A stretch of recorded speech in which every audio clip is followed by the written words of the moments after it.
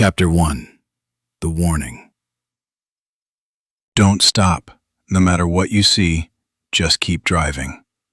Brian Jameson's voice cracked with emotion. Get as far from the city as you can, as fast as you can. When you get to your dad's place, tell the general they used drones with aerosols to attack the bases. It's worse than anything we ever imagined. But Brian, I don't have... Liz interrupted. Brian interrupted. It doesn't matter what you don't have, Liz. You and the girls have to leave now if you're going to survive. Remember, I love you. The line went dead. Liz called back twice, but each attempt went straight to voicemail.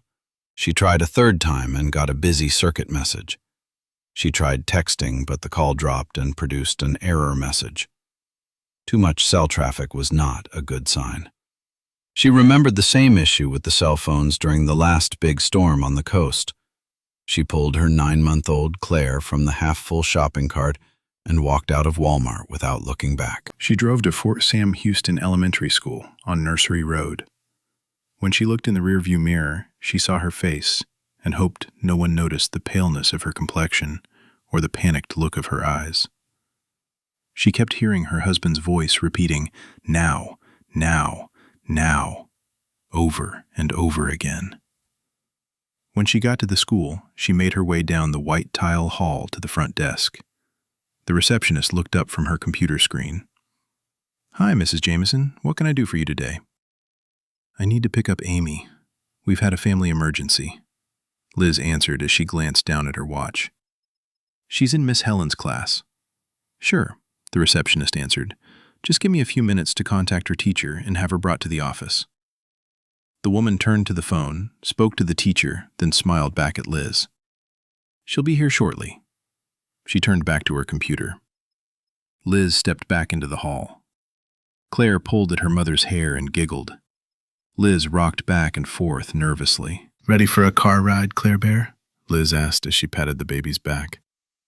While she waited, she did a mental inventory of the diaper bag contents, a can of dry formula and a box of plastic baby bottle liners, at least half a dozen diapers, 4 bottles of water, wafers, 2 changes of clothes, an extra blanket, and half a dozen protein bars. If she drove straight through, she could make the 10-hour drive with only stopping for gas and maybe take out from a Mickey D or a gas station. "Mommy?" Amy smiled questioningly. "Where are we going?" Liz jumped at the touch of her daughter's hand against her bare arm. She wrapped her fingers around Amy's hand.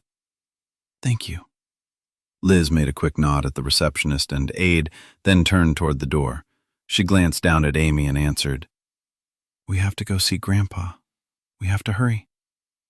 Liz got the baby settled with a bottle in her car seat. Amy belted in and pulled out of the parking lot. She stopped at the first Shell station she saw after leaving the school. She filled up the gas tank, grabbed a handful of snack bars, and half a dozen bottles of water. She drove the surface streets to the closest on-ramp and got on the freeway.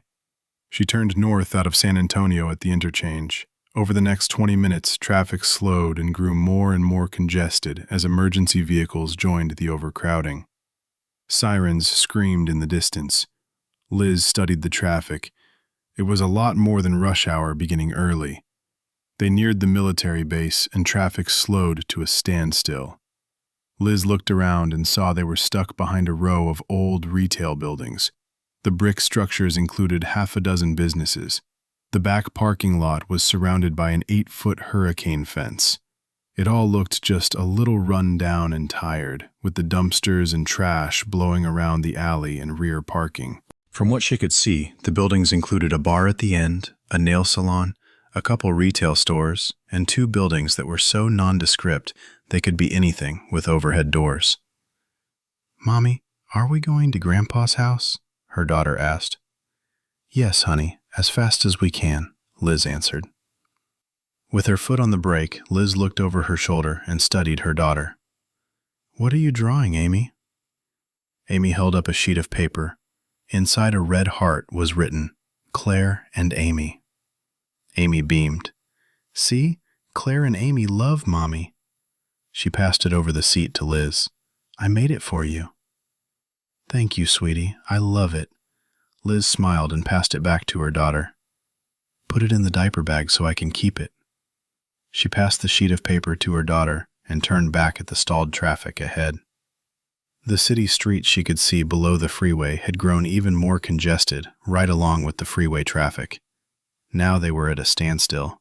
She couldn't get off the freeway, and even if she could, it was no better on surface streets. She turned on the radio. The station was reporting a terrorist attack, then unusual assaults and groups of soldiers attacking other soldiers on the base. Liz waffled between wanting to know what was happening and not wanting to alarm or frighten Amy. Liz finally turned off the radio. She realized the attack had somehow caused people to violently attack anyone they came in contact with. The base was overrun, and the violence was spilling into the civilian communities surrounding the base. They were barely a mile from Fort Houston. They were in trouble. Nothing could change the fact they were in deep trouble. Frustrated drivers honked and jockeyed for small gaps in the traffic. Liz looked at her phone. The charge was nearly depleted. She pulled a charger from the glove box and plugged in the phone. Traffic had not moved for the last 30 minutes. She glanced over her shoulder at her daughters while she drummed her fingers against the steering wheel. The baby was sleeping in her car seat, and Amy was reading since Liz had turned off the radio. Liz watched the fuel gauge slip below 3/4 tank and turned off the air conditioner. She began to worry if they would even make it to the edge of town before she would need to stop for gas again. When the air in the 10-year-old silver Buick became hot, she worried the girls would get too warm. She lowered both front windows to let in the fresh spring air, hoping it would cool the car. After a moment, she realized the air smelled wrong. Liz sniffed and wrinkled her nose. There was a scent in the air. Something unpleasant mingled with the odor of exhaust, fresh mowed grass, and cooking meat from a nearby barbecue restaurant. The invading stench was a mixture of slaughterhouse and an open sewer. Still considering the unpleasant aroma, she glanced through the windshield when she heard shouting and a distant scream. She leaned toward the window to listen. A massive four-wheel drive truck roared to life a few vehicles ahead. The driver held his foot on the brake and raced the engine. He leaned out an open window and yelled at a Fiat driver directly in front of him. "Move it!" he waved in frustration. "Get that piece of shit out of my way!" The truck driver eased the truck with its off-road tires forward to tap the back of the Fiat with the front brush guard. He cursed at the Fiat driver again, then jammed the truck into reverse and slammed into the minivan behind the vehicle. While the truck driver raced his engine and yelled, both the minivan and the Fiat drivers made tentative efforts to move. But they were trapped by the vehicles in front and behind them. The truck driver jockeyed back and forth again and again. He worked on maneuvering the truck toward the grassy decline at the side of the highway, but the vehicles in front and behind had him wedged in tight. He yelled and cursed, but neither vehicle could move enough to free him despite the damage he was doing to the vehicles. Screams of frustration and anger from all three drivers filled the air. Liz watched the cars ahead, but could only see beyond a couple dozen vehicles because of the gradual curve of the highway. There seemed to be a commotion taking place around a UPS truck at the beginning of the turn among the furthest vehicles. Liz watched two men in khaki uniforms appear from the front of the brown panel truck and stumble toward a car directly behind the truck. Both men walked in an uncoordinated, jerky stagger that made them appear drunk. Their khaki uniforms sported blotches of dark red stains. The massive pickup continued pulling forward and backing up while the driver doubled his verbal abuse of the two offending drivers. Each time he shifted from drive to reverse, he rammed into the offending vehicles more violently. Terrified by the vehicular assault, the Fiat driver escaped his automobile and stood at the side of the roadway, screaming his own string of profanity. The pair of khaki-clad men made their way to the first vehicle behind the UPS truck and slammed their hands against the sedan's side window. Liz could hear yells from the female driver and the thuds of the assault against the glass. The truck driver stopped his frantic efforts to escape the traffic jam to watch as well. Liz's heart rate began to quicken. What she was seeing was crazy. The sedan's male passenger jumped out of the car and raced around the back of the vehicle to confront the two men beating on the driver's window.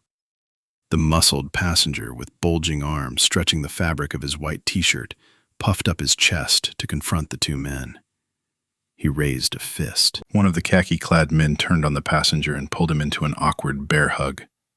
The second delivery driver turned from the car and leaned his head toward a flailing arm of the protesting passenger and grabbed it with both hands. He buried his face against the bare flesh. When he straightened up, his face was covered in blood and his jaws moved up and down, chewing at a hunk of flesh hanging from his mouth. The victim, screaming in pain and rage, thrashed about trying to free himself from his captors.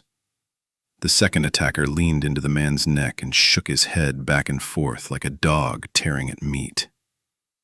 When he pulled his face away, blood sprayed across both attackers from the ripped flesh of the man's neck. The passenger's screams stopped. He quit flailing and slumped against the attacker. The captor dropped the man to the ground, and the terrified screams of the sedan's driver intensified when the UPS men redirected their attention at the vehicle's window. Liz stared ahead, unable to believe what she was seeing. Her breath came in quick, shallow gasps. Under her breath, she whispered, "Oh my God. Oh my God. Mommy?" Amy whimpered. Unable to even respond to her daughter, Liz watched as more people appeared behind the delivery drivers. All were covered in splotches of blood and looked horribly injured. They moved in the same halting, jerky gait as the USP men. They stumbled toward the pair that had renewed their assault of the sedan's window. Several of the new arrivals began their own attack at the windshield. The window glass suddenly shattered and arms reached into the car to pull the woman from the vehicle. The driver screamed and slammed her fists against her attackers, then disappeared into the cluster of bloodied bodies. Liz stared on as more and more bloodied and injured people stumbled around the vehicles and made their way toward her car. The wave of horribly wounded people lurched past the sedan to the next vehicle. A young male driver threw open his door to run, but one of the monsters had gotten too close and grabbed him from behind. The attacker fell on the youth's back to bury his face in his neck. The monster pulled his face away with a red, dripping hunk of flesh hanging from his mouth. More assailants turned their attention on the screaming kid, each tearing flesh from his writhing body. Blood spurted from his arms and legs. Within seconds, he quit struggling. The captors released the body, and it disappeared under the cluster of attackers assaulting the next vehicle. Several attackers got to their feet and stumbled over the bodies toward the next vehicle. Bloodied and gore-covered infected pulled the driver of a small pickup from his vehicle, and a man in a blood-drenched white shirt grabbed an arm and raised it to his mouth. His teeth dug into the flesh and pulled away with a glob of bloodied flesh. Several of the monsters joined in the assault. One by one, they buried their faces into flesh and tore mouthfuls of bloodied meat from live people. Those that couldn't reach live prey spilled around the victim being consumed to make their way to the next car, where a woman had thrown the car door open and was struggling to free a child from a car seat in the back seat. Within seconds, they both disappeared into the mass of bloodied bodies. The driver of the large truck doubled his efforts to free his truck of the two vehicles that wedged him into the traffic jam. The massive truck slammed into the small Fiat, jammed the truck into reverse, and stomped on the gas. The truck hit the minivan, and the bumper jumped up the low-slung hood, leaving the vehicle with one wheel off the concrete. The driver turned the wheel and jammed the truck into drive. The rear wheel on pavement burned rubber and caught enough traction to flip the truck to the side, crashing down against the guardrail, shattering the window and windshield. The driver escaped the truck and vaulted over the guardrail and disappeared down the incline. Liz watched in the waning afternoon light as two more women were pulled through shattered windows. Screams filled the afternoon. More of the infected headed for the next car, and the man struggling to release his seatbelt to escape was surrounded and disappeared under the assault. People threw vehicle doors open and ran from the wave of blood-covered aggressors, working their way from car to car toward Liz. They would be at her car in a matter of minutes. They would come for Liz and her daughters. They were trapped. There was no way to pull off the highway, with the guardrail at her right and vehicles blocking her in front, back, and to her left.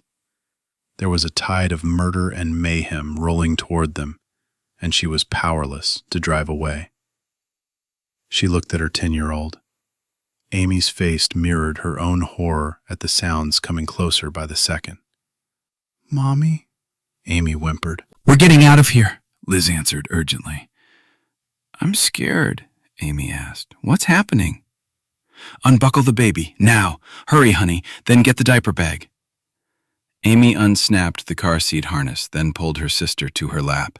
Meanwhile, Liz crawled over the console to the passenger seat.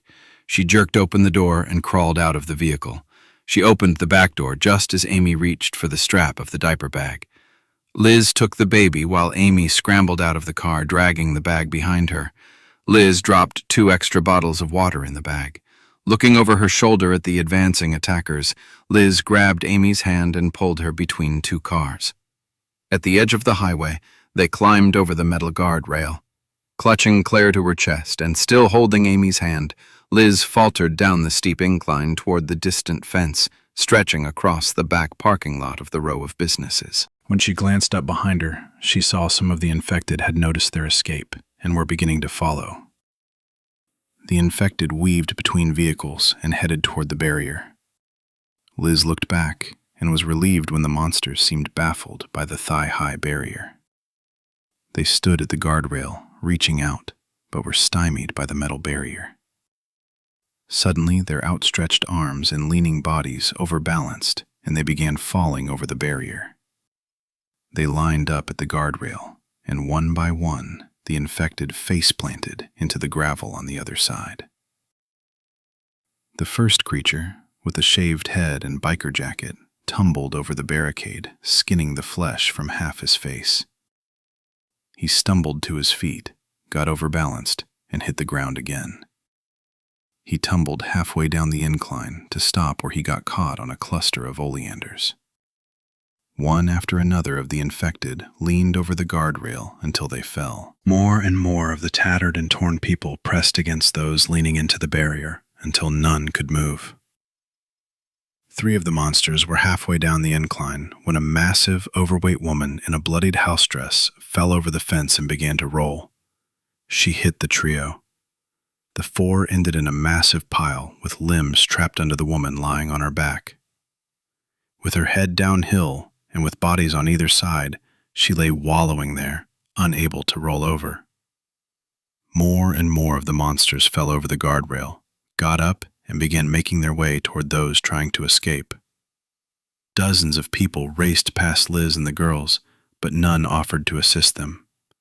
They were on their own, and quickly being left behind to suffer a horrible fate. Liz grabbed Amy's hand. "Run, honey, we have to hide." As they ran from the roadway toward the 8-foot hurricane fence, Liz looked up and down for an opening. They had to get away.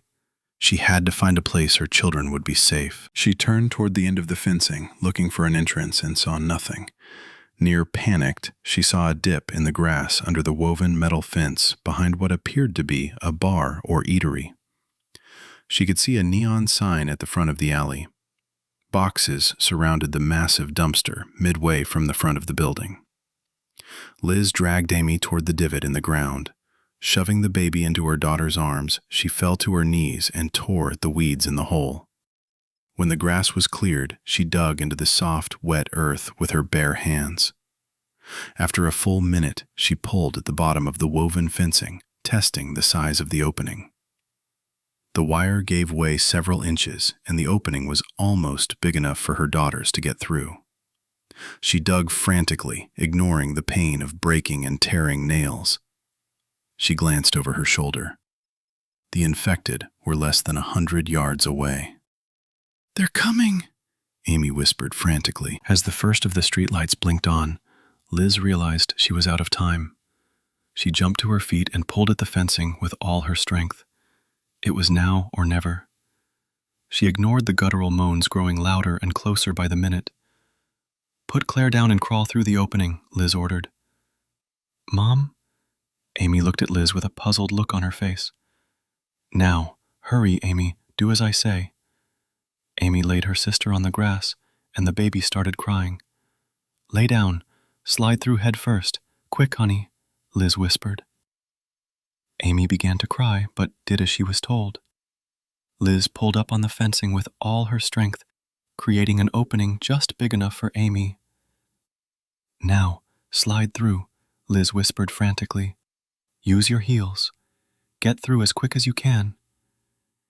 Amy lay down on the grass with her head at the opening. She kicked her heels into the ground while she pulled at the grass on the other side. When Amy was through, Liz released the fence and fell to her knees. "I'm sorry, sweetie," Liz cooed as she picked up Claire. She pushed the bag toward the opening. "Pull the bag through, Amy. Hurry." Amy gave a tug, and the bag caught in the middle of the opening under the fence. Liz pushed, and Amy pulled on the long strap. Her eyes grew large. "Mommy, they're coming. Please hurry." Liz scooted around on her butt, then placed her foot against the bag and shoved. The bag burst through, and Amy fell to her bottom. While Amy got to her feet, Liz pulled the baby to her chest and kissed her forehead. She clutched her close as she covered her daughter with the blanket, then guided the infant through the hole. Shush now, Amy. Take your sister.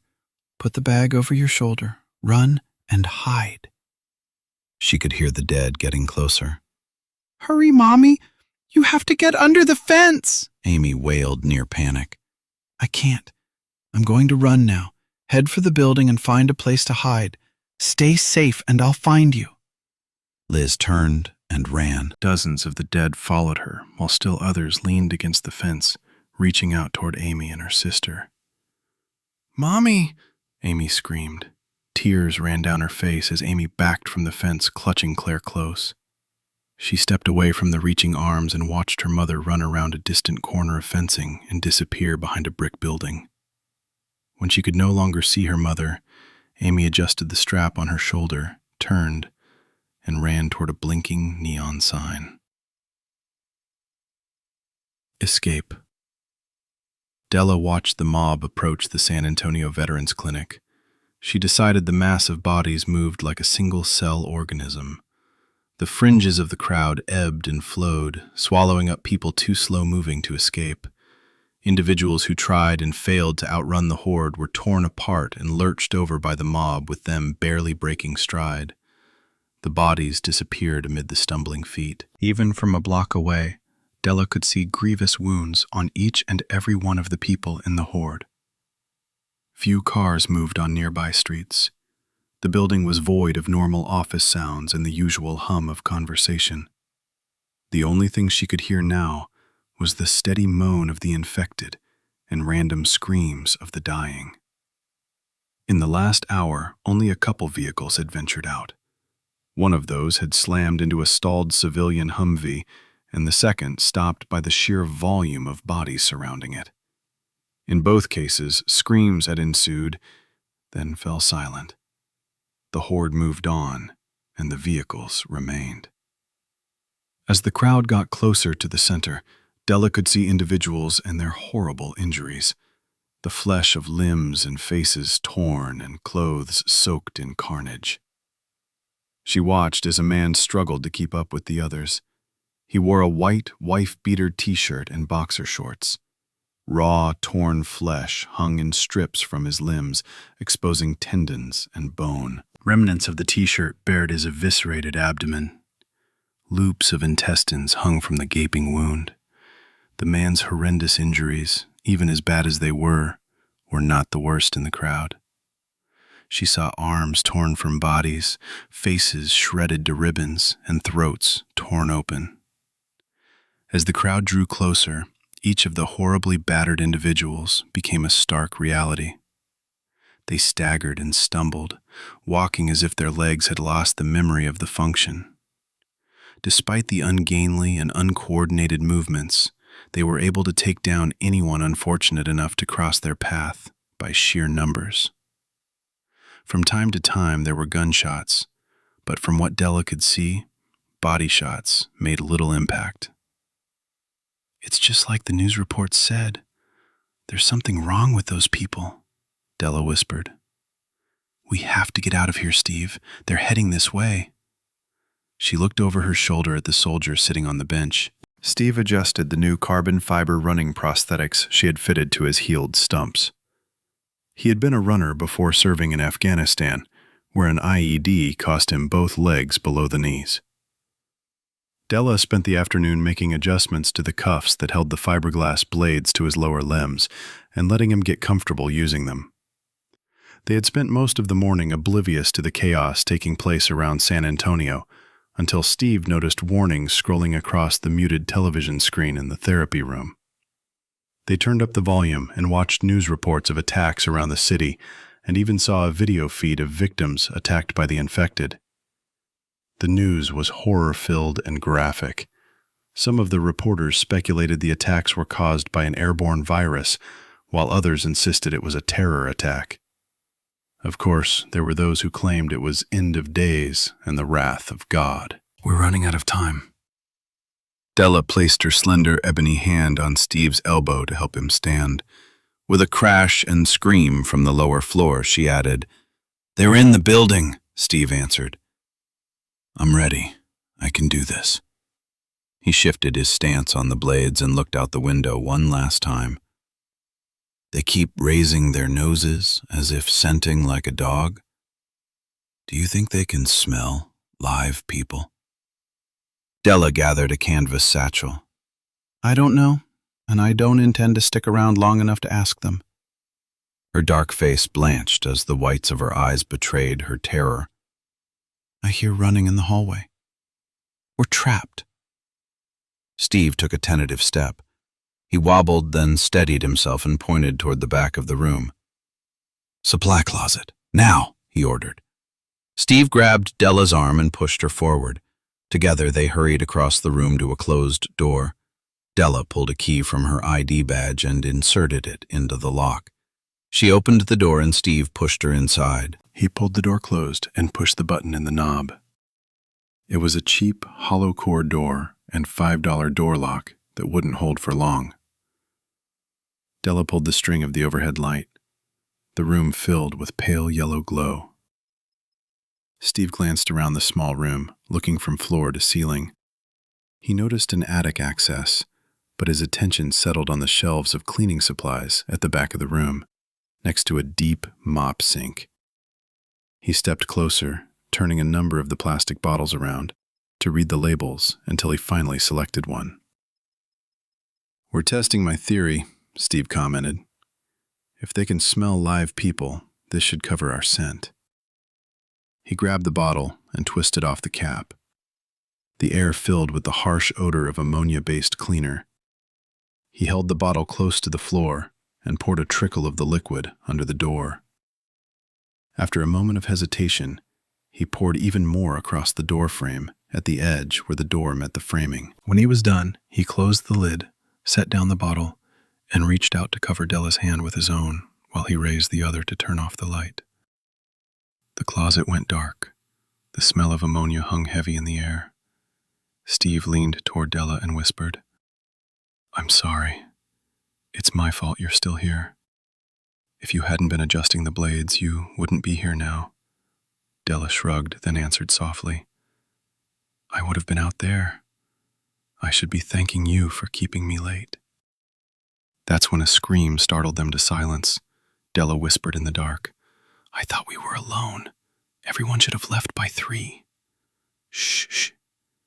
We don't know who it is," Steve whispered. They heard hurried footsteps enter the therapy room. A door slammed, and the grating sound of a metal desk and therapy tables being slid across the room could be heard. They heard heavy benches being stacked at the door. Someone whimpered, Angry voices tried to quiet the person crying. "There weren't any chances of this room going unnoticed," Steve whispered. Della and Steve waited as the voices whispered, frantically. Broken bits of conversation filtered through the closet door. "In here. Only room open." "The door isn't going to hold long," a deeper voice whispered. "Shut the fuck up and cover the window," an angry voice answered. Pounding fists on the hall door drowned out the rest of the conversation. Hurried steps approached the closet door and the doorknob rattled. A voice from outside whispered just loud enough for Steve and Della to hear. "Oh God, they're coming." "Did the fucking door open?" a distant voice called out. "We have to hide." "Smells like ammonia." "Get the door open, they know we're here!" More footsteps rushed toward the closet. The door handle rattled and turned frantically. A female voice outside the door lamented, "Oh God, oh God, we're gonna die." Splintering wood and sliding furniture sounded beyond the closet door. Della gasped, then whispered, "We have to do something." Steve turned the doorknob and swung the door outward. It stopped suddenly when it hit someone's face. He looked out and saw a thin young man crumpled to the floor with his cupped hand clutching at his nose. Bright red blood spilled between his fingers. A large black kid dressed in scrubs pulled the fallen kid to his feet. They both stared wide-eyed at Steve. They noticed his legs and the blades, and their mouths fell open. Della's breath caught when she saw the 2 young men and 3 women standing outside the door, unmoving. She grabbed one of the girls and pulled her into the closet.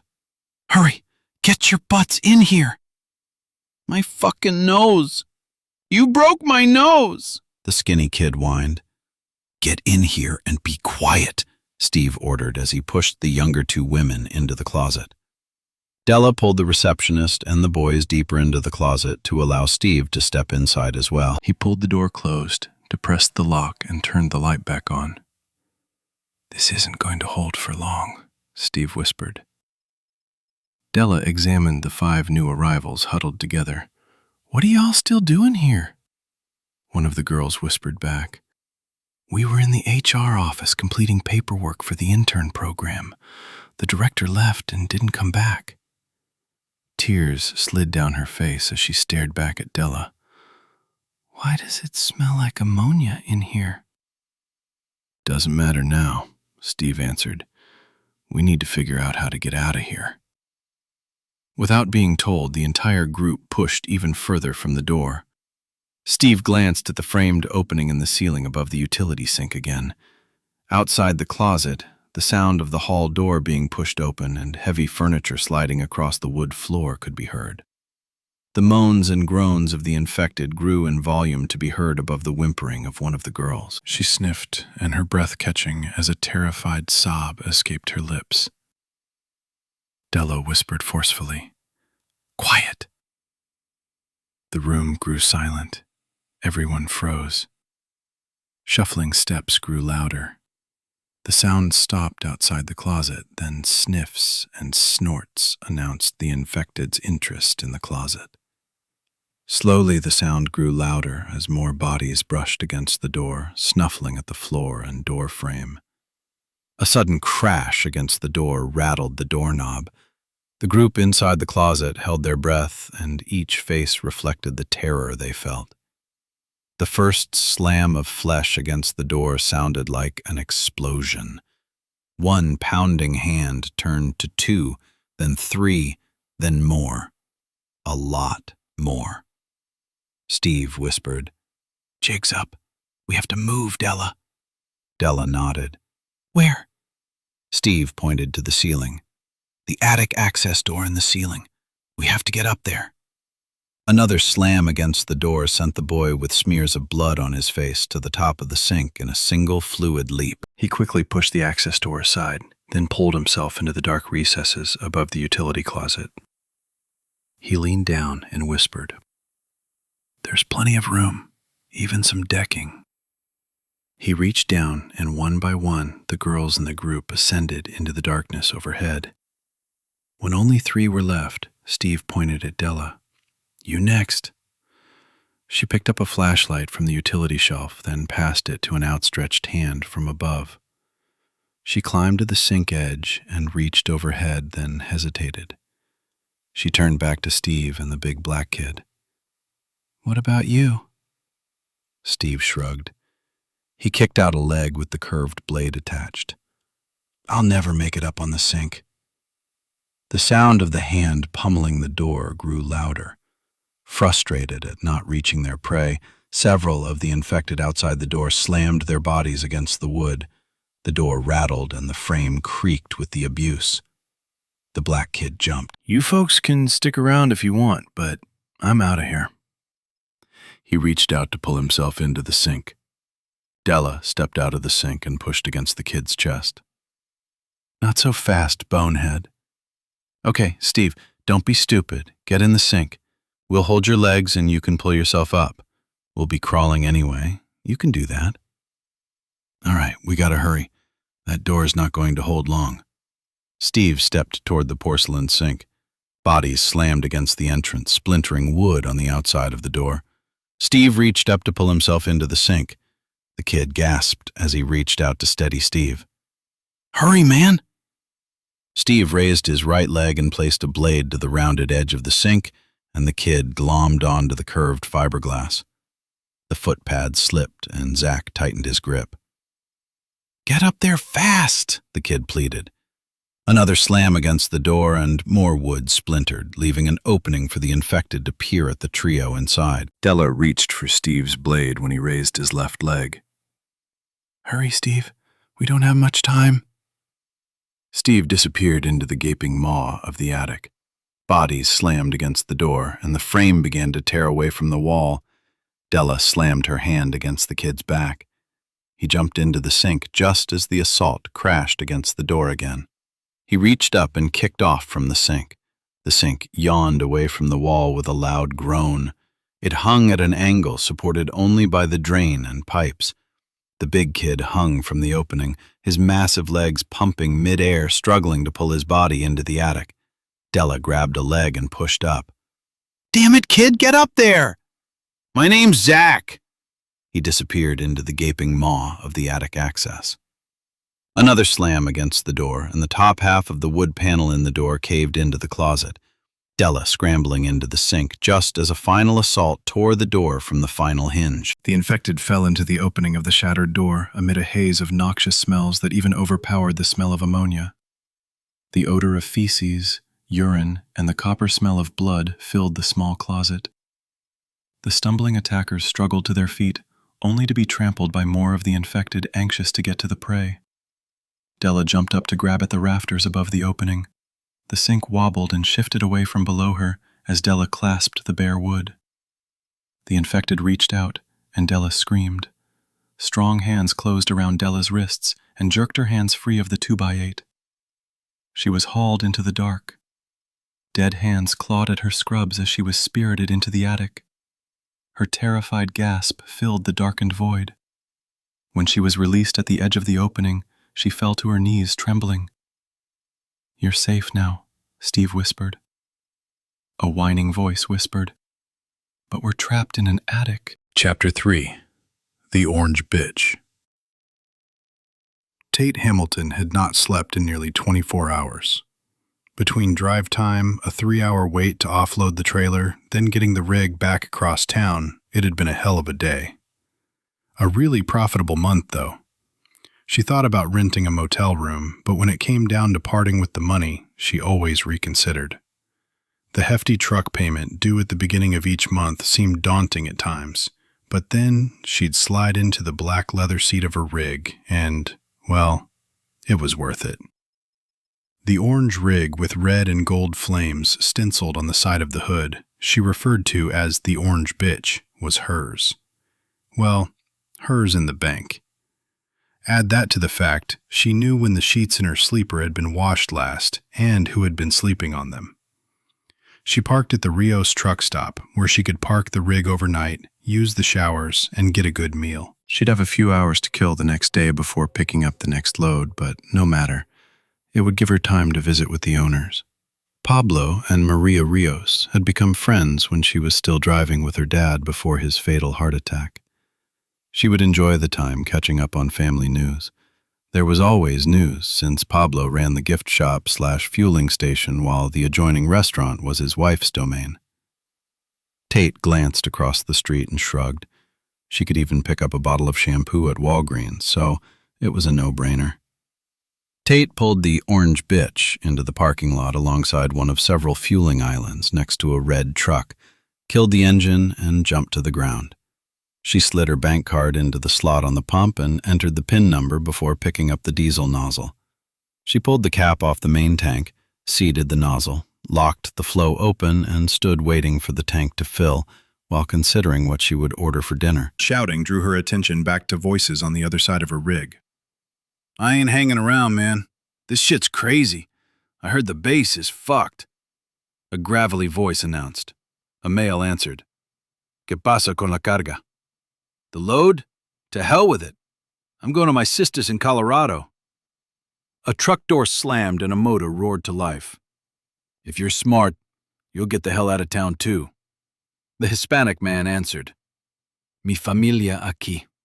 I cannot leave without mi familia. Suit yourself. Another door slammed and another motor cranked. Tate looked up as a bright red truck pulled away from the fueling island. A moment later, a sun-faded green truck followed the first out of the parking lot and turned into the street heading the opposite direction.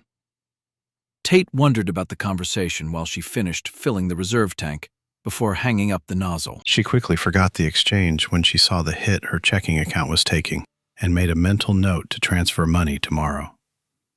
She patted the side of the tank. Well, bitch, you're fueled up, and now it's my turn.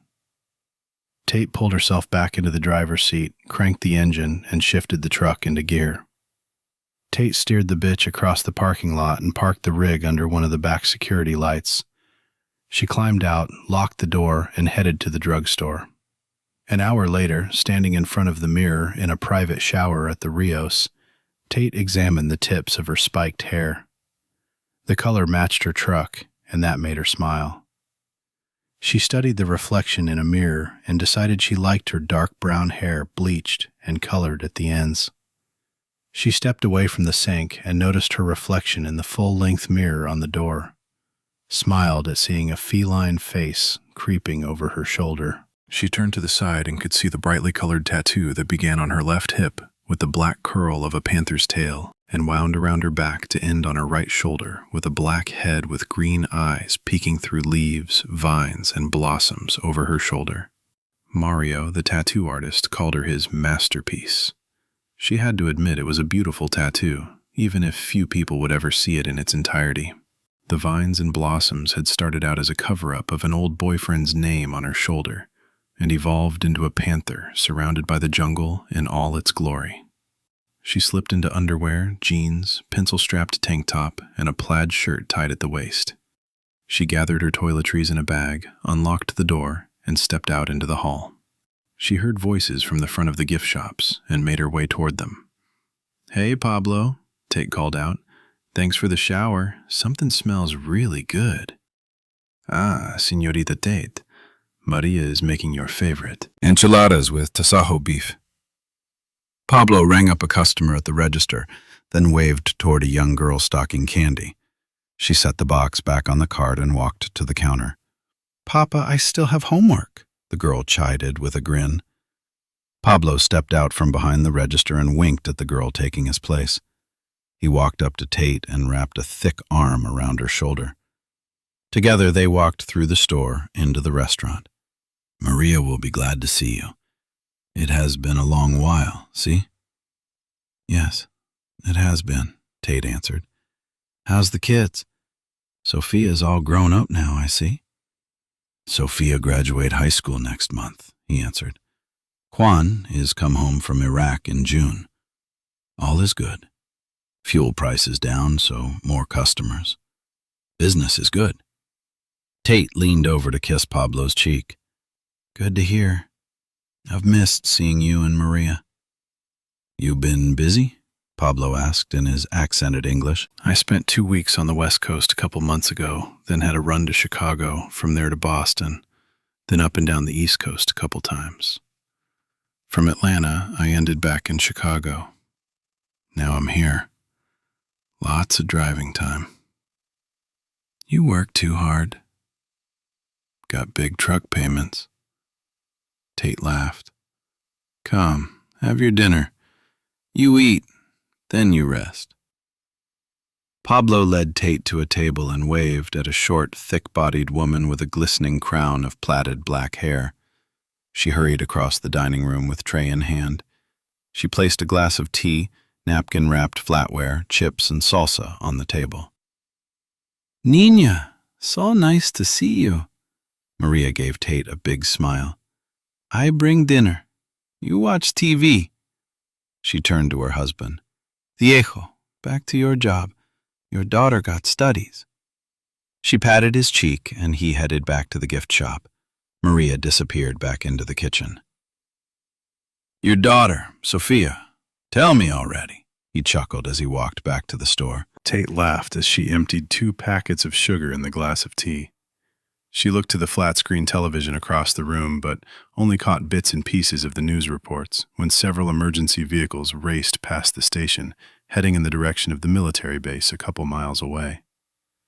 She glanced back at the flat screen and tried to put the collage of images in some context with what the talking head was saying. The reporter talked about a terrorist attack by 2 drones over a parade ground full of military personnel at the base. There were injured and dying soldiers all over the parade ground. First responders were flocking to the site. It was a confusing collection of reports and images for a sleep-deprived mind. Tate struggled to stay focused on the newscast until Maria brought a plate of enchiladas, beans, and rice. Then she turned her full attention to the meal. Even with the jalapeno burning her lips, she was having a hard time staying awake long enough to eat. Finishing her meal quickly, she barely tasted the spices and tender beef. She laid cash on the table and waved at Maria as she picked up her bag and walked out of the eatery. After a quick stop at the toilet, Tate stumbled across the parking lot to her truck. She climbed into the driver's seat, locked the doors, and dropped her shower bag on the floor in front of the passenger seat. Pulling her legs up into the seat, she turned and climbed into the sleeper. She settled in the middle of the mattress and opened a green duffel bag. She pulled out a Mossberg, checked the load, then laid it to the back of the mattress. With the shotgun stowed, she pulled a Ruger from the bag. She checked the load, then slid the weapon into the back pocket of the driver's seat. She stowed the bag, turned on the air conditioning, then stretched out on the mattress. Tate sighed when the unit began rattling softly. The air conditioner needed servicing, but at that particular moment, she was thankful it muted the noise of blaring traffic and screams of sirens. She laid her head on the lavender-scented pillow and closed her eyes. She fell asleep almost instantly. "Back, Jackson, damn it! You get away from me!" A voice called out. "Come on, son, don't do this." Tate scrunched her eyes closed, trying to recapture the untroubled slumber, but the panicked voice outside called out again. "Don't do this. I'll split your skull." Bodies slammed against the side of the sleeper. Tate groaned. "Damn it," she cursed. "You've done it now, you dickheads." She glanced at the clock and realized it was 9 and the sun was shining. She had slept for more than 18 hours. Her bladder screamed for relief as she ran her finger through her hair. The styling gel in her hair had turned style into a severe case of bedhead overnight. She imagined she looked pretty scary, but as pissed as she was at the commotion outside, she didn't care. She ignored the cotton feel in her mouth and climbed into the driver's seat, stepped into boots, and jerked open the door just as the combatant slammed into her sleeper again. "Hey, you dipshits! Some of us are trying to sleep." Tate jumped to the ground, ready to enter the fray, but froze in place when she saw the 2 men. They were locked in a grappling struggle, but the fight itself was not what drew her up short. The younger of the men was covered in blood and gore. The back of his pants were stained dark brown, and the stench wafting from his direction left little doubt as to what the stain was. He had remnants of a dressing on an open wound on his arm. His neck had a patch of ragged, torn flesh. A strip of tape hung from his neck where a bandage had fallen away. His eyes were glazed over with a whitish film. The undamaged flesh appeared gray and cyanotic. He kept leaning his bared, gnashing teeth toward the older man. Tate was dumbfounded when she realized he was trying to bite the man's face. The older man grappled with a bat, pressing the length of wood against the aggressor's chest, trying to keep him away. The assailant just pushed closer. The attacker swung an arm at the bat and knocked it from the old man's grasp. It fell to the ground and the attacker lunged. The man grabbed at the attacker, shoving his hands into the blood-splattered throat wound, pushing the snapping teeth from his face. The defender backed away while the attacker followed, never giving him a chance to turn and run or grab for the bat. He looked over his shoulder and yelled at Tate, "Get the bat! Hit him over the head!" Tate glanced from the battle to the bat on the asphalt and back again. She glanced around the lot for any sign of assistance, but there was no one else to help. Realizing she was the only hope the man had, she rushed to the bat and picked it up, ignoring the end covered with blood and gore. With a clenched jaw, she ran to the fight and took a swing at the younger man. She slammed the bat down on the man's shoulder. The impact barely registered, despite the sound of his collarbone snapping. He acted as if he hadn't even noticed the blow. He just leaned his open mouth closer to the older man's throat, as the man's arms weakened. "Hit him in the head," the defender huffed. "Do it now!" Tate took a step back, raising the wood over her left shoulder, then swung with all her might. The bat made a wide arc connecting with the side of his skull with a hollow, bone-shattering thud. The man collapsed in a heap of blood and gore. He remained still, not moving again. Tate was horrified to see the side of his skull had split open with the momentum of the swing. Blood, so dark it was nearly black, and gray matter oozed from the gaping wound. The old man fell to his knees at the side of the body. He pulled the younger man into his arms and cradled the body as he wept and mumbled, "Son, I am so sorry. Oh God, son, how am I going to tell you, Mother?" Tate looked on in horror. "I'm sorry," she whispered.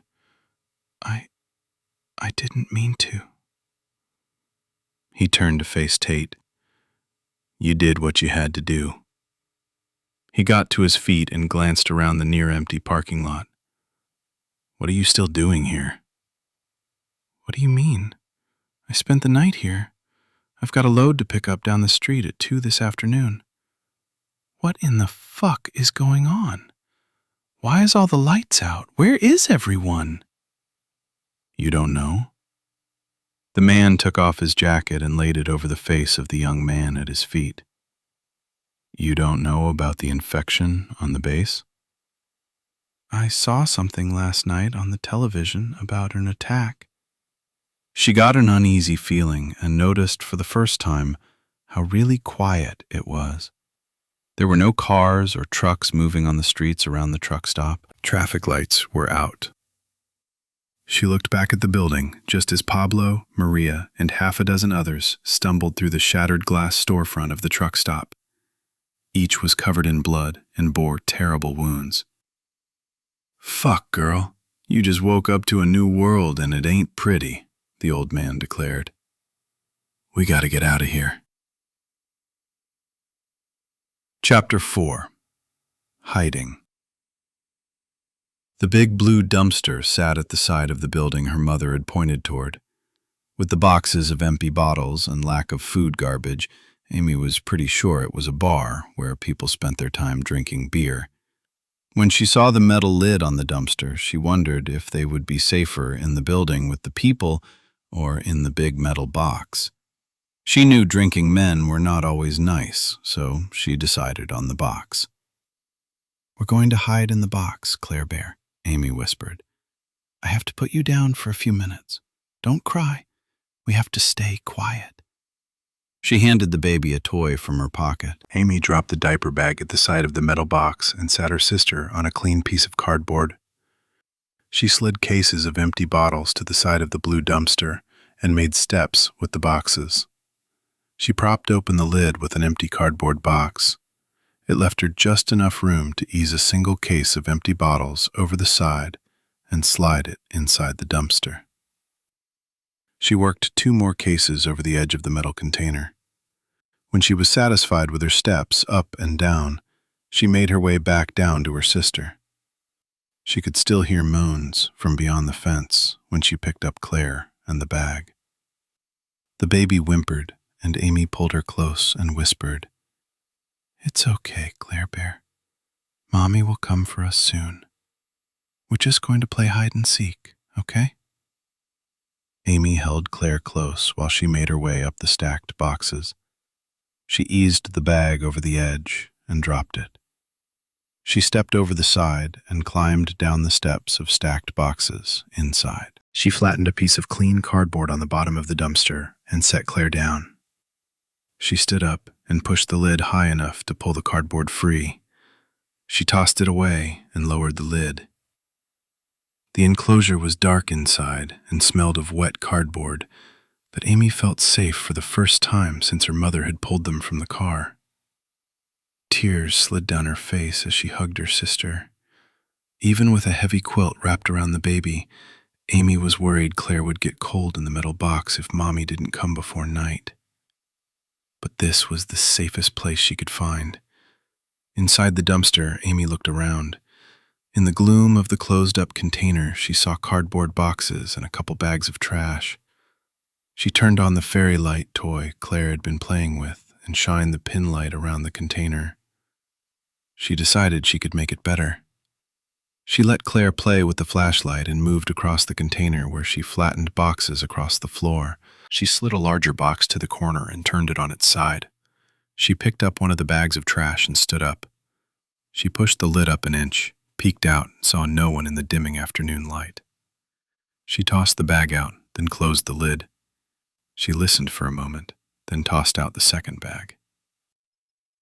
When she was finished cleaning, she picked up Claire and slid back into the open box with the diaper bag at her side and the small flashlight turned on. She settled into the corner and laid Claire between her legs. She changed the baby's diaper and tossed it to the far corner. Amy whispered, "Stinky. Phew. Mommy must have fed you peas for lunch." She tickled Claire's bare tummy when she was finished taping on the clean diaper. Claire smiled and giggled. Amy drew her hand away with a start and whispered, "Shush, baby girl. Bad people might be out there." The 10-year-old poured water into a bottle liner and added 2 scoops of formula powder, just like Mommy had taught her. She covered the top with a clean nipple and shook the bottle to mix the formula. She settled Claire on her lap and nudged her lips with a rubber tip. The baby sucked greedily at the bottle, and Amy turned off the fairy light. The sounds of the monsters grew louder and closer. Amy listened to the sucking noises Claire was making and hoped the monsters couldn't hear her. Amy sighed as she hoped her mother would come soon. When Claire was done with her bottle, Amy set it aside and raised the baby to her shoulder. Claire squirmed and pulled at Amy's hair playfully. After a soft explosion of air, Amy settled Claire on her lap. Within minutes, the baby was sound asleep in her sister's arms. Outside the dark haven she had created, Amy could hear distant screams. As time passed, the screams grew louder. Then they would fade away, and shrieks from another direction would take their place. Amy felt tears fill her eyes, but she blinked them away. She had Claire to protect and care for. When she was sure Claire was asleep, she slid a box lid close and covered the bottom with the quilt her grandma had made. She settled the baby in the makeshift crib and pulled a granola bar from the bag. While she ate the bar and sipped at the open bottle of water, she worried the sound of distant screams and moans of the sick people would wake Claire. But the baby slept on. Amy leaned her head against the side of cardboard and her eyes drifted close, only to pop open again when the moans of the sick people grew much louder. She ignored the tears trailing down her cheeks as she listened to the screams of terror and pain filling the night. They were so close. In the gloom of the dumpster, Amy was terrified and felt so alone in the big metal box. How would her mother ever get to them? Still hearing the sick in the night, Amy pulled her sister's makeshift cradle deeper into the corner of their cardboard sanctuary. She leaned her head against the side of the box, closed her eyes, and prayed. "Please, God," Amy whispered, "I don't want to be alone." She hoped the night would pass quickly and her mom would find them soon. Just as Amy dozed off, the dumpster lid quietly opened and something heavy dropped into the metal container. Whatever was thrown in the dumpster landed with a heavy thud when it hit the bottom on the box. The lid eased back into place, and then a funny zipper sound came from outside. Amy waited, and the zipper sound came 2 more times. There were whispers, then a heavy knock on the metal. Harried words called out, but Amy couldn't understand the words with the cacophony of the moaning outside. Footsteps landed on the lid, then danced across the metal. The moaning surrounded the dumpster. After a minute, angry voices taunted the bad people from far away, then disappeared, and the moans faded further and further away. A moan inside the dumpster made Amy's breath catch. For a heartbeat, she was sure someone had dropped one of the bad people inside the dumpster with them. She sat there with the darkness surrounding her and pulled Claire into her arms. She was almost too frightened to breathe. When she did take a breath, Amy could smell liquor and hear the sound of the heavy breathing. He mumbled and whispered harshly. "Fuck. Where the fuck am I?" Did the sick people speak? She was sure they didn't. She had not heard them speak, so he was just a drunk. "Shush," Amy whispered. "Be quiet. Go to sleep." She waited for an answer, but there was only the return of snoring. She finally decided the man must have passed out. At least he was quiet. She slowly pulled boxes in front of her to hide herself and Claire from the drunk. Saving drunks. Matt Monroe slumped on the tattered bar stool in front of a battered bar. He knew the cheap booze was clouding his mind, but that was the point. He drank because he wanted to forget. He'd been drinking on a regular basis since he'd returned from Iraq. It was a country with a hopeless population. Add all the radical jihadists, and as far as Matt was concerned, the United States government was pissing down a dry hole in the sandbox many of the soldiers term for Iraq. Nothing was ever going to change.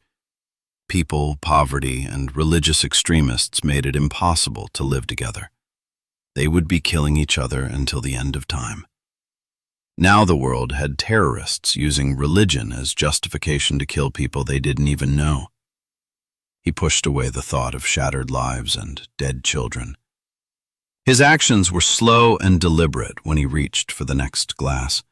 He could barely hold his head steady on the fisted hand at his temple. There were nearly a dozen shot glasses lined up in front of him when he reached for the full glass at the end of the row. This particular bar was a shithole frequented by serious drinkers, and Matt considered himself a serious drinker. He didn't care about the decor.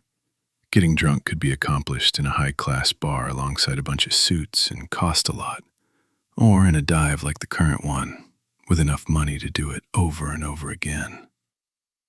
Matt chose the latter, hands down.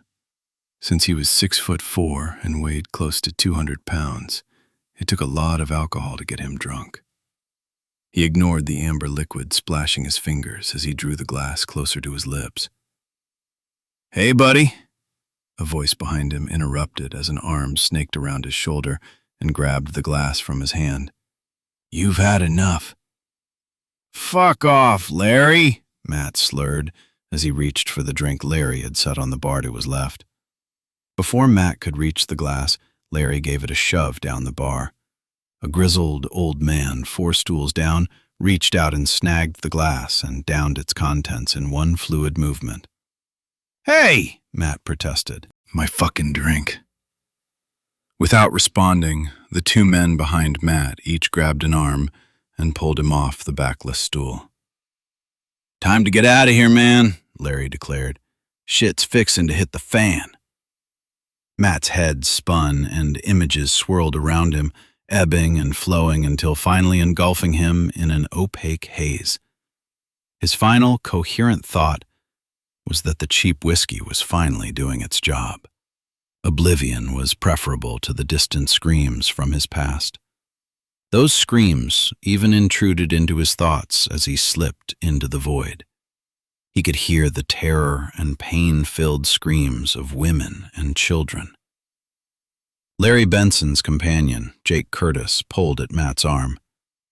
"How in the fuck are we going to get him out of here? He's passed out cold.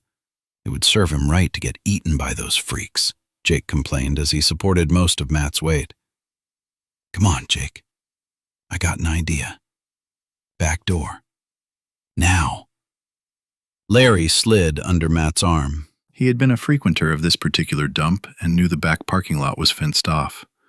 That left only the front of the alley to worry about. "There's a fence behind this place. I figure we can cut it, escape through the hole, and then zip tie it back together." He began pulling Matt toward the back door. When the bartender saw them head toward the storeroom door, he grabbed a bat from under the bar and followed the trio. "Hey! You dickheads can't go back there!" Jake held up a hand, palm out.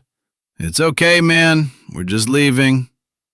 The bartender raised his bat and ordered, "Use the front door!" He made a move to stop them when a commotion at the front of the club halted his steps. He turned and hurried toward the front door and a fight breaking out. The trio hit the back door just as the front door burst open and several blood-splattered people stumbled into the bar. The horribly injured people staggered into the darkened recesses of the bar. They stood swaying in place until they noticed 2 women closest to the door. Together, the bloodied abominations fell on one of the women. Screams and curses erupted as the bartender jumped into the fray. Pandemonium ensued. The smell of fresh blood filled the air. Curtis pushed open the storeroom door with a grunt. He pulled Matt through as Larry glanced over his shoulder to see the infected spilling into the bar en masse. People with blood-splattered clothes were stumbling into the bar, intent on following the trio. Larry pushed Matt through the back door, then closed it. He leaned against the egress with his backside and dropped a hand to turn a small lock in the doorknob. Across the room, a red sign announced the exit. Jake started pulling Matt toward the metal door. "Wait, that lock is not going to hold long," Larry whispered. "We don't know what's outside yet."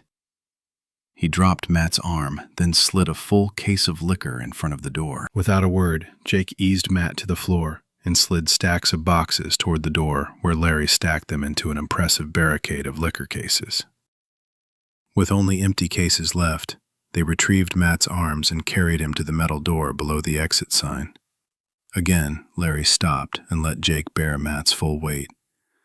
Larry eased the door open a few inches and looked toward the back of the alley. When he saw no one, he opened the door a bit wider and stuck his head out. "Good for now," he commented over his shoulder.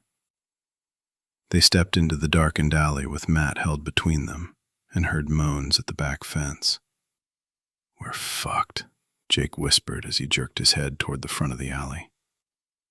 Shadows stumbled into the alley entrance. Both men looked from the front of the alley to the back. Escape was blocked by a fence with dozens of the dead staring back at them. When they saw the trio, they began pounding on the fence and moaning even louder. The undead at the front of the alley turned and began shambling toward them. More and more joined the crowd at the alley entrance. "Fuck, back back inside, Larry whispered. No, we'd be trapped, Jake answered. We climbed to the roof. What about Matt? He's been a dumbass lately, but we can't leave him, Larry argued. No, hell no. We put him in the dumpster. We can't get him up the ladder, and the bar is full of those bastards. If we go back inside, we're trapped. Jake pulled Matt toward the dumpster. We'll seal it and then head up the fire escape. We'll draw those fucks out of here and then find a way to get back for him.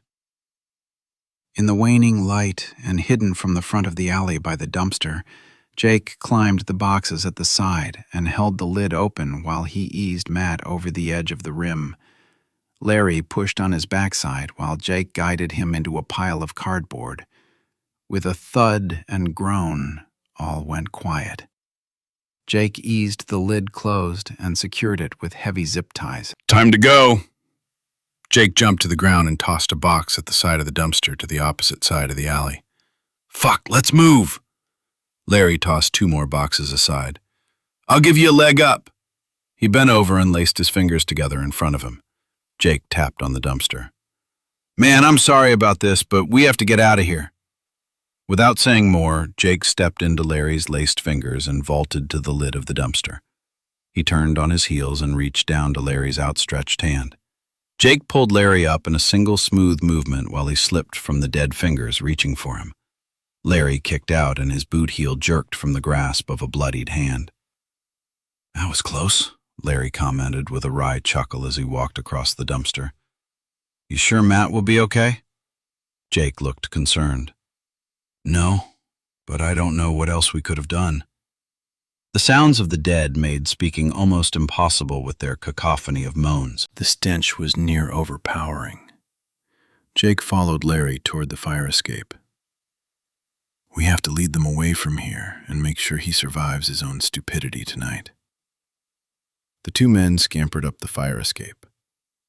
Hey, assholes! Lunch is this way! Larry shouted at the crowd below as they made their way toward the front of the building. Slowly, the crowd looked up and watched Larry and Jake make their way back across the roof toward the lights of the distant street, all the while waving their arms and shouting at them. The infected turned to follow the 2 toward the street, reaching toward the men, unable to comprehend their prey was out of reach. As they walked toward the front of the building, Larry glanced over his shoulder. You know, if we don't make it back, he is really going to be pissed. He leaned over and yelled at the dead stumbling after them. Hey, dinner bell is ringing, Larry yelled as he vaulted up the wall to the next building. At least he'll be alive to be pissed, Jake answered. Besides, I slid a multi-tool in his back pocket. He can get out if we don't make it back. Matt's thoughts drifted to how dead kids were his fault and nothing could change it. He could still hear their moans of pain. The nightmares never went away. He saw their broken and torn bodies even when he closed his eyes. He was lost in their shrieks of terror and moan of anguish when he heard a baby whimper. Somewhere in the darkness, a small voice whispered, Shush, it'll be all right. Go back to sleep, baby girl. Mommy and Daddy will find us. The voice calmed his troubled mind and blackness followed. Matt turned to his side, pulled his arms close and curled his legs in the cramped confines. He fell into a deep, dreamless sleep. Hours later, despite the fact the darkness of night had not yet faded completely, Matt drifted on the edge of wakefulness. An acute hangover pounded inside his skull. He thought he could hear the sound of a baby whimpering and the shushing of a voice trying to quiet the child. He could smell a thick, heavy aroma, not adult stench, but the mix of baby formula and a dirty diaper. It was a baby smell, heavy, warm, laced with talcum powder, and it filled his nostrils. Matt pushed himself up, and his thumb broke through a thin film of plastic. He felt something cold and squishy. When he used his hand to extract his thumb, he felt a round bundle of a balled-up diaper. No wonder he smelled shit. He struggled to sit up and looked around in the gloom, but only saw the outline of a couple boxes. He reached out his arms and realized he was in a metal box. His elbow rammed into the side, and the sound echoed inside his skull. As the fog cleared, he remembered his buddies, Jake Curtis and Larry Benson, dragging him off the bar stool. It had to have been them. His head throbbed and ached as if he had a metal drum over his head, and someone was beating on the sides. Slowly, he realized his buddies had thrown him in a dumpster. "Fucking jerks," Matt cursed as he reached up to open the lid. "Shh, shh, shh," a voice whispered. "Please, we have to be quiet," a small voice begged. "Who's there?" Matt growled. The only answer was a timid whimper. "Damn it, answer me!" he barked. "Just me and my sister," the voice answered. "Please be quiet. The bad people will hear you." "Where are we?" Matt asked a little less gruffly. "In a dumpster? You fell in last night," Amy answered. "We're hiding from the sick people." "They threw me in a dumpster?" Matt asked. He reached above his head to test his theory when he heard the snap of wire cutters cutting zip ties. Before he could respond, the lid of the dumpster swung open and sunlight invaded the dark recesses. Matt blinked at the glaring light and saw a small, fair-haired girl sitting in the dumpster with him, less than 6 feet away. She couldn't be older than 10 and held a squirming towhead that he assumed was a sibling. She stared at him, more than a little frightened. Matt looked down and saw 3 neatly bundled diapers inches from where he sat. A deep voice called over the edge. "Okay, buddy, we gotta go. The world has gone to shit, and if we don't hurry up, we're getting flushed." Jake's black face peeked over the edge with a big grin. Fuck, he's got company. Amy had had just enough time to see a black man wearing military clothes peek over the edge of the dumpster. Tears welled up in her eyes as she imagined being alone in the dumpster again. "Ah, Jake. Don't tell me they got him." A second voice that Matt recognized as Larry answered. "Oh, fuck." "No," Jake answered. "A couple kids, just sitting there with him." Matt struggled to make sense of being in a dumpster with shit on his hand. He tossed the offending diaper across the alley as he looked from the 2 men to the little girl holding a fidgeting baby in pink. "What the fuck is going on?" Matt demanded as he glared at his friends. "We ain't got time to explain," Jake said. "Come on, sweetie. We need to get out of here." He turned to Matt. "Get your ass out of there or you'll end up like those dead fucks we came across during the last mission." That got Matt moving. He stumbled to his feet and reached out to the girl. "Come on, kid. When Jake says we gotta go, it's time to go." "But my mommy," Amy protested as she slowly got to her feet, still clutching Claire to her chest. "We'll try to find her, but right now we have to go. Give me the bag." Matt wiped the brown goo from his hand to his pants leg and passed the bag to Larry. He motioned for the girl to stand up. When she got to her feet, he grabbed her under the arms, still clutching her sister, and lifted her over the edge of the dumpster. Jake caught the child and set her on her feet, careful not to disturb the squirming bundle in her arms. "Go with him, sweetie," he whispered as he pointed toward Larry as he hurried toward them. Jake turned back to help Matt stumble over the edge to the ground. Matt stood staring at the alley entrance. His face mirrored his horror. "Thought it was a dream." "In the Humvee now," Jake called out as several shambling forms had taken notice of the activity and turned into the entrance of the alleyway. The infected shambled steadily closer as they headed for the Humvee in front of the dumpster. Larry grabbed the bag in the child's hand to hurry her to the vehicle, but she dug in her heels and balked. "My mom will be coming for us. We can't leave. She won't know where to find us." Larry grabbed her arm and pulled her toward the vehicle. "Kid, you don't have a choice." He opened the door, set her inside, and pulled a seatbelt over her lap, careful to avoid the baby in her arms. He dropped the bag at her feet. "Don't move, kid." Amy gave a quick nod, then looked around, searching for a glimpse of her mother. She didn't want to leave. "My mommy is coming. She'll be worried." She knew the soldiers would protect her and Claire, but how would her mother find them? How would they find her daddy? Tears filled her eyes and quietly slid down her cheeks as she resigned herself to staying with the soldiers. Larry jumped behind the wheel of the Humvee and the machine roared to life. Matt stumbled into the back seat next to Amy, scarcely able to control the bile at the back of his throat. Jake slammed the back door closed, then jerked the passenger door open. Jake slid into the front seat and pulled at the door, but an infected had wrapped its fingers over the top and reaching toward him. The blood-covered soldier's vice-like grip forced the door back open. The barrier became the prize in a tug-of-war with Jake wrestled against the infected soldier's steely grip. "Drive, damn it!" Jake yelled. Larry jammed the vehicle in gear and stomped the gas despite the open door. A blossom of black appeared on the infected soldier's forehead. The soldier's grip relaxed. His body slid down against the door, leaving his fingers still hooked over the door. He was shot. What the fuck? Jake looked at Larry and saw he had both hands wrapped around the steering wheel, no gun in hand. He glanced over his shoulder at Matt, who was barely sitting upright. "Who fired?" "Damned if I know," Larry answered. "Close the fucking door!" Jake pulled the door shut, severing off 2 fingertips still clinging to it. The infected disappeared down the side of the vehicle just as another shot echoed in the distance. Larry slammed his foot into the accelerator and raced over another fallen infected toward the entrance of the alley.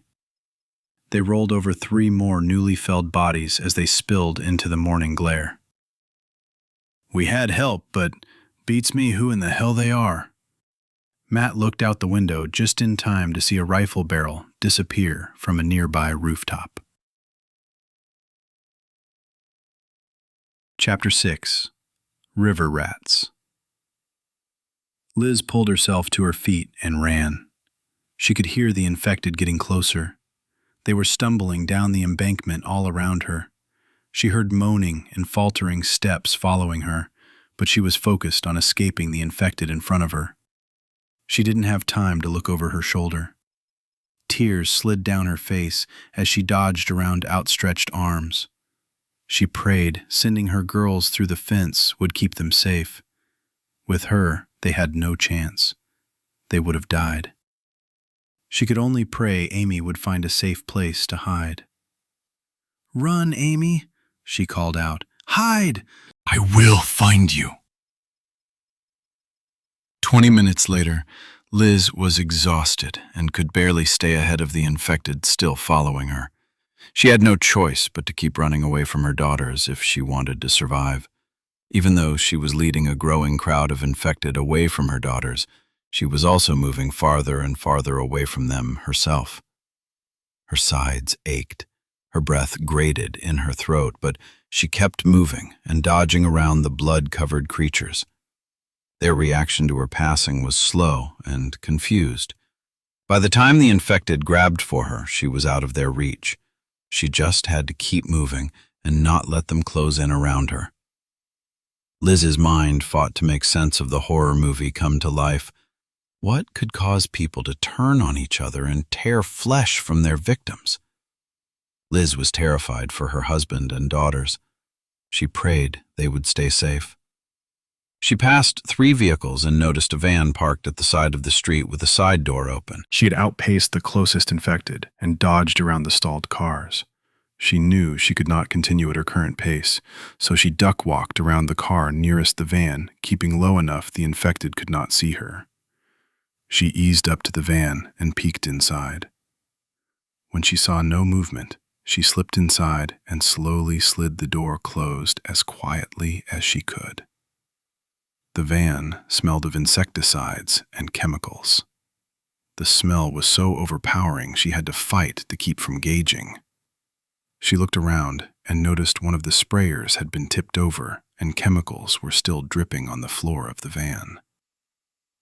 She righted the sprayer and used a rag to mop up the liquid and dropped the cloth out the window. With the chemical smell saturating her sinuses, she couldn't tell if it helped much.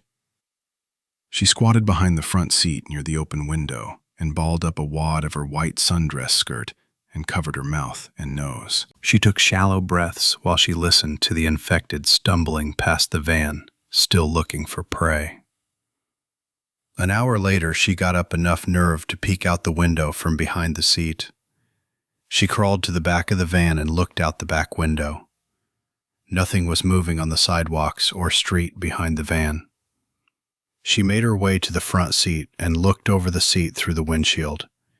A few of the infected stood before a door half a block away, but otherwise the street was clear. She figured it was as good as it was going to get. It was time to get back to her girls. Liz slowly slid open the van door, glad to finally escape the chemical smell. Her head felt light and her stomach rolled in protest. She stepped out into the night air and took a deep breath to clear her throbbing head, but instead was forced to her knees by a gnawing pain in her stomach. She vomited. Again and again, she was unable to move with the insecticide leaving her so violently ill. After several minutes, she had nothing left to throw up, and her stomach began to calm. Terrified she had been noticed, she got to her feet, ready to run.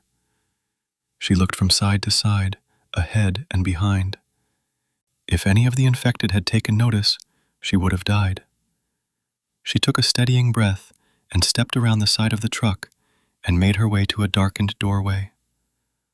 Her heart pounded as she ran out of the shadows and hurried along the side of the building to the next doorway. She fought against fits of returning nausea as she made her way down the block, doorway by doorway, building by building. She came to the first cross street and stopped to catch her breath. When her pulse slowed from the exertion and the sound of blood pulsing in her ears silenced, she could hear growls and slurping nearby. She imagined a starving animal would make such sounds after a fresh kill. She forced herself to look around the corner, and her breath caught. 3 infected soldiers huddled over a body laying a few car lengths down the street. They leaned over a body, pulling at the flesh and stuffing it into their mouths. She had to get across the juncture without being noticed if she intended to get back to her girls. She cursed under her breath.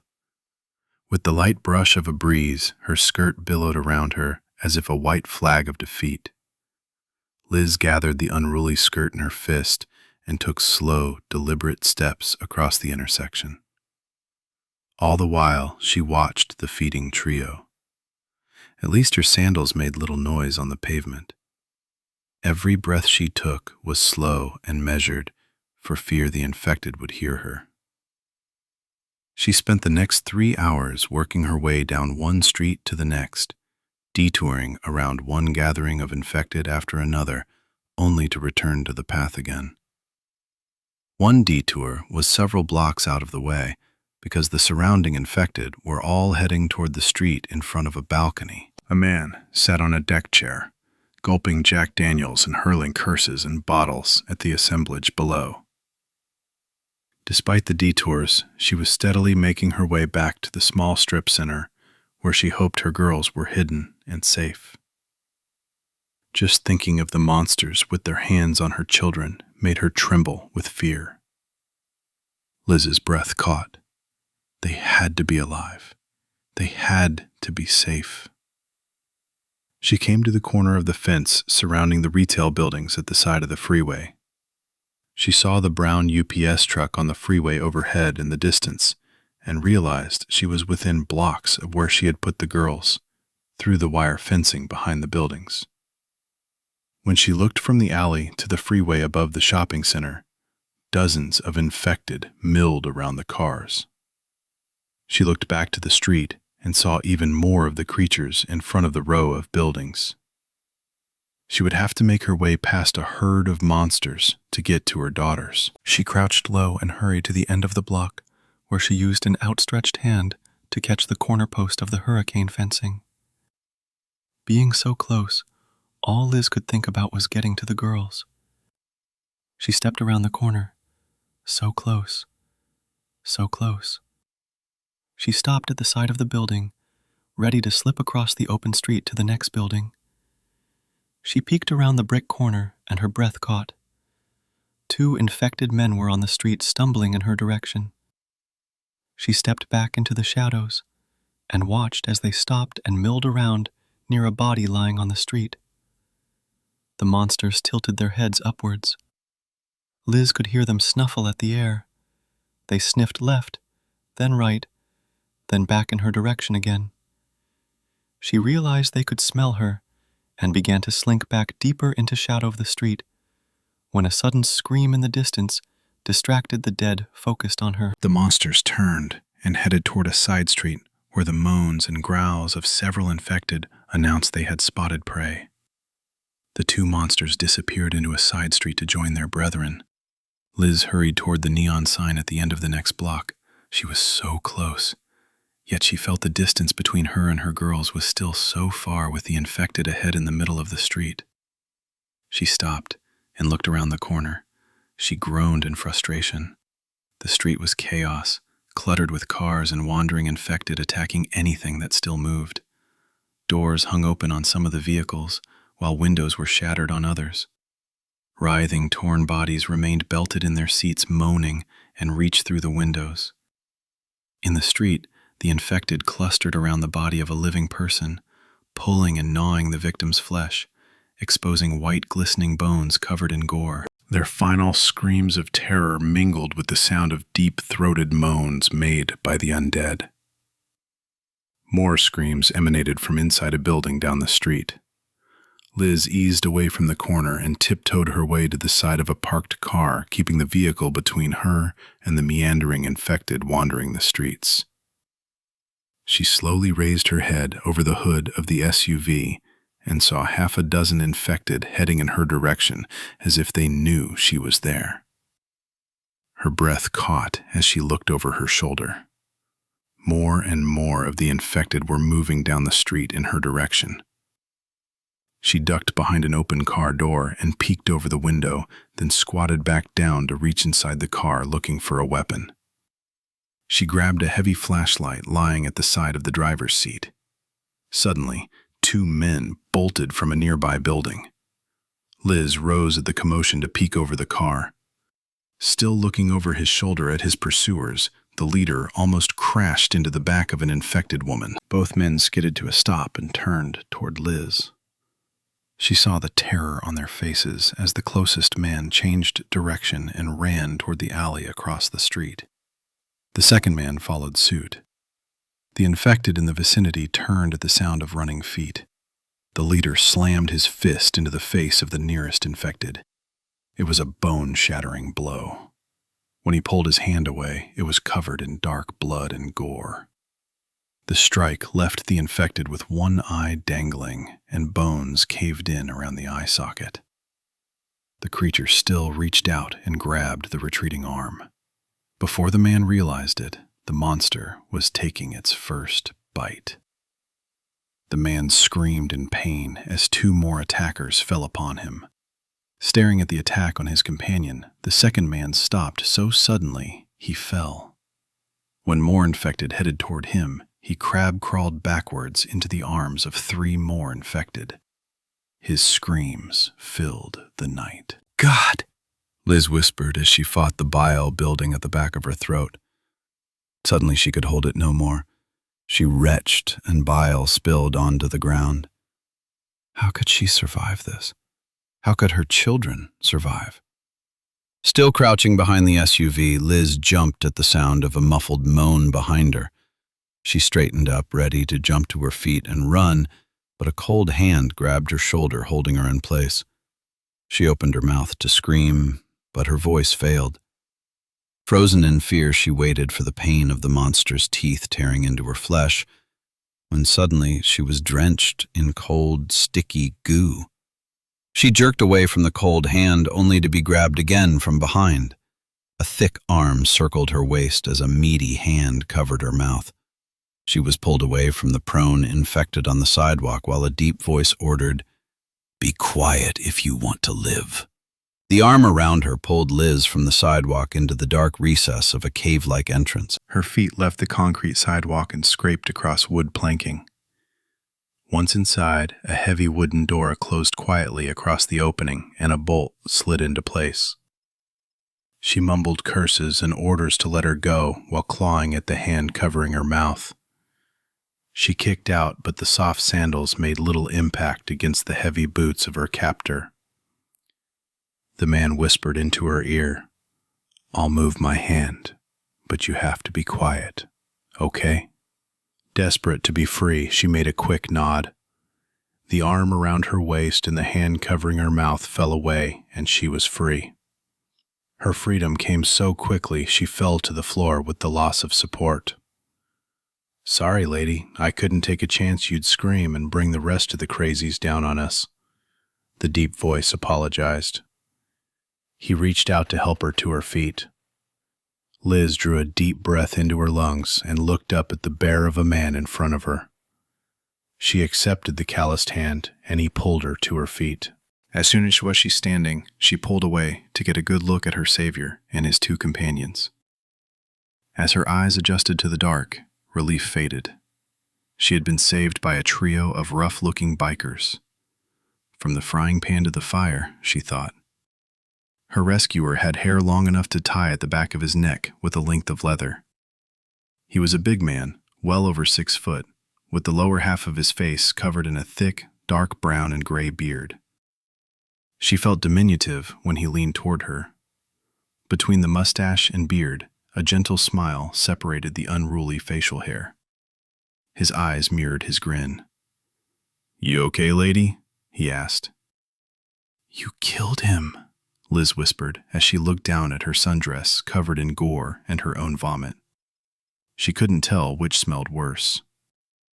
"Yeah, they would have torn you apart if I hadn't got you out of there," he answered. She began to tremble. "Thank you."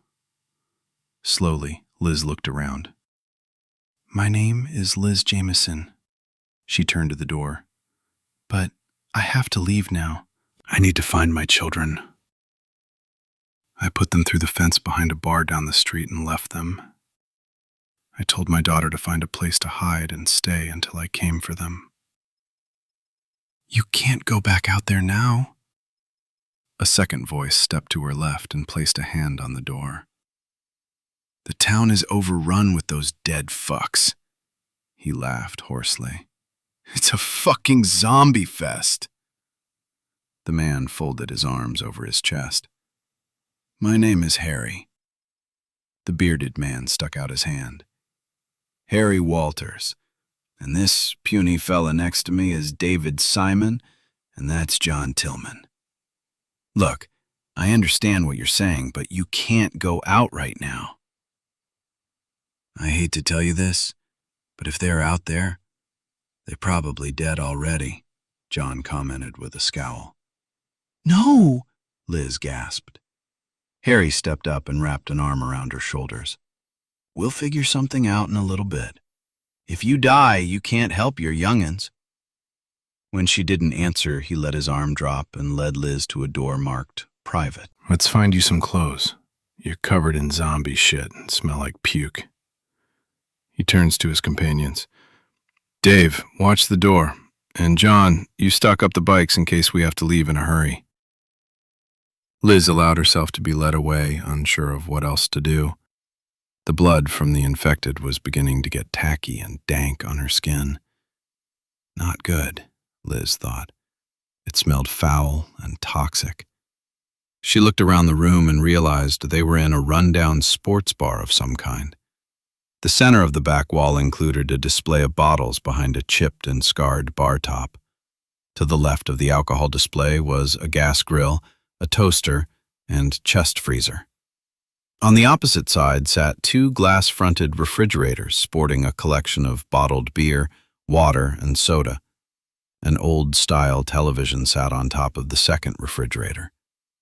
At Liz's raised brow, Harry shrugged. "It's a private club, sort of," Harry commented at Liz's look. "Don't look so scared." "The 3 of us are old toothless dogs," he chuckled. When are we going to find clothes? Liz asked. I don't imagine you keep a collection of women's clothes lying around. Well, Lizzie, there's a patio through that side door, and it leads to the resale shop next door. Liz looked around and found they were leaving the bar and stepping out into an open courtyard. At the far end, a wrought iron gate with a smattering of ivy protected the open space from the street. 3 small tables and a half-dozen wrought iron chairs were arranged on a concrete patio. One of the tables included remnants of someone's lunch. In a distant corner, something was covered with a blanket. It looked like a body. Liz hesitated when she realized it could mean only one thing. What? Harry sighed. Edith. He guided Liz toward a second door. It's her resale shop we're going to. She called, said she wasn't feeling well. We offered to drive her home, but she turned us down, so we said we'd check on her later. We kind of forgot about the call since we were watching all this crazy shit on the television and talking about what we'd do if we saw one of those crazies. We heard someone scratching and beating at the patio door. John opened the door and she fell into the bar and attacked John. I swear she was trying to eat his face. Anyway, Dave grabbed a crescent wrench on the bar and caved in her skull. After that, we couldn't decide what to do with the body, so we drug her outside and covered her up. Dave was pretty friendly with Edith, living in the apartment upstairs and all. Liz glanced at Harry. I'm sorry, it sounds terrible. Harry just shrugged. They crossed the courtyard and Harry took out a set of keys from his pocket and opened a second door. He stepped inside a dark storeroom and crossed to an open door. He reached inside and a single dim light in a bathroom came on. He pushed the door closed, leaving only a narrow beam of light. Harry nodded toward the front of the store beyond a dark curtain stretched across the room. We can't turn on more lights or they'll notice. When you're out there, duck down and stay behind the racks. There's glass across the front and we don't want one of those crazies to look inside and see us. The store was a typical resale or second-hand store. Racks and rows of clothing filled the place. After a quick scan, she realized the children's clothes were up front and women's clothes hung on racks to the right of a main walkway. Harry stood to the side with his arms folded across his chest. Get a couple sets of whatever you need. There's a shoe rack on the far side. Myself, I don't much care for someone else's toe jam in my shoes, but under the circumstances, you can't be too picky, I guess. Liz gave a quick nod and made her way to a rack of jeans. She pulled a pair of size 6 from the hanger, stepped out of her sandals and into a pair of pants. She decided they would do, buttoned the waist and left them on. She pulled 2 more pairs from hangers. After a quick examination to make sure they weren't shredded on the legs, she draped them over her arm and moved on to a rack of t-shirts. She glanced over her shoulder toward Harry and saw he was watching the front window. She pulled 4 dark-colored shirts from the rack, then headed toward the front of the store where racks of new underwear and socks were displayed. As an afterthought, she grabbed a cart of hairbands. When Liz got close to the front window, she ducked below the checkout counter to make her way to the display. After a quick perusal, she found the right size socks, grabbed 2 packages from the shelf, and retrieved a package of boys' briefs when she didn't find anything but frilly scraps of nylon for women. She stooped behind a row of racks displaying purses and bags. She grabbed a backpack from the display. As she walked away, she stuffed clothes in the bag, keeping one shirt out to put on after she got cleaned up. Her last stop was the shoe rack. She found her size, but saw nothing she thought would be practical, so she moved down the aisle to the boys' shoes. She found a pair of boys' work boots with a steel toe. She picked up her foot and pressed the boot to the bottom of her bare foot. With a shrug, she settled on a stool and slipped on socks and the boots and tied the laces. After her 4-minute shopping spree, she made her way to the back of the store, staying below the racks. She nodded toward the bathroom. I need a minute. Harry shrugged. Feel free. Try to be quick. Liz slipped inside, leaving Harry in the dark. She looked in the mirror and realized how much blood covered her neck and shoulder. She jerked up the dress and turned the water on. She grabbed a clean handful of skirt, soaked it in water, and began scrubbing at the gore still clinging to her skin. She scrubbed the wet cotton against a white bar of soap and cleaned her skin. When she was satisfied she no longer bore the remnants of carnage, she splashed water on her face, then dried with paper towels. She pulled a white, sleeveless wife-beater undershirt on, then a cotton t-shirt. She finger-combed her shoulder-length hair and used one of the hairbands to pull it back from her face. She fought it, but tears glistened in her hazel eyes. Her oval face was void of makeup, but still flushed from exertion. Where was Brian? Where were her children? Were they safe? Please, God. You about ready, Lizzie? Harry whispered through the door. The natives are getting restless out front, and I don't like being in here with all that glass. Sure, Liz answered. She slipped a t-shirt over her head and picked up the backpack. Being small-busted made the lack of a bra a non-issue. She squared her shoulders and stepped into the gloom of the darkened store. You get everything you need? Harry asked. I need my daughters, Liz answered. I hear what you're saying, but right now we can't do anything. It's dark, Harry answered as he locked Edith's shop. The streets are crawling with those fucks. When they stepped into the bar, Liz could smell cooking meat. Hey, are you two hungry? John asked from behind the bar. He held up a beer and nodded toward Liz.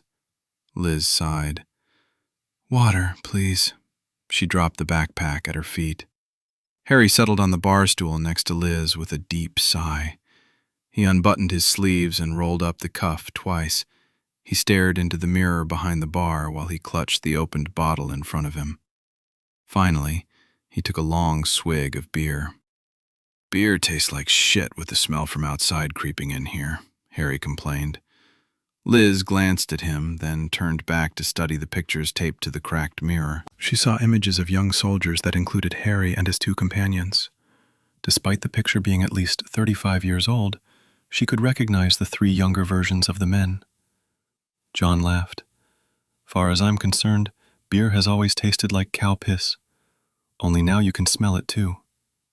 Liz continued her musing while they discussed beer. She imagined the trio was Vietnam vets, so Harry and his friends had to be at least 60 years plus in age. All three wore jeans, heavy chambray shirts, and leather vests, with an emblem with a caricature of an angry rat holding a machine gun. The two-word moniker, River Rats, was embroidered in gold and black thread. The angry rodent was surrounded by a medallion edge of bamboo. Harry chuckled. So you've been drinking a lot of cow piss so you'd know what it tastes like. John coughed. Fuck you, Harry, you're a disgusting fuck. Harry just grinned back and raised a hand with the middle finger extended. Liz felt the corner of her mouth raise at the good-humored ribbing and continued her assessment. John was a man of medium build, with dark hair thinning at the top. His eyes sported a fan of lines at the side, and she imagined the hazel color sparkling when he laughed. The laugh lines at the sides of his mouth were hidden by more than a 5 o'clock shadow, hinting at the number of days spent away from home. Dave was the smallest of the trio. He was a nervous man that seemed to be more distressed by their confinement than the other two men. He would pace from side to side, then suddenly stop in front of the door, open the peephole, then peered through the opening at the streets beyond. After several minutes of watching, he would close the opening and begin pacing again. Dave's dark blonde hair was thinning and looked as if it had not been washed in days. A strong jaw hinted at having been a good-looking man at one time, but now his mouth seemed to be in a perpetual frown. When he reached up to smooth back his hair, his hand trembled. Harry glanced over his shoulder. Dave, come on over and have something to eat. We got a mission. Dave glanced toward the peephole in the door, then turned back to cross the room to the bar. Mission? He mumbled. Right. Good to go. Harry sighed. When things calm down, We have to help Lizzie here find her kids." "It's almost full dark. Maybe we can get out tonight," John commented. Laughing without humor, Dave answered, "Haven't you watched any of those zombie movies? Those bastards don't sleep." "Enough." Harry walked to the peephole and looked outside. "If we can't make it any sooner, we'll wait until morning. The crazies are chasing anything moving right now. Good chance they'll wander off when there's no one to chase." Liz sighed. She closed her eyes and prayed softly. "Please, God, send angels to watch over and protect my daughters." "Amen," Harry whispered behind her. "We'll do what we can, Lizzie, I promise." The evening was filled with terror. Screams continued to shatter the stillness as the night grew dark. Safe inside the bar, Harry, John, and Dave took turns watching through the peephole in the heavy wood door. Liz took comfort in not hearing the scream of a child. The infected moved up and down the street until they would suddenly congregate in front of a window or door. They would pound and push until the barrier gave way or glass shattered. Then they would stumble inside. Those who ran for their vehicles were quickly surrounded. They would try to dodge and weave around the bloodied bodies only to be pulled to the ground and devoured.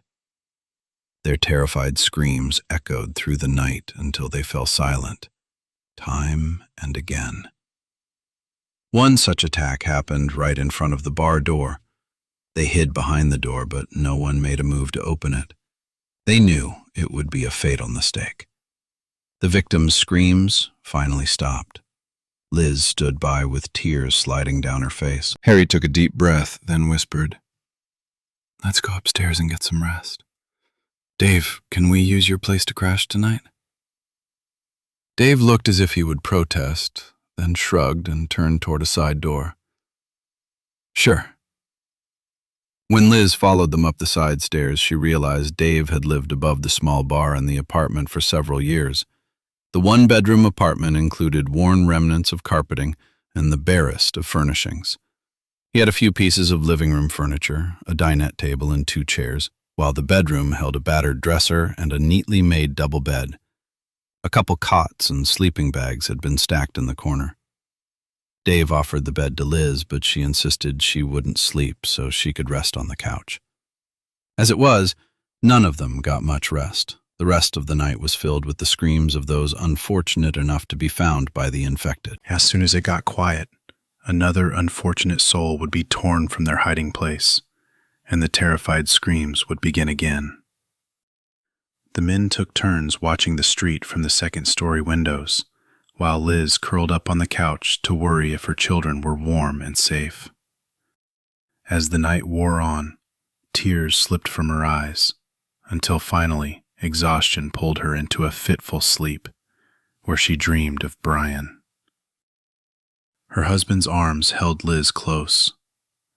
"If anything ever happens, head to your dad's cabin. The General and I have plenty of supplies stocked up.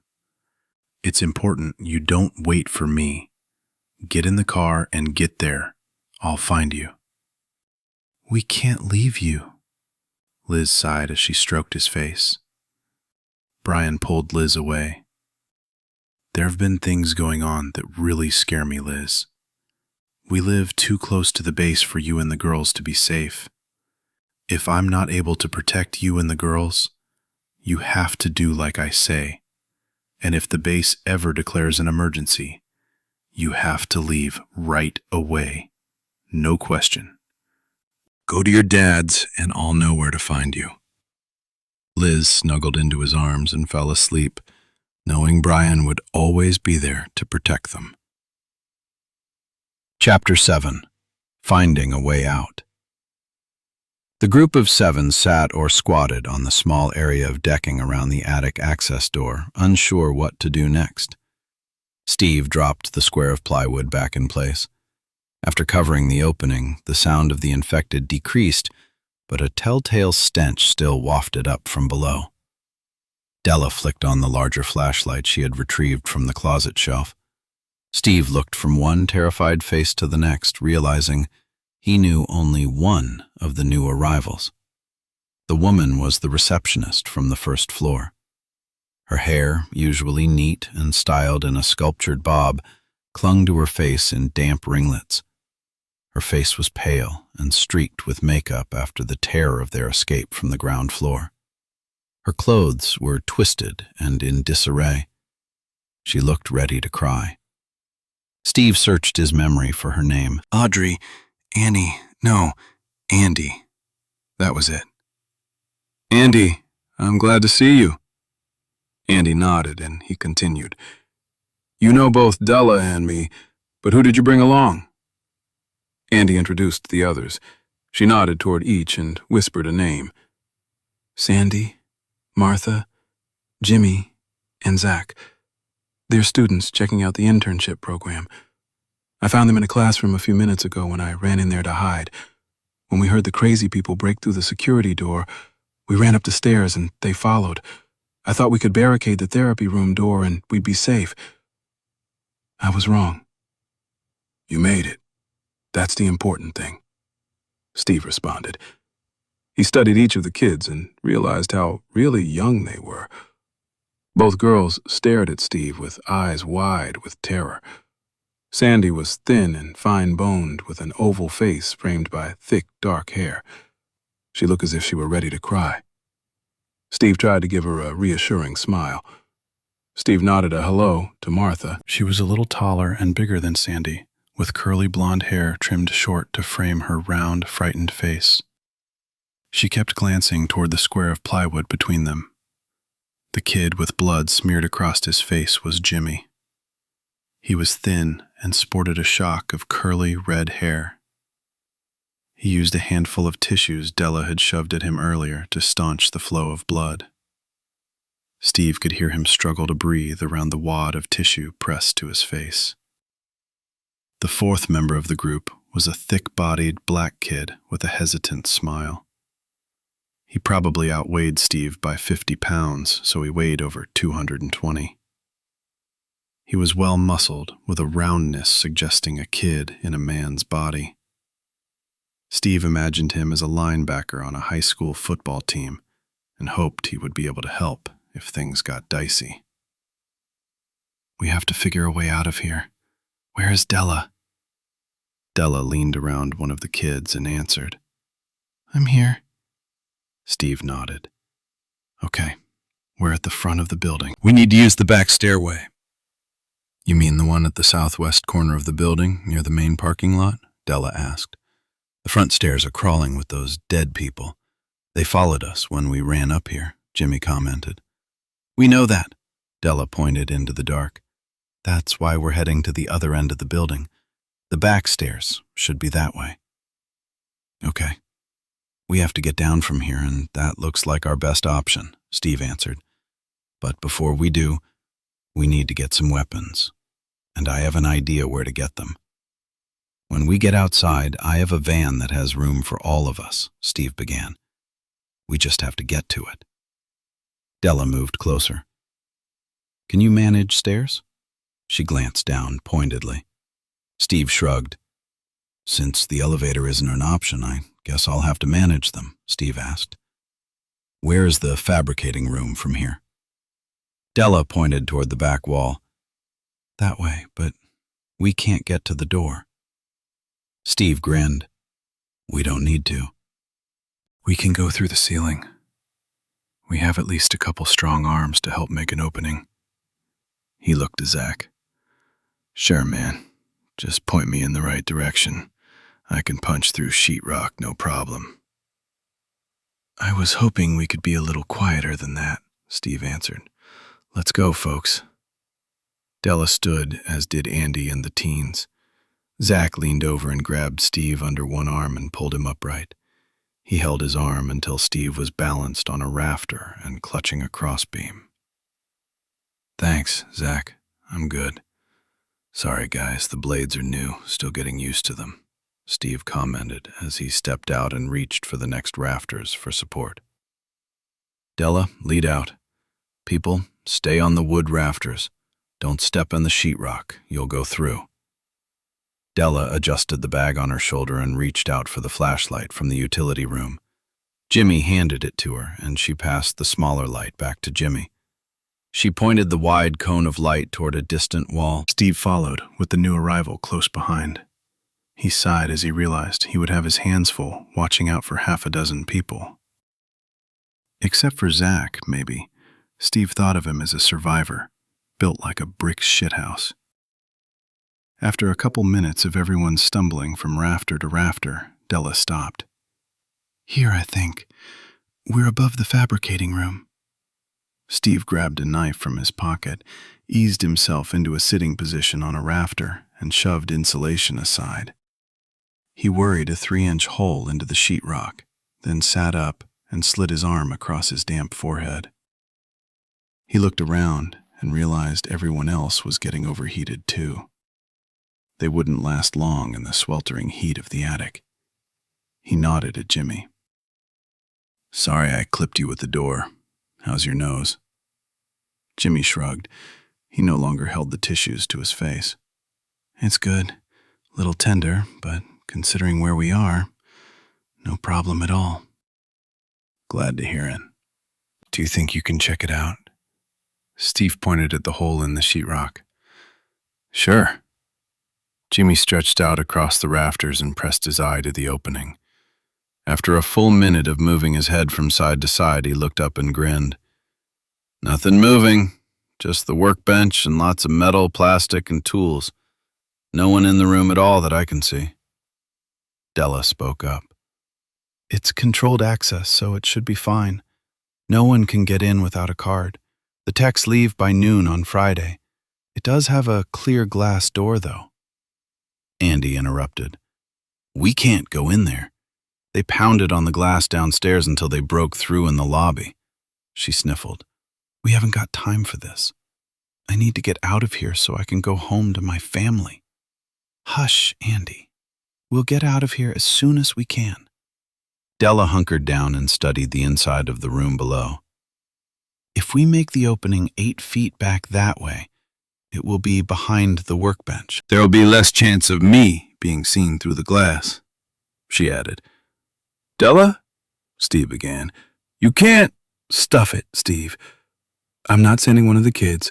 Andy wouldn't have a clue, and you, well, I won't even begin to tell you why you can't do it. Besides, if anything happened, who would drive your van?" Steve shrugged. "Okay, but the first hint of trouble—" Della sighed. "Let's get this hole started." The team crept down the rafter toward the place Della indicated. "This should be over the workbench, but on the back side." Steve leaned down and began to saw at the sheetrock with his knife. He quickly grew heated, but kept sawing at the opening despite the perspiration dripping from his face. Suddenly, a large, dark hand covered his and retrieved the red-handled multi-tool. "Sir, I got this," Zach said. Steve leaned back and wiped his sleeve across his forehead. "You're a handy kid to have around, Zach." Within minutes, an opening large enough for Della to slip through provided a panoramic view of the room below. Della stuck her head into the hole and studied the fabricating room. "It's clear." Della sat up and dangled her legs over the edge of the rafter into the hole. Without another word, she used her arms to ease herself onto a workbench below. She stood on the bench and peeked over the top edge of the center tool panel at the glass door. The infected milled around in the hall. They moved in a counterclockwise direction. Each of the monsters seemed to follow the one in front of them, creating a swirling mass of bodies. Periodically, 1 or 2 of the monsters would stop, cock their heads, and appear to be sniffing the air. After a few seconds, they resumed their aimless wandering. Della lowered her head and settled her butt on the workbench, then eased her feet to the floor. She made a quick survey of the tools and supplies in front of her on the bench. She retrieved 2 huge screwdrivers and hammers and laid them on the bench together. Next, she examined the supplies on hand. She sighed as she recognized the names on the bins with bits and pieces of prosthetics being fabricated. She grabbed 3 30-inch-long stainless steel rods from a side bin. They would never become part of prosthetic limbs now. All the veterans she had worked with and grown fond of were probably dead or infected. Her heart ached when she thought of them trapped in wheelchairs or hospital beds with no way to escape or protect themselves and their families. She fought back tears and clenched her jaw. She had a job. She would help Steve get the kids out of this mess. She knew he was a man they could depend on. Della laid the makeshift weapons on the bench and pulled a small ladder to the side of the bench. She climbed to the work area. Squatting behind the panel, she looked up to see Zach grinning down at her. She handed up the weapons. Zach retrieved each piece and passed them to waiting hands. When all 7 items were passed around, he pointed at a shelf and whispered, "There's another flashlight on the wall. Can you get it and the roll of duct tape on the counter?" Della grinned up at the kid and made a circle with her index finger and thumb. She picked up the duct tape and tossed the roll to Zach, then slid to the edge of the bench. Still squatting out of sight of the infected, she peeked around the edge of the panel mounted to the middle of the double-sided workbench. For a moment, she watched the infected shuffle in a fluid ebb and flow beyond the door. She studied the movement and decided she would have to time it just right. Most of the infected just followed the monster in front of them, but a few would pause and look through the glass door as they passed. She had to be careful when she reached for the flashlight, or one of the more alert monsters would see her. A quick grab at the right time, and she would have the extra flashlight. It was worth the risk. She took a deep breath, then leaned toward the wall, her hand reaching out. Her foot slid on the slick counter and knee slammed against the bench, brushing against a short stainless rod lying on the countertop. The metal rolled across the workbench, under the center panel, to the facing workstation. Della reached out, lost her balance, and tumbled to the floor, just as the metal hit the floor in front of the door. Della landed on the vinyl flooring, knocking the air from her lungs. While she lay there, gasping to draw breath, she heard a distant voice. "Get up! Della, don't just lay there," Zach called out. "Now!" She glanced toward the door to see faces of the infected pressed against the glass. They looked at her, then slammed hands and arms against the glass door. The infected jockeyed for position at the door. Each pounded and pushed against the glass. A cacophony of frustrated moans rose up at seeing prey and being unable to reach it. "Move your ass, Della!" Steve shouted. The hammering grew in volume, and the first crack raced across the window. Glass began shattering. At first, small pieces rained to the floor. Della pulled a ragged breath into her lungs as a large piece of glass shattered on the floor. She scrambled to her feet, grabbed the flashlight and tap from the wall, then vaulted to the workbench just as the remaining glass shattered and fell to the floor. She raised the mag light through the opening. "Get up here, now!" Steve yelled. She reached for the rafters as she stared at the door. Torn and mutilated bodies rushed through the disintegrating barrier. The infected pushed past the remaining shards, tearing and ripping flesh in their rush to reach her.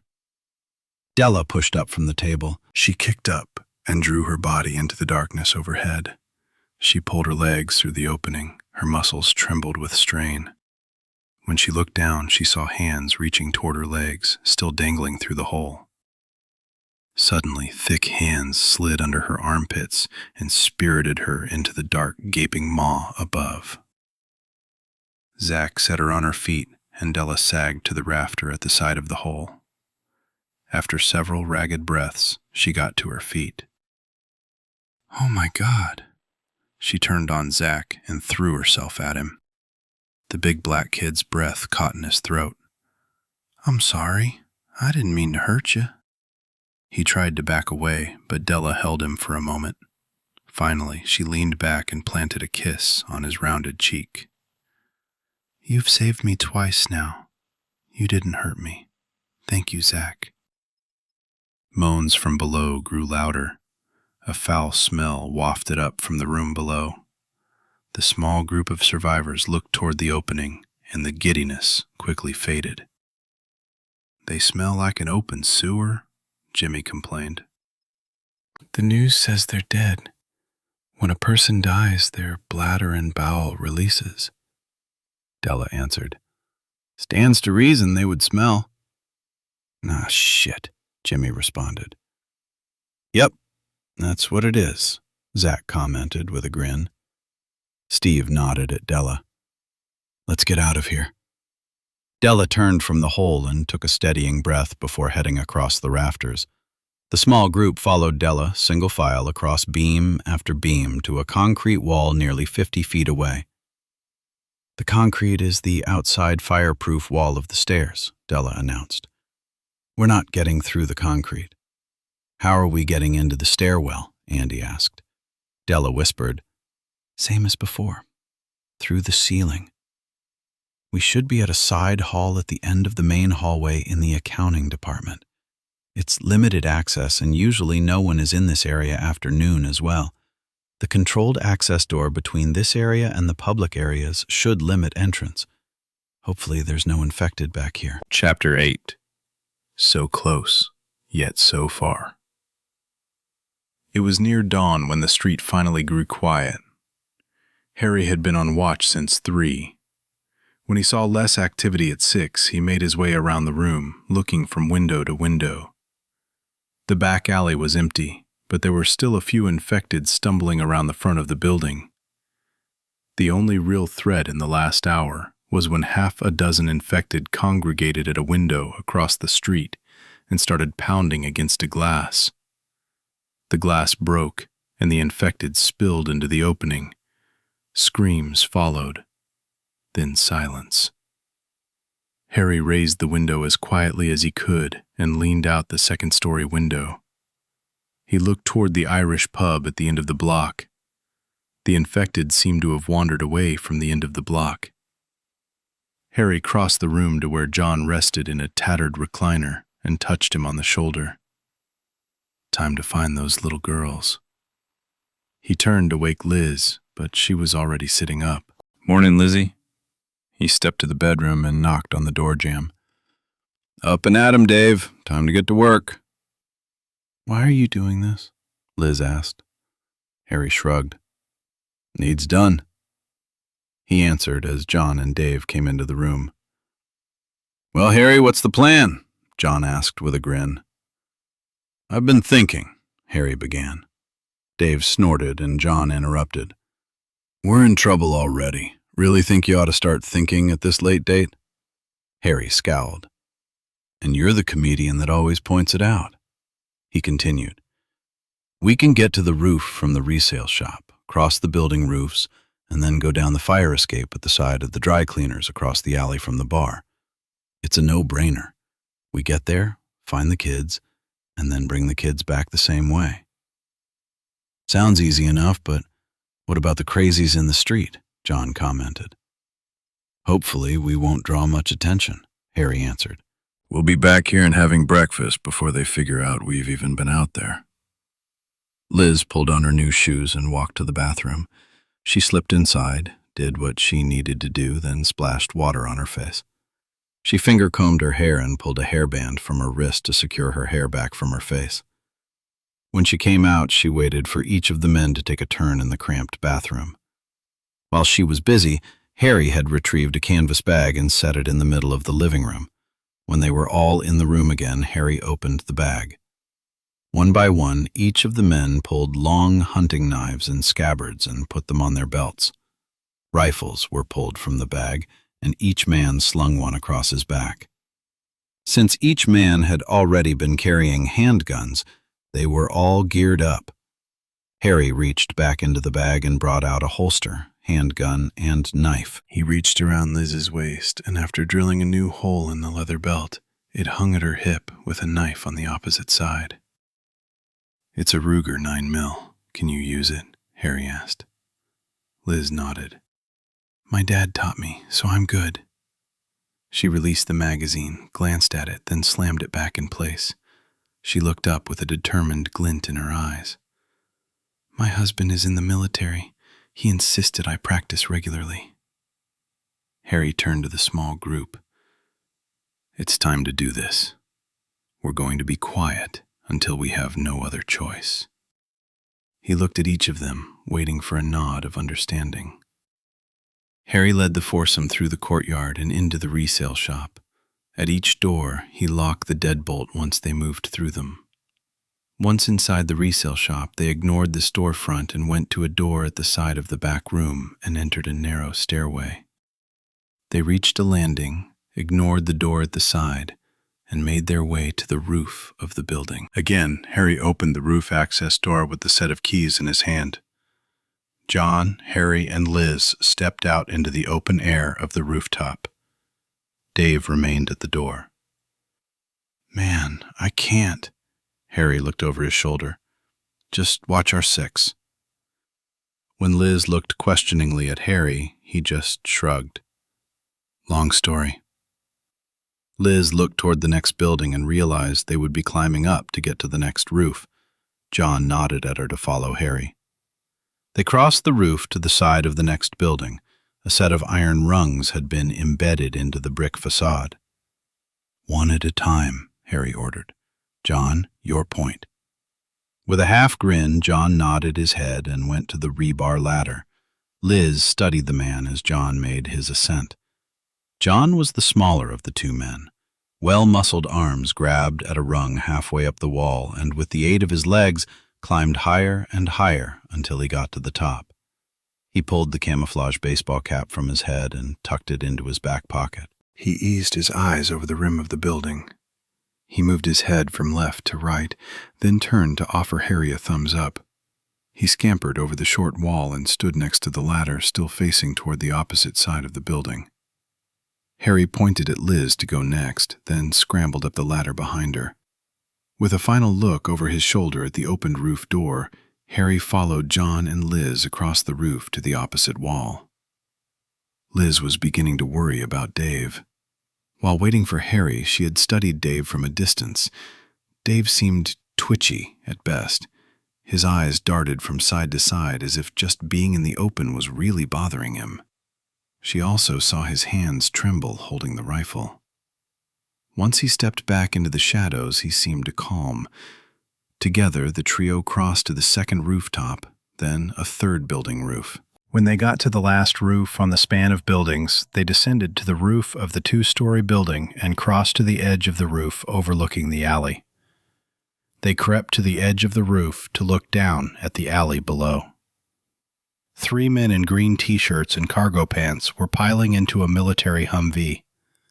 Liz saw one of the men pull a baby quilt from his shoulder and toss it into the back seat before slamming the door. He slid in the open driver's door and cranked the engine. A large black man was getting into the passenger side. He disappeared into the vehicle and reached out to close the door, just as an infected man in a blood-stained suit grabbed the door and pulled it back open. While the Humvee motor roared to life, the black man fought to close the passenger door. The driver stepped on the gas, and without waiting to see what the passenger was going to do, John raised his rifle and fired. The infected man fell to the ground. The door slammed hard. Before anyone could yell or act, the vehicle sped toward the alley entrance. Seconds later, it disappeared around the distant corner, with a dozen or more infected following the roar of the massive engine noise. "My girls!" Liz cried. Harry pulled a pair of binoculars from his pocket. He studied the alley below. "They have your children. It's my guess your girls were in the dumpster. I don't know how the soldiers found them, but they have them now." He pointed to a white bundle on the ground. "It looks like they were there long enough to change a diaper." Liz fell to her knees in relief. Then she looked up in horror. "How will we find them?" Harry pulled her to her feet and urged her back the way they had come. "Come on, John, get moving. We have to try to catch that Humvee." John laughed and gave him a thumbs-up sign. "Head 'em up, move 'em out, asshole." He took off at a jog with Liz and Harry following close behind. Together, the trio raced across rooftops and down the rungs to the roof of the resale shop. They made it to where Dave held the steel door open. All three were more than a little out of breath. Together, they hurried down the stairs, only to be stopped by Harry at the bottom access door leading into the shop. He raised his hand, and everyone stopped. He leaned close to the door and placed his ear against the wood. Finally, he turned back to the others. "We got a problem." Liz's breath caught in her throat. Every minute they stood here, the soldiers and her daughters got further away. "We don't have time to just stand here." Harry leaned back to whisper. "I hear footsteps on broken glass out there. I think they broke the front window, and now they're inside the store." Harry whispered. "We have to get out of here," Liz lamented. John ignored Liz and asked, "How many do you think?" "Can't tell, but I hear shuffling steps from more than one or two." "Survivors wouldn't be moving around that much," Harry answered. Dave descended the steps to stand by Harry. John joined them. "Liz, take the keys." He handed her a key ring by a brass sledge key and continued. "Dave goes first, then John. They'll be between you and the rest of the room. Quick as you can unlock the door, let John through, then follow him. Take the key with you so we can lock the door from the outside. I'll come through last, slam the door hard, then you can lock it." Dave opened the door and slid through the opening with his handgun drawn. John followed and stepped deeper into the gloom of the storeroom. The curtain in front of the back room lay on the floor. The two men stepped closer to the door. Liz peeked around John, and her breath caught in her throat. The front window and glass door at the front of the store had been shattered, and half a dozen infected were silhouetted against the morning light, milling around at the front of the store. Liz stepped around the men and crept toward the side door that opened into the atrium between the thrift store and the bar. When she was halfway to the side door, Harry pushed the door open a few more inches to accommodate his bulk. A hinge squeaked. Liz and the three men froze. The infected stopped. In unison, they raised their faces and sniffed at the air. After a heartbeat, they turned toward the back of the store. Limp arms rose as they turned toward the sound and began walking toward them. Dave planted an open palm on Liz's back and pushed her toward the door. "Move," he ordered. He was so close on her heels, his ragged breath ruffled the hair at the back of her neck. The infected honed in on the movement, and each began stumbling toward the back of the store. A low moan came from the few infected at the front of the store. More of the infected from outside tumbled through the half wall into the store and stumbled through the door. "Hurry!" Harry ordered. "The jig's up." Liz rushed to the door and jammed the key into the brass lock. With a twist of her wrist, the lock clicked free and the door opened. Dave pushed her through, tearing her hand from the key. She stumbled into the courtyard. Dave, John, and Harry darted through the opening without firing at the approaching infected. They pushed the door closed with a slam. Harry pushed his foot against the door and turned back to Liz. "Keys!" Liz's breath caught. "They're on the other side of the door." "Fuck me," Dave murmured. "I pushed her through before she could pull the key out." He stepped back to the door where John and Harry held the barrier against the infected, pushing on the other side. Dave handed his rifle to Liz and reached for his handgun. "I got this." Harry slipped his rifle to his back and pulled his own handgun from the holster on his hip. John nodded at each man in understanding. "We can only open the door wide enough to slip your hand through," Harry stated. "Give us time to clear the door before you reach for the key. Lizzie, keep hold of his belt and don't let him get pulled in." "Let's do this," Dave answered. Without hesitating, John slid his foot back from the door. The infected on the inside pushed, and the door lurched open wider than John and Harry intended. Dave stepped closer and reached out. Harry yelled, "Not yet, man!" John threw his weight against the door while both Harry and Dave fired into the darkened room beyond. John struggled against the mass of bodies' unrelenting press against the barrier. Despite the hands still reaching through the opening, Dave grabbed for the keys in the lock. Suddenly his body slammed against the narrow opening between the door and door jamb, and he dropped his gun. Liz was jerked into his back. She pulled back while Dave yelled and pushed back from the door. Harry fired into the mass of bodies inside the building. John pulled at Dave, trying to free his arm, while Liz pulled at his belt with all her weight.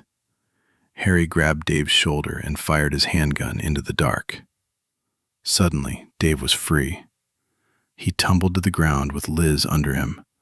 The keys fell from his hand as he rolled off Liz. The keys slid across the flagstone walkway. John slammed the door shut and kicked the toe of his boot against wood.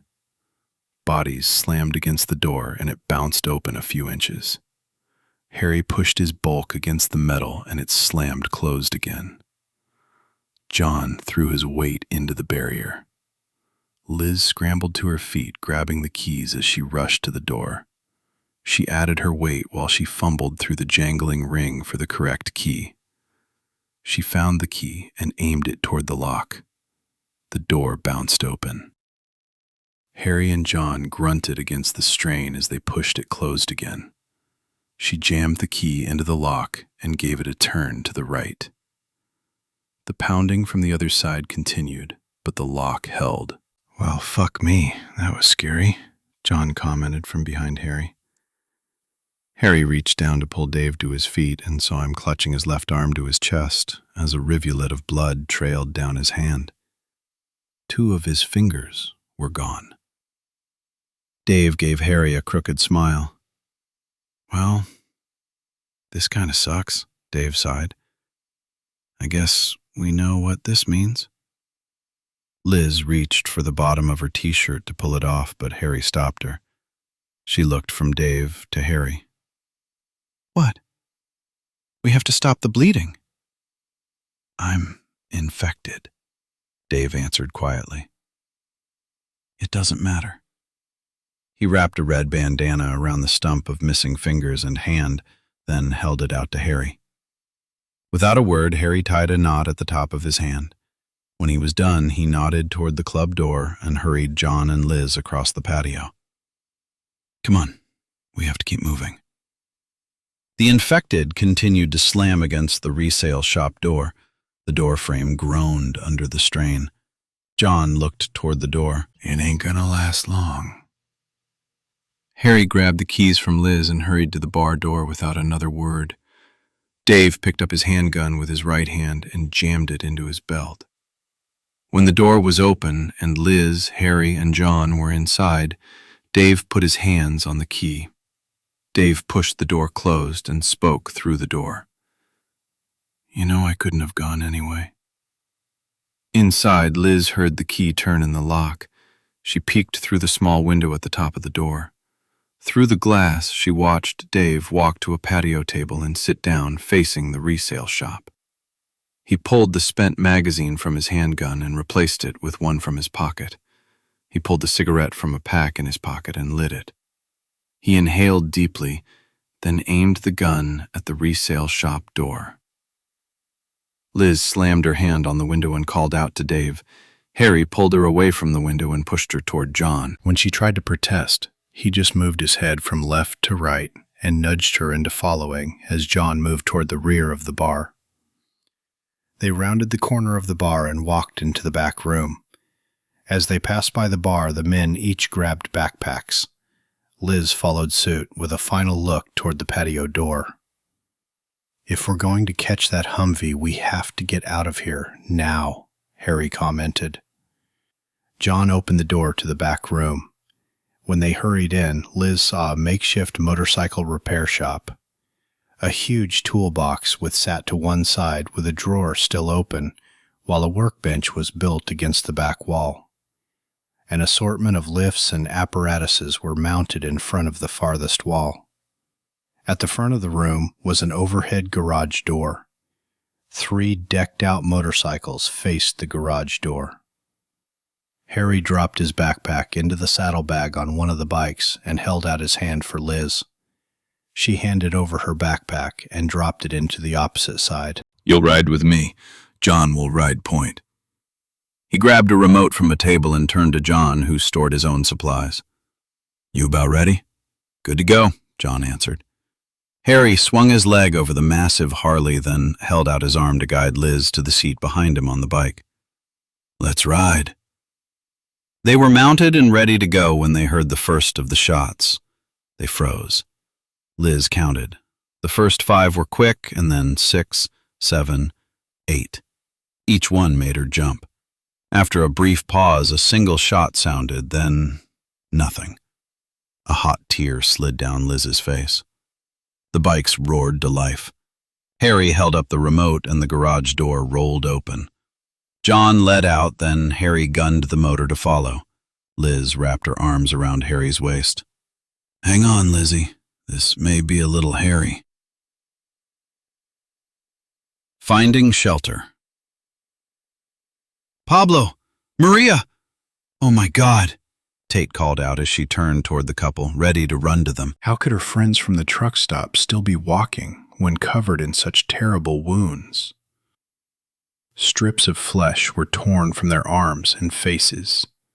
Maria's peasant blouse hung off one shoulder, exposing the remnants of a tattered and blood-soaked bra, and the raw, open wound where her ample breast had been.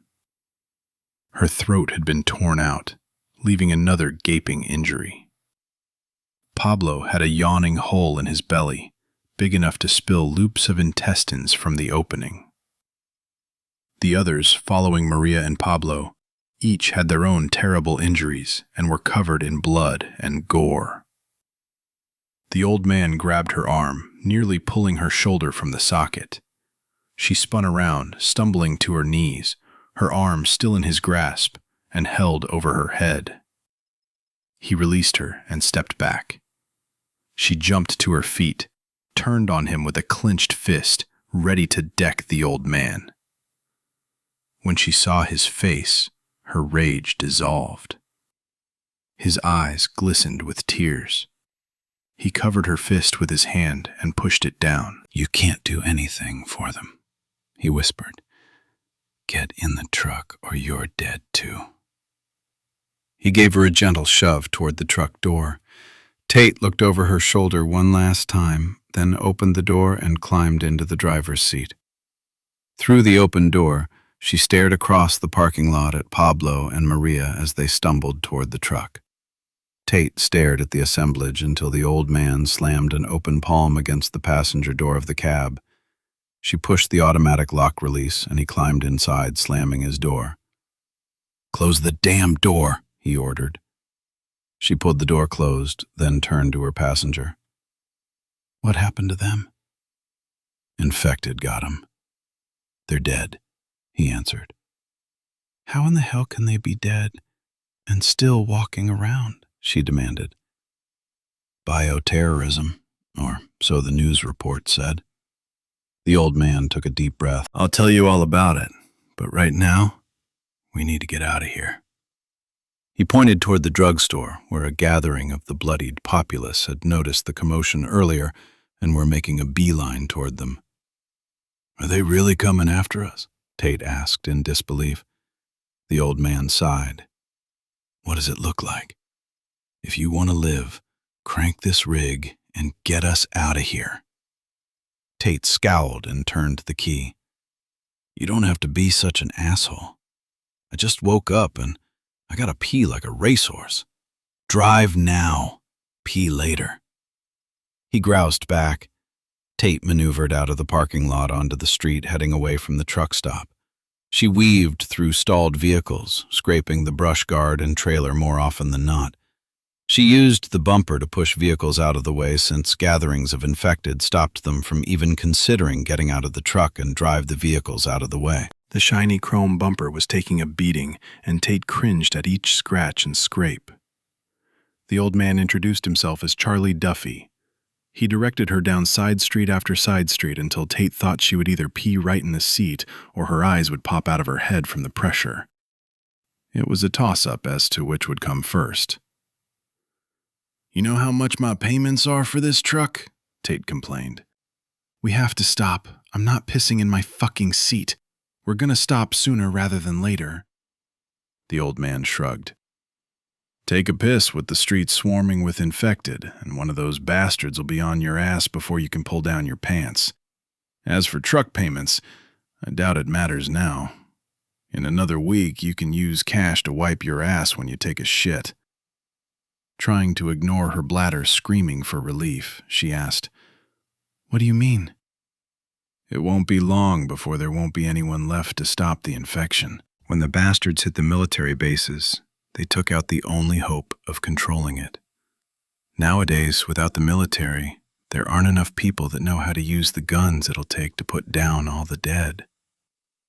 Charlie answered, "If the brain isn't destroyed, the bastards just get back up and come after you again." They drove through silent streets where the only people they saw were bloodied and now were monsters. Men, women, and children alike had become fiends ready to tear the flesh from the living. As the truck passed, the infected reached out and turned their faces with gnashing teeth toward the sound. Tate struggled to ignore the stench wafting up from the groups of infected. The smell was worse than an open sewer line. She closed the vents in the cab, but the disgusting odor invaded the confines of the vehicle. "Smells like shit," Tate groused. "It is. Bowels and bladders release when they die. Most of the dead are stumbling around with a full load in their pants." "Great. Not bad enough they want to eat us.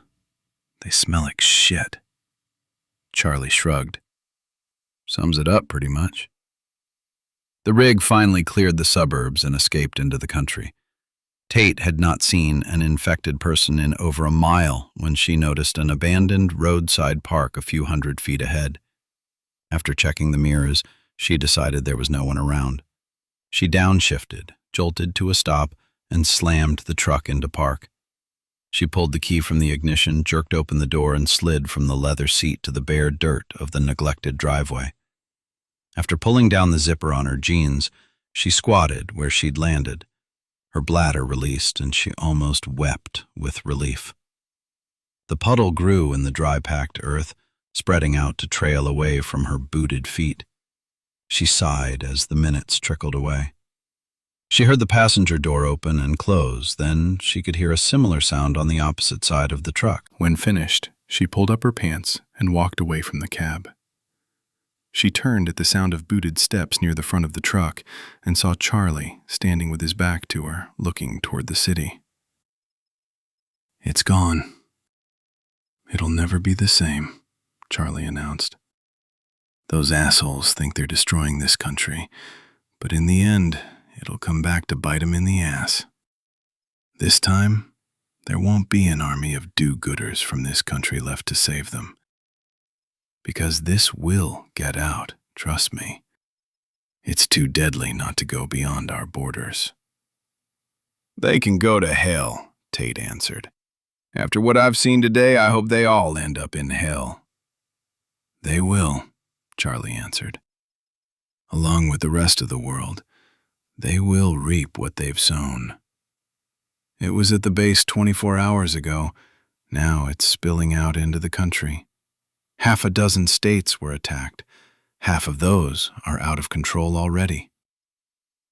"How did you end up at the truck stop?" Tate asked as she reached in the truck for a hairbrush. She attacked the gelled spikes of hair. "My son. Well, we were making a delivery at the back door when the mob came through about 7 last night. We heard bits of the reports on the radio before they swarmed the place, but didn't pay much attention.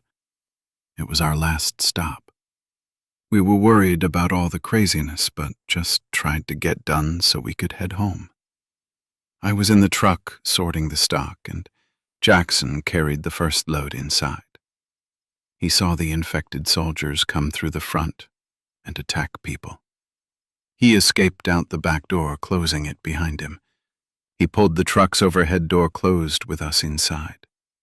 I wanted to go help, but he convinced me to stay in the truck.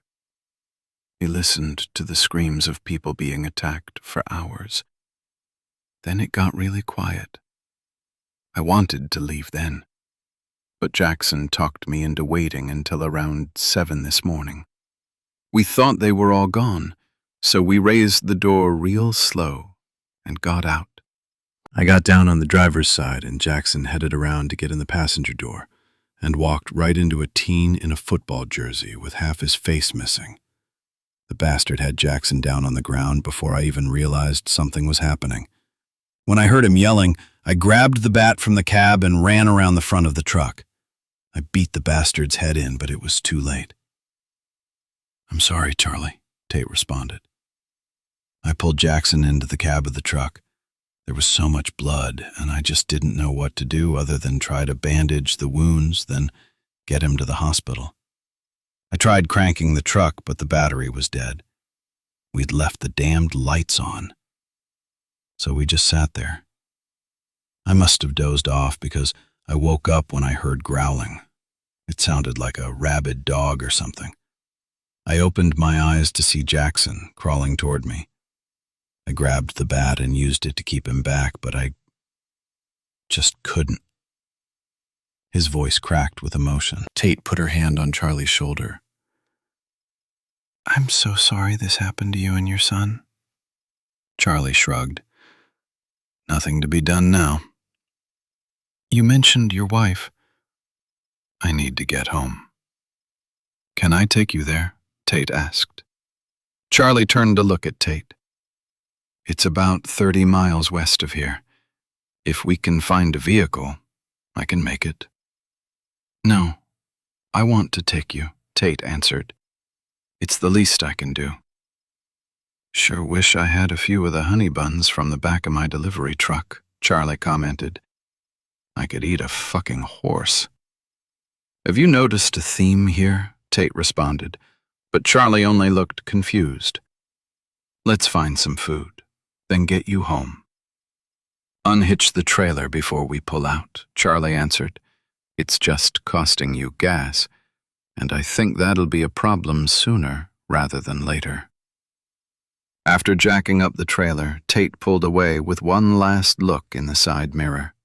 She felt as if she were leaving her life behind. She wondered if the habits of the road were lost forever. When she looked at the road ahead, she noticed vehicles in the distance and wondered about the people who just stopped in the road and left them at the side of the road. As the rig drew closer, she could see open doors, shattered windows, and bodies alongside some of the vehicles. With each mile and cluster of abandoned vehicles, what she saw grew more horrifying. When she glanced into the blood-splattered cars, she saw the remains of adults and children alike still held in place by seatbelts. Their bodies bore horrible wounds and showed evidence of the carnage they had suffered. When the truck neared, heads of the monsters inside the vehicles turned and their teeth gnashed. "We are so fucked," Tate whispered. "Some of those men wore military uniforms." The National Guard was called out to stop the spread of the infection, but they ended up in the middle of it and overwhelmed. "Now they're part of the problem," Charlie remarked. "I hope some of the smaller rural towns organize and figure out how to protect the community. It's the only hope." Tate turned on the radio and they listened to news reports. General emergency instructions filled the airways no matter the channel. Evacuation information and refugee camp locations were broadcasted at regular intervals. Those unable to get to designated secure sites were being advised to board up windows and shelter in place. According to the reports, all transportation was at a standstill in the affected cities. Outside the cities, train schedules were limited or stopped altogether. Air traffic was restricted and expected to be grounded altogether within hours. The president, already well known for his executive orders, threatened even more to deal with the crisis if the affected states didn't get it under control. Of course, it was being threatened from the security of his secure bunker. Most of Europe, Asia, and South America had shut down U.S. flights altogether. Outbreaks had already been reported in Canada, Mexico, and of all places, Iran. The Iranian outbreak had started in a small, remote area out in the middle of nowhere and been sweeping through village after village until it was now moving into all the major cities. Estimated death toll to date in Iran was 30%, and the infected were wandering into Afghanistan, Pakistan, Turkmenistan, and Iraq. The talking heads speculated as to the reason for such an isolated outbreak in Iran. Some speculated about an accident at a secret lab that the government was trying to hide, with a massive explosion at the site. The Iranian government claimed the explosion was the result of an unprovoked U.S. attack on a small farming community. Despite all the posturing, tweets verified more and more cases in the Middle Eastern countries. Twitter accounts were burning up with cries for help. The only country that seemed to have locked down quickly enough was Israel. A national edit stated no one in or out, no exceptions.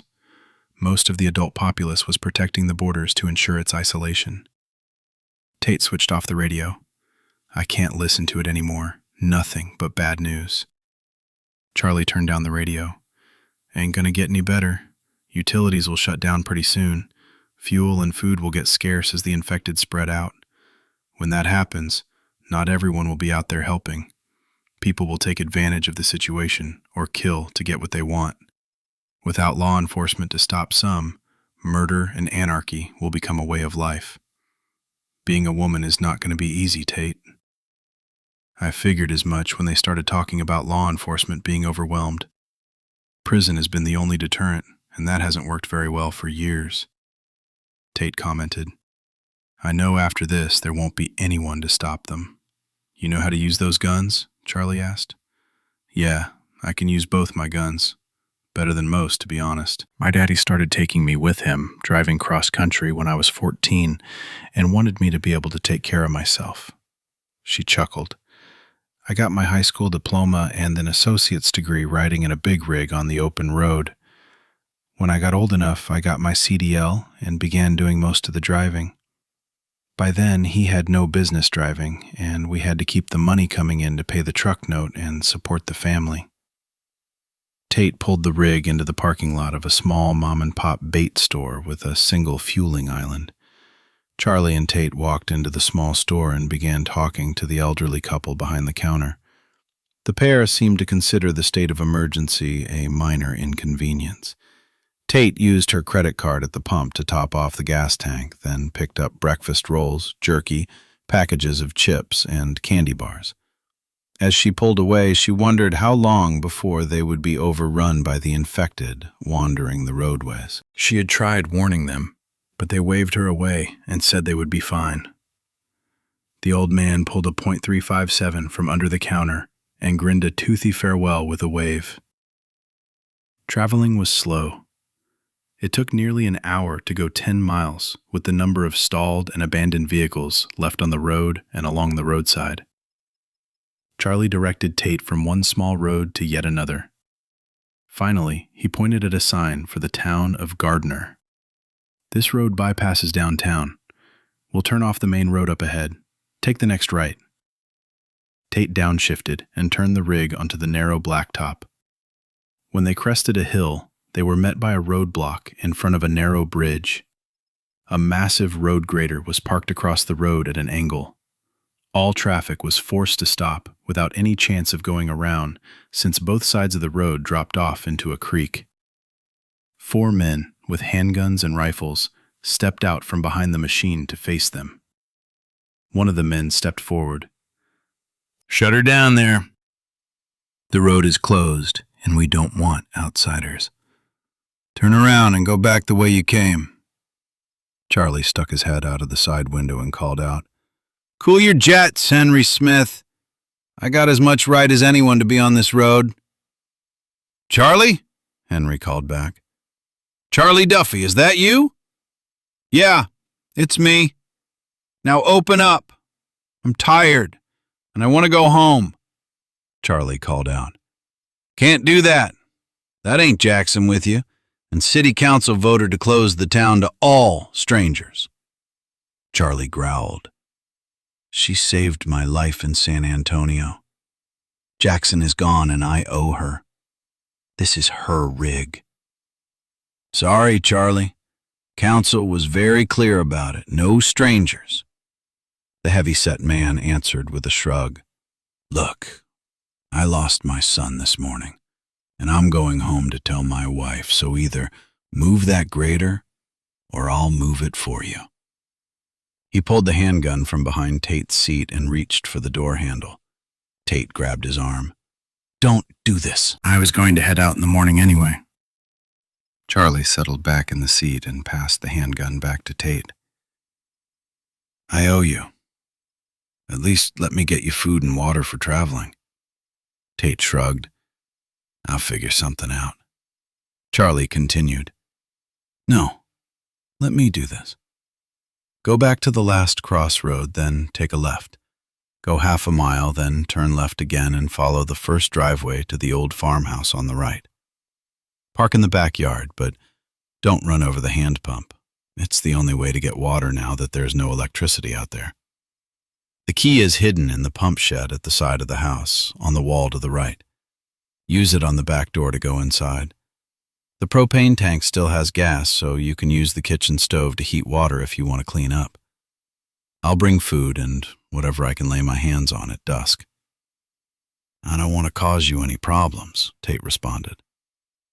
See you this evening. Be there. Charlie stepped down from the rig, then turned back. By the way, you can see the roadblock from the northeast corner of the house. I'll blink the headlights twice when I head up the driveway, so you'll know it's me. He turned away and walked toward the roadblock. All right, I'll see you later, Tate answered. She cranked the engine and maneuvered the rig to turn around. As she pulled away, she hoped Charlie could make it back home. Following the directions he gave her, she found the farmhouse. She pulled around the back of the house and parked between the house and two outbuildings. After gathering a clean set of clothes and her handgun, she walked toward the house hoping it was as empty as Charlie claimed it would be. Tate found the key and used it to open the door. She stepped inside and closed the door behind her. She walked from the kitchen to the front hall to look through a doorway at the parlor. The inside of the house looked as if the occupants had just walked out the front door. A framed, cross-stitched picture hanging on the entryway wall included the Duffy name and a pre-World War II date. She realized she was probably in Charlie's parents' home. After looking around, she walked back into the kitchen and turned a knob on the stove. When she heard the hiss of gas, she turned it back off and glanced around for matches. She pulled open drawers until she found a box. She picked it up and shook it, grinning to herself at the rattle of wooden matches inside. Tate opened cabinet doors until she found a large aluminum canning pot.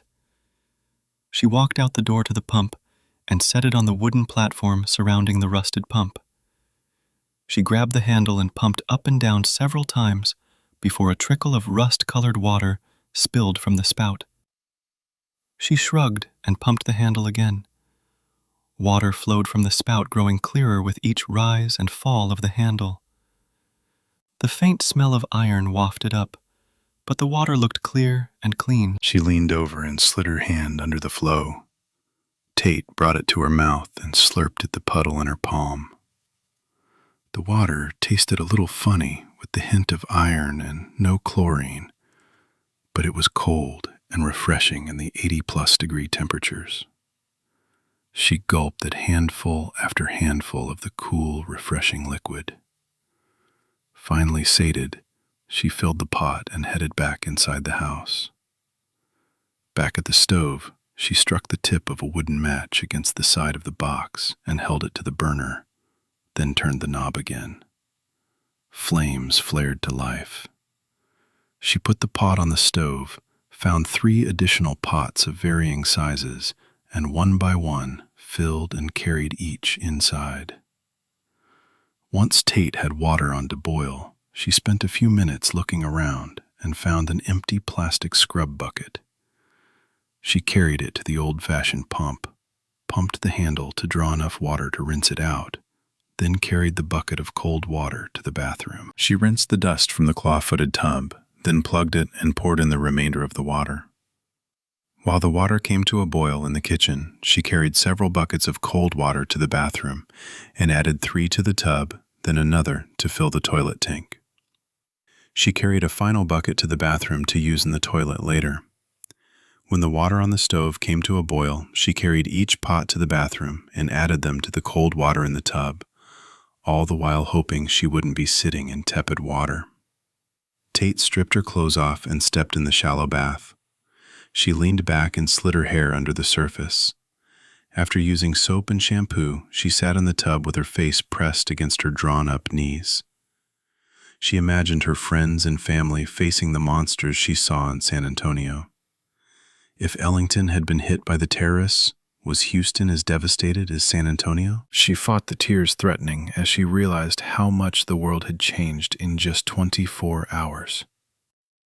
Finally, she pushed the terror back down and climbed from the tub, dried off and dressed. She decided on a plan. She would leave in the morning and find family. Meanwhile, she had some time to kill. She walked down the stairs and glanced from room to room. Tate hesitated only a moment before she started going through the pantry, where she found a box with 6 empty quart mason jars with lids. She walked out to the water pump, filled the jars, resealed them, and returned them to the cardboard box. She carried them to the orange bitch, figuring water might be an issue when she left the farm. She needed information, and the house had no power. So after stowing the box of jars in a cubby under the sleeper, she crawled inside the cab, rolled down the windows, and turned on the radio. She scanned through channels until she found a news channel discussing the attacks. The newscaster listed over a dozen bases around the country that had been hit. In Texas, the governor ordered the National Guard to evacuate San Antonio, Houston, and Dallas, the cities of the initial attacks. The evacuation of Houston was an even worse disaster than when Hurricane Rita threatened the Gulf Coast, and the powers that be ordered all emergency services suspended. When Hurricane Rita bore down on the cities of Galveston and Houston, the order was given to evacuate flood-prone areas. With the news stations threatening a Category 5 storm, everyone from the coast all the way to North Houston ended up on the roads. With no counterflow lanes, vehicles lined the freeways in perpetual gridlock for over 100 miles. Supply trucks were diverted from the city and gas stations ran out, leaving fuel in short supply. Accidents happened and tempers flared. People died. This time was no different, and now hordes of infected overtook the people stuck in vehicles on the congested roadways. The countryside was ordered to arm and be prepared to defend themselves and their family against the infected. After all, this was Texas. 35% of households had firearms. There was gunfire all around the city, and the infected were not the only ones being shot. According to the newscaster, the Army base in San Antonio was the hardest hit because the attack took place during parade formation. Hundreds of soldiers were out in the open and fell to the airborne toxin. They succumbed almost immediately, convulsing, blood leaking from their mouths and noses. Then the coughing began. Within minutes, it was so intense the bloodied mist hung in the air, contaminating the first of the emergency personnel to arrive. Of course, at that point, only a few people even realized there had been an attack. They in turn fell to the agent, or its bloodied byproduct. The initial contagion only remained active in its airborne state about 15 minutes. But that was plenty of time to drift across the parade field and cause the symptoms to develop in hundreds of soldiers, emergency workers, and civilians on the outskirts of the base. Though symptoms began within minutes, it took anywhere from an hour to 12 hours to become fatal. The infected were scattered around the city in hospitals, or around hospitals in makeshift triage facilities. By then they figured out the infection could be transmitted by body fluids, so workers used masks and protective clothing, but it was too little, too late. The agent was designed to enable emergency personnel to load up the sick and dying to transport them around the city. When people started dying within the first 6 hours, dozens of bodies were covered with sheets and pushed into morgues and then nearby hallways. With so many patients, Personnel ignored the dead and focused on those they thought they still had a chance of saving. While doctors and nurses treated patients in the overcrowded emergency rooms amid worried families and soldiers, the hidden-away dead began rising. With the staff focused on the incoming patients, the dead moved through the halls attacking patients and families alike. Shortly after leaving their victims, the victims of the vicious attacks began to rise. Chaos ensued. The dead took over the hospitals, killing all, then spreading out into the city. The sick and injured, still able to run, raced from the buildings only to die later and attack families caring for them. Tate tried calling her mother and was not surprised when cell service was unavailable. She crawled into the sleeper to rest while the news droned on and on. All of the news coming from the 3 Texas cities told of mayhem and chaos. Her eyes drifted closed to the sound of the reports of evacuations, road closures, and a collage of emergency information. The sun was beginning to set when the sound of gunfire in the distance startled Tate awake. Chapter 10. Obligation. "Okay, Matt, where to now?" Larry asked as he plowed over 3 infected at the entrance of the alley. 2 of the bodies fell under the massive tires, jerking the wheel and jostling the vehicle from left to right and back again. The Humvee roared from between the brick buildings and hit the front bumper of a Fiat, sending it into the front of a glass storefront across the street. "Sorry, I'll try to dodge around the next one so you can settle things down back there." The baby in Matt's arms screamed and fisted her hands. Matt had no experience with babies, and the screaming made his head throb. He didn't have a clue what to do, so he just clung to the squirming bundle, trying to keep her from slipping from his grasp. "Larry, damn it, slow down and stop hitting shit.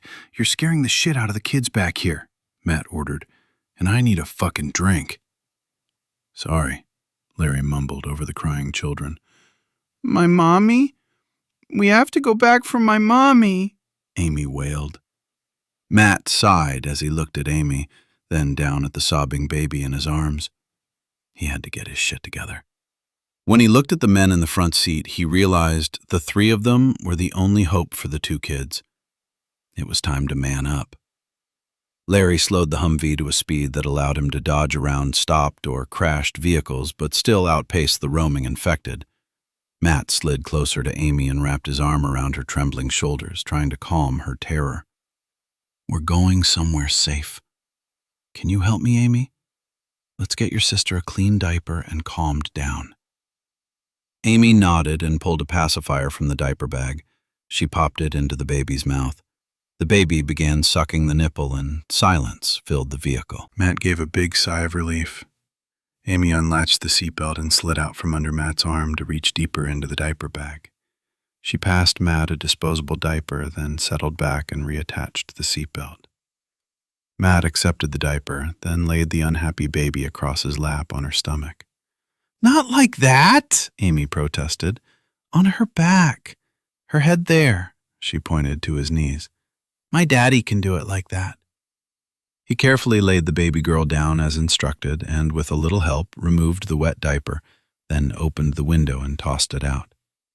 The wind caught the open diaper and it flew into the face of an infected man as they passed. Amy giggled. "Oh, you like that, huh?" Matt asked as he grinned at her.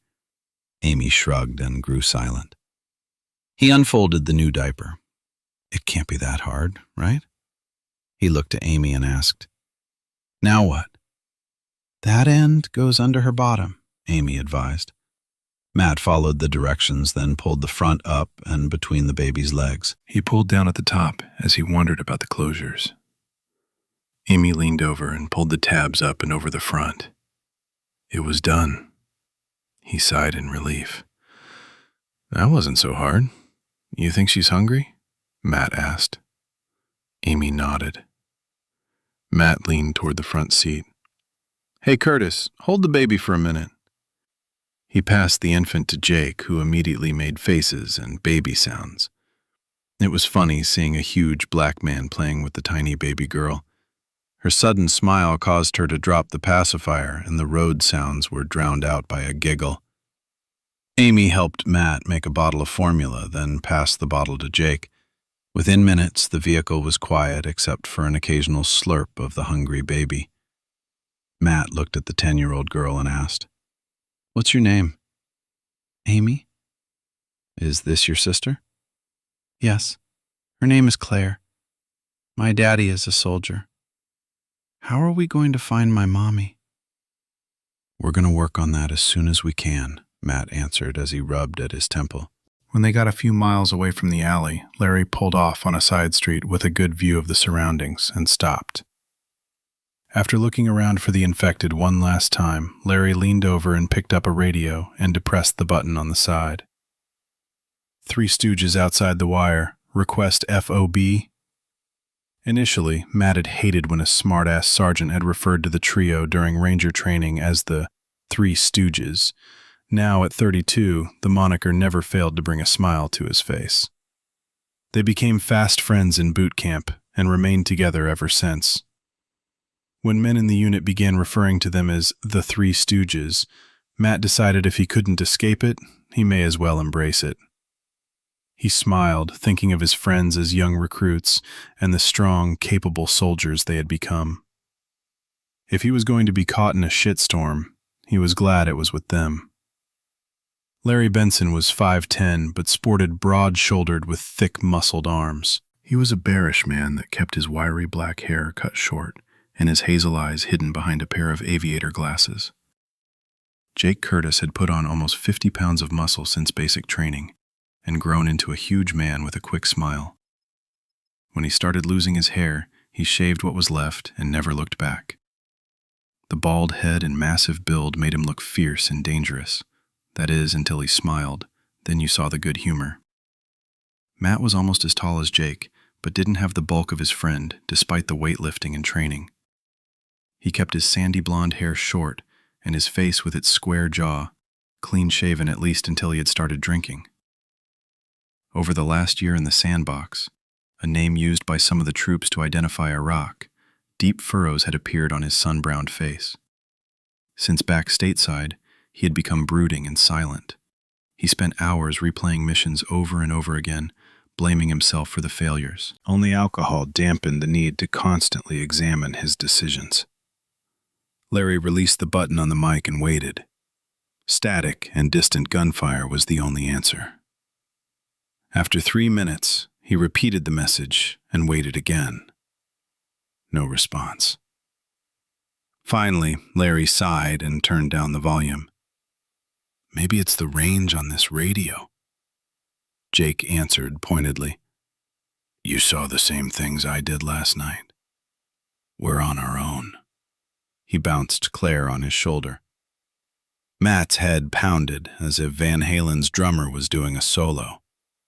He leaned forward to be part of the conversation. "What in the fuck is going on? What is wrong with all those people?" Jake turned around and looked at Amy pointedly. Matt grunted and mumbled, "Sorry, kid. I'm a little under the weather." Matt ignored Jake clearing his throat and continued, "What's going on?" Larry spent several minutes outlining the attack and the resulting masses of roaming, infected dead. Matt just kept moving his head from side to side, all the while his face growing paler by the minute. I don't believe this." He leaned against the window and closed his eyes. He gripped his knees to keep his hands from shaking. He really needed a drink. Finally, Larry turned to Jake and asked, "What are we gonna do?" He jerked a thumb toward Matt. "Shit for brains there is so hungover he can barely sit up. We're so fucked now." Jake frowned. "Watch your mouth, Larry. We got kids in the vehicle." Matt looked at Amy. Her pale and tear-streaked face tore at his heart.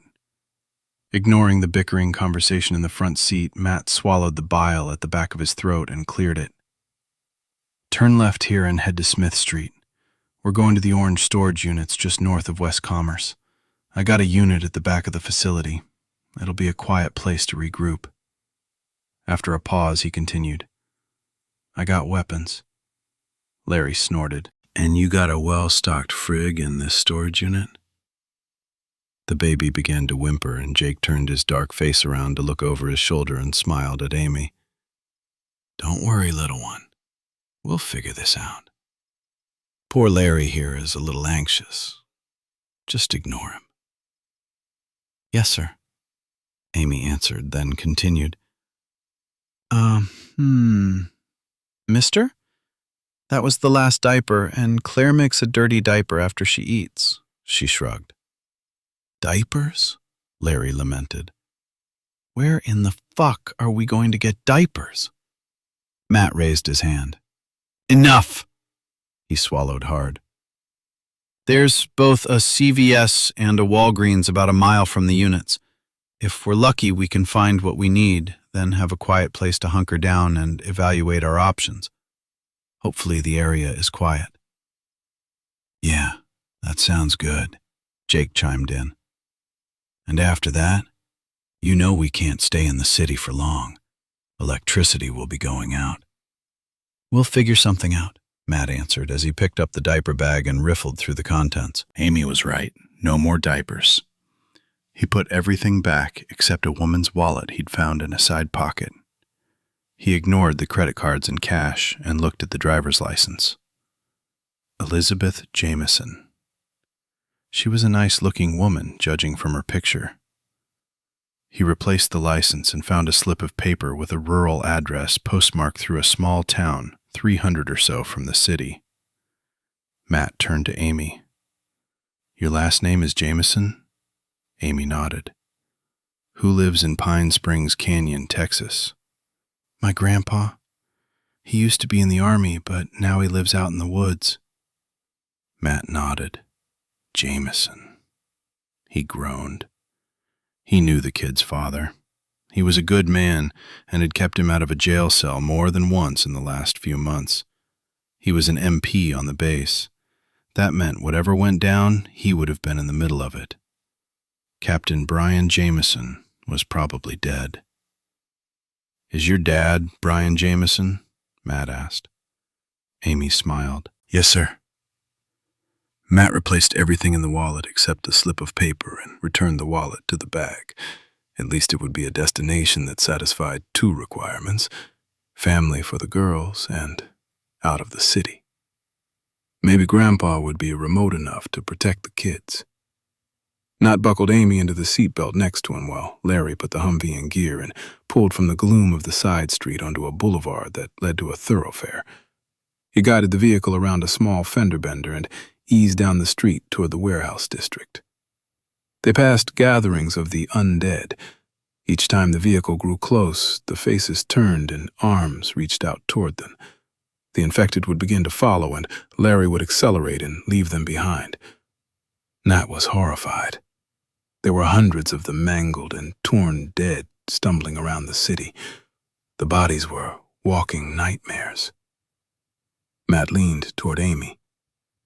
Hey, don't look out the window, okay?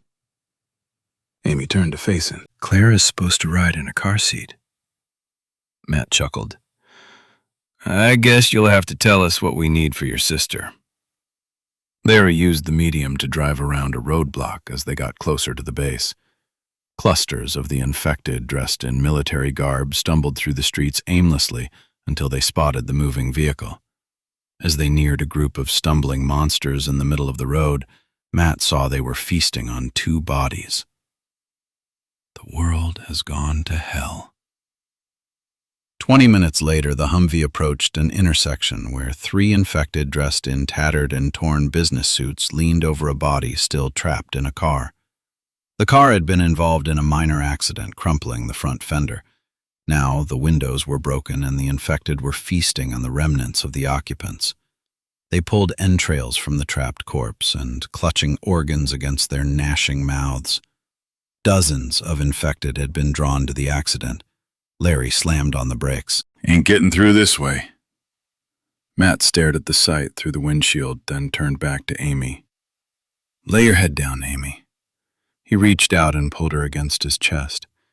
He sobered as he realized the terrible state of the world. He could see when the infected noticed the vehicle. They focused on the sound, then sniffed the air like dogs smelling a bitch in heat. Finally, they seemed to comprehend the faces through the windshield and turned toward the passing vehicle. "Uh-oh. I think they've noticed us," Jake commented as he passed the baby over the seat back.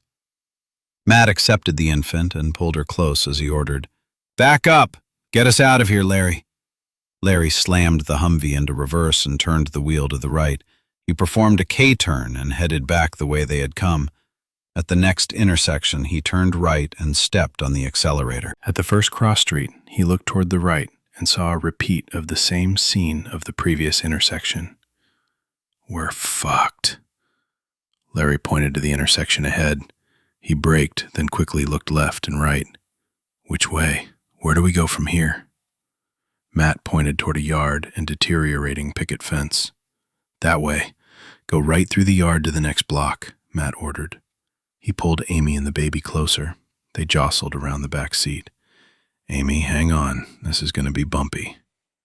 Amy grabbed at the handhold of the seat in front of her, her face mirroring her terror. She turned toward Matt and commented, "Claire should be in a car seat." Matt cuddled the baby close with both arms and answered, "We know, sweetie, but for now, we have to get out of here. Now hang on as tight as you can." "Hope there ain't any pools," Jake shouted as he braced himself between the door and the array of equipment in the console between the seats. Larry turned toward the fence and gunned the engine. The vehicle jumped the curb and slammed into the fence. Pickets flew to either side in arcing white missiles. The Humvee plowed through the yard and into the adjoining lawn. Larry stirred the vehicle between cemented posts, sending splinters of cedar left and right.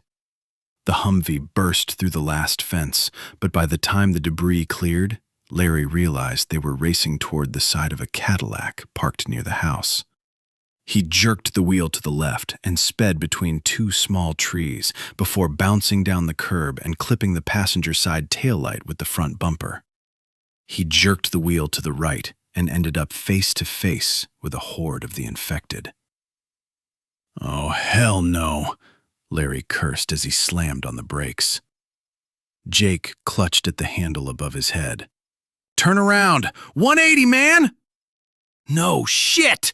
Larry answered as he executed a U-turn in the middle of the street and headed in the opposite direction. "I know where we are." Matt leaned over to look around Jake's head. "Take the next right. We gotta find some weapons. We're rolling around with all these freaks and we don't have a gun between us," Jake commented. "I got that covered," Matt answered. He looked down and groaned. A wet spot appeared under the baby and began growing across his pant legs. "Before we do that, we stop to find some fucking diapers," Matt groused. The baby in his arms began to cry and he instantly felt like a jerk. "Sorry, sweetie. I know, you're wet and we're going to deal with it as quick as we can." After a soft rumble against his leg, a whiff of dirty diapers filled the confines of the vehicle. Nat laughed. "I guess I deserve that, baby girl." The residential area gave way to a sparsely occupied commercial zone with blocks of overgrown vacant lots. They drove nearly a mile before they saw occupied buildings in the distance. As they drew closer, the trio realized it was a small strip center with half a dozen stores. Only 2 storefronts were occupied, one with a Dollar General store and the other a florist. An infected woman paced back and forth inside the small flower shop. She clutched a wilted rose in one hand while the other hung limp at her side, still covered in gore from the shoulder to fingertips. The dead woman just stood at the window, staring through the glass. The retail center gave way to several office buildings, then the open parking lot of a large discount store. "Hey, look there," Jake pointed at the Walmart. Larry slowed and turned into the parking lot. He headed toward the front door, driving slowly through the vacant lot. He parked the Humvee about 20 feet from the door and studied a sign on the door. The store was closed the night before for inventory. "Could be people in there," Jake commented. "Yeah, could be, but chances are a lot less than an open store," Matt commented. "Jake, with me. Larry, stay with the girls. If anything happens, get to my storage locker. then take the girls to their grandfather's place. He scribbled an address on a scrap of paper and passed it to Larry. If anything goes wrong, head to the storage unit at this address. It has everything you'll need. These keys will get you in the unit. He laid a key ring on the center console. I wrote the code to open the gate on the paper. He turned back to Amy and passed the baby to her. Hold your sister while I'm gone.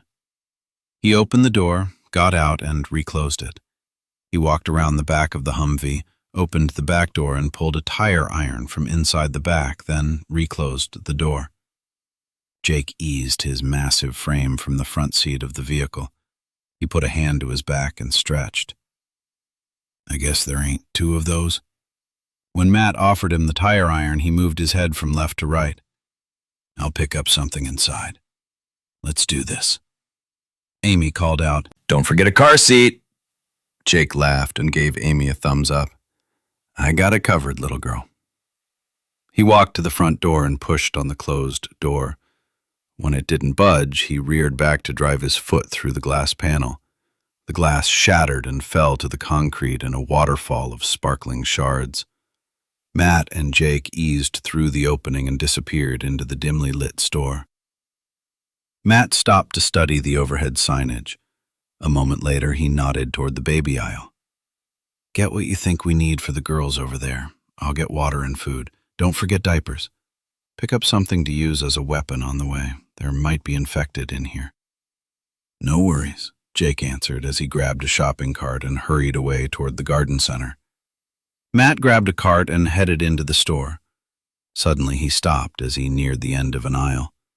Shuffling feet and a low moan made Matt stop and release the cart handle. He sidestepped toward the shelving of the end cap. He raised the tire iron, then slid his foot forward. Peeking around the cases of canned corn, he saw the infected making his way toward him. He also noticed a hanging display of the small packages of notepads.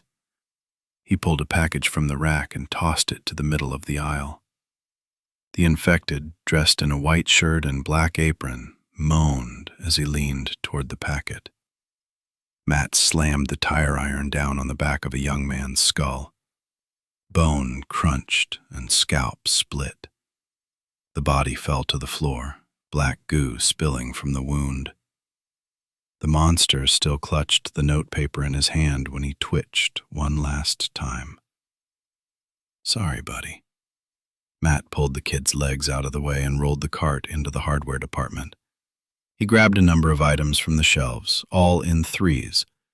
He found multi-tools, large knives, and machetes, then headed toward the grocery department. He stacked cases of water on the bottom of the cart, then swept the shelves of pre-packaged, ready-to-eat meals and bags of nutrition bars. As an afterthought, he tossed in boxes of Pop-Tarts, cereal in bags, boxes of crackers, and powdered milk. He heard Jake on the baby aisle tossing things into the cart. When he arrived, he found Jake's cart filled with an array of items: cans of dry formula, 3 huge bags of diapers, baby wipes, cases of baby food, packages of baby clothes, blankets, and, in his hand, he carried a car seat box. Matt grabbed a rattle from the shelf and tossed it into Jake's cart. Let's move. They both turned and headed toward the front of the store door. Matt walked past paper goods and grabbed 3 boxes of plastic spoons. As they made their way down the aisle, they passed a display of Tylenol. Matt grabbed 2 bottles and tossed them into the cart. He kept a 3rd box and tore the top off, dumped the bottle out, and then twisted at the cap. When he looked back up, he cursed again. Fucking headache. Jake nudged Matt with his elbow, but Matt ignored him. Childproof caps are a real pain, Matt complained.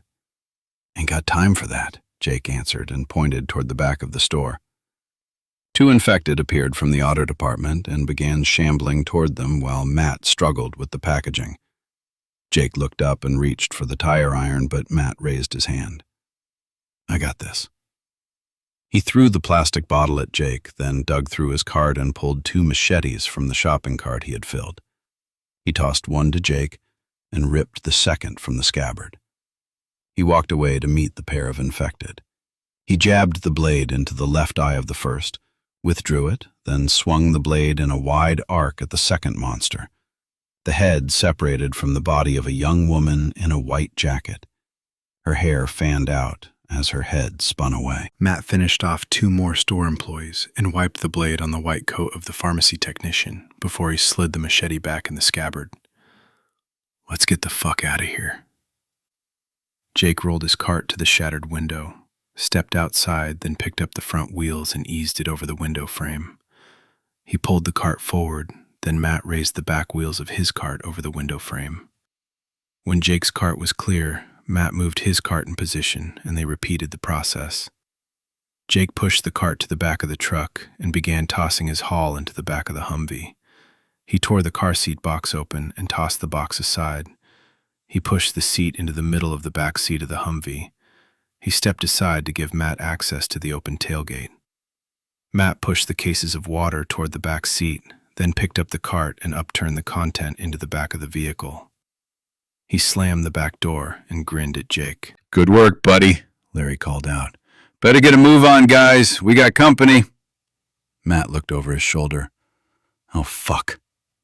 Jake turned just in time to see an infected redneck ready to take a chunk out of his shoulder. He jumped back, swinging the shopping cart at the monster. The cart knocked the infected man down, and Jake drew his machete. He slammed the blade into the top of the man's head. The man fell back, pulling the blade from Jake's hand, and landed with a crack of his skull against the asphalt. Jake ran to the body, stepped on the redneck's face, and pulled the machete free. He hurried back to the front of the Humvee and climbed in the front seat. Matt took off half of the second infected man's head, then followed Jake to the passenger side of the vehicle. With the second door slamming, Larry jammed the vehicle into gear and spun out of the parking lot. Following. "Where did they go?" Liz screamed at Harry's back. Her words were muffled amid the roar of the motorcycle engines and moans of the infected. John pulled ahead on his Harley with Harry following close behind. He weaved between vehicles and clusters of monsters. When one of the dead stood in his way, he calmly raised a handgun and fired, then roared past with Harry in his wake. Liz pressed her face against Harry's jacket, horrified at the mayhem of crashed cars and cannibalistic monsters clustered over bodies in the street. She felt exposed and vulnerable, despite the fact both motorcycles seemed to be heavy-duty and designed for the open road. Harry's black bike sported full seats, armrests, and saddlebags big enough to accommodate a small child in each. John's bike was similarly decked out, but a deep green in color. They barreled out of the alley only to be forced to a crawl when they turned on the main street. The infected that heard the bikes bolted upright and stumbled after them. Liz clung to Harry while the bikes eased around 2 cars locked together by smashed and tangled fenders. Blood splattered the inside of the windows and windshield of both vehicles. Through an open door, she could see a bloodied child's car seat in the back seat of one of the vehicles. Liz's breath caught in her throat. Her girls. Where were her daughters? Where was her husband? Was her family safe? A dozen or so infected stumbled out into the street from an open doorway across the street as they passed. Those drawn to the roar of the bikes were within arm's reach. Liz slammed her hand against Harry's shoulder. "They're coming!" Liz shouted. When Harry saw the hands reaching toward Liz, he gunned the bike and swerved to the left. He hit the curb with a jolt, then bounced to the sidewalk. John gave a puzzled look at Liz's frantic pointing and yells. When he looked where she was pointing, he saw the approaching horde. He roared a curse, then gunned his engine to follow Harry. They sped down the sidewalk until Harry turned off into an alley that exited into a darkened industrial park. They stopped behind 2 big rigs backed up into a loading dock. Both men cut their engines. Liz climbed off the seat, and the men backed the bikes down a ramp into the shadow of a big rig. "What are we doing?" Liz asked. "This is bad, worse than I thought it would be." John agreed. "We can't keep doing this. The bikes draw the fuckers like a dinner bell to the mess hall." "Got that right, man," Harry answered. "But I'll be damned if I'm leaving my bike." John looked around. "We need something bigger, if not quieter." Liz looked up at the cab of the truck behind them. Maybe you won't have to leave the bikes. Give me a minute. Harry looked at her. What the? Liz ignored his question and climbed to the gas tank at the side of the truck cab. After taking a breath, she tapped her knuckles on the side of the sleeper behind the cab. She clung to the side mirror as she looked inside. She slapped her palm against the window a bit louder. No sound came from inside, and no bloody face appeared. Liz peeked inside and called over her shoulder. No keys! Her voice and face mirrored her disappointment. And no driver inside either. Let's take it. Good idea, John chuckled. One step at a time, Lizzie. He kicked the stand under his bike and walked to the cab. He reached up to help Liz to the pavement. By the time she stood on terra firma, Harry had kicked his bike stand to the concrete and stepped off his bike. John reached up and pulled at the door handle of the truck. It was locked. He shrugged and went to his bike, opened a saddlebag to pull a thin length of metal from the inside. He stepped up to the door and slid the metal down the glass to the inside of the door. A moment later, there was a soft click from inside the door, and John opened it. He slid into the driver's seat only to reappear a few minutes later, shaking his head. I looked in all the usual places. No spare keys, John announced. Harry shrugged. Let's see if we can get inside the warehouse. Most likely the driver is still here. It's the only way we'll get the bikes into the back of the truck anyway. He turned to Liz. Stay here until I make sure there's no infected inside on the loading dock. Liz frowned. It's too dangerous for you to do it alone. I need help. She walked toward the ramp and metal side door 3 bays down. Harry shrugged. If you're sure. If I don't start defending myself, I'm dead. I won't do my girls any good dead, she answered. When she got near a massive dumpster, she saw a 3-foot piece of rebar. She pulled one free and nodded at Harry. This will be quieter, Liz announced. She pulled 2 more metal bars free and leaned them against the dumpster. Close on her heels, each man picked up a length of rebar themselves. When they got to the door, Liz raised the rebar and tapped on the metal door, then pressed her ear against the metal. She listened. No sounds came inside. After a couple minutes, she tapped on the metal again. I can't hear anything inside. I don't know if it's because the door is too thick or if the loading dock is empty. Liz announced with a shrug.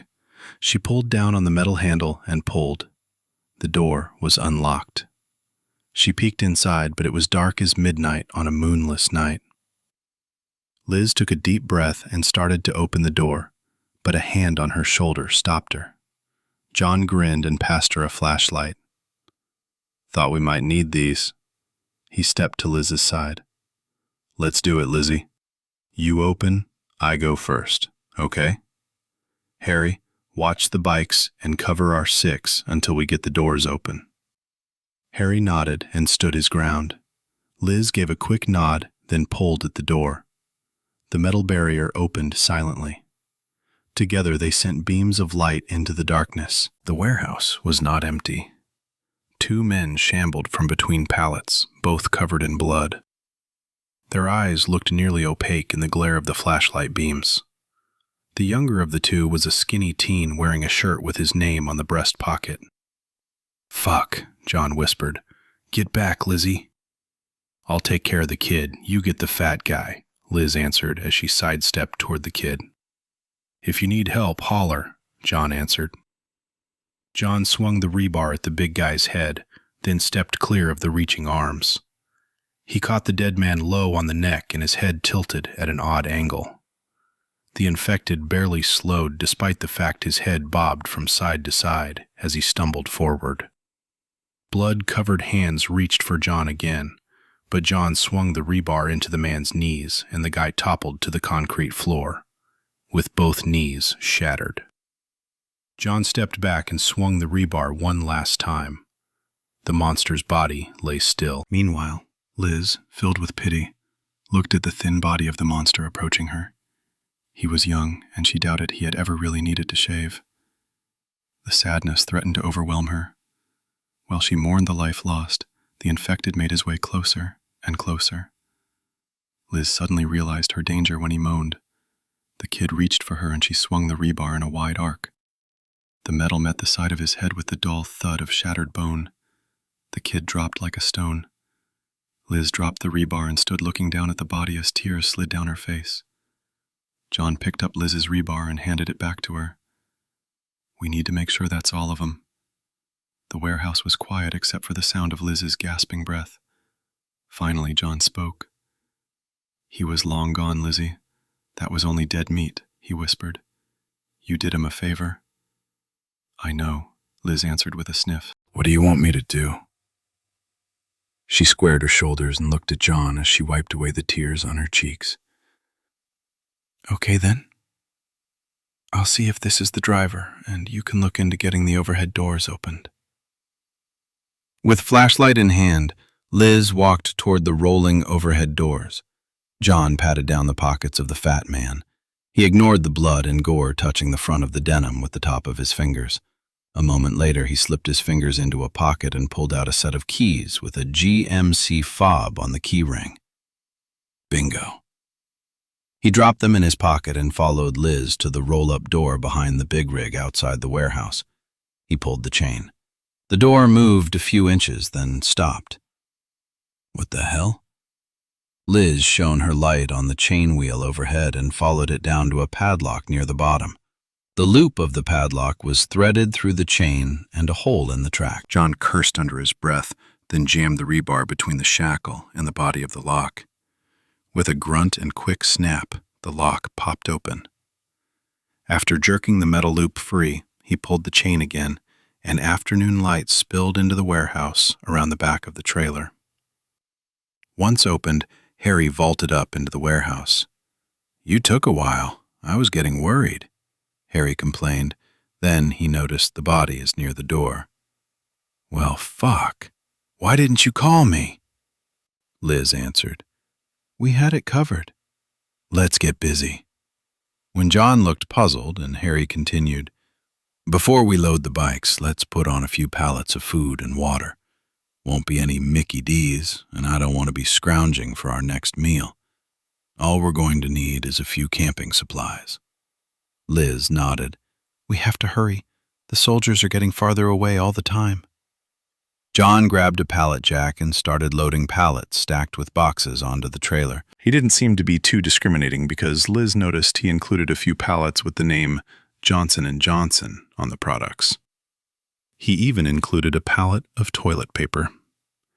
By the time he had quit, John had loaded 3 pallets of water, Dinty Moore stew, corn, peas, beans, tuna, and case after case of Chef Boyardee canned pasta. Within 10 minutes, the floor of the trailer was filled with pallets, creating a narrow alley to the front of the trailer. John took a final pallet and moved the product to the side and swathed it in shrink-wrap plastic. He did it with a second pallet, and Liz realized he didn't really care what product he was loading, since it was all paper goods. He was planning to use it to protect the motorcycles when they were loaded. When both men were satisfied with the loading, they jumped down and walked to their bikes. They walked them around to the ramp leading up to the side door and brought the bikes into the warehouse. Liz called out, "I need a bathroom before we go." "Be careful," Harry called out. "You see anything hinky, holler." She picked up her rebar and headed deeper into the gloom. She found a door, eased through, and looked for the bathroom. She walked deliberately, placing one foot in front of the other. She strained to hear any sounds from the offices beyond. She walked past the warehouse manager's office and glanced inside. She stopped suddenly and stepped inside. She grabbed a plastic bag from the wastebasket and dropped 6 cans of spray paint in it. She stepped back into the hall and saw the restroom sign tacked to a door next to an open break room. She peeked into the half-opened door and flipped on the light. Nothing jumped out at her. She stepped inside and leaned the rebar against the wall and used the toilet. When she was finished, she turned toward the sink and washed her hands. Liz didn't recognize the person staring back at her from the mirror over the sink. She looked tired. When tears threatened, she hurled the paper toward the wastebasket and picked up the rebar. Out in the hall, she stepped back into the break room and grabbed a plastic bag from the counter, kicked in the front of a snack machine, and quickly pulled bags of cookies, candy, and chips into the bag. When she was done, she made her way back into the warehouse. The two men had finished loading the bikes on the trailer, secured them, and then slid the trailer doors closed. They lowered the open door to the right. "I'll get the last one." Liz opened one of the cans of spray paint. She used the can to draw a huge heart on the back of the door and added C and A, "Love Mommy." She stowed the can and pulled the chain to lower the door.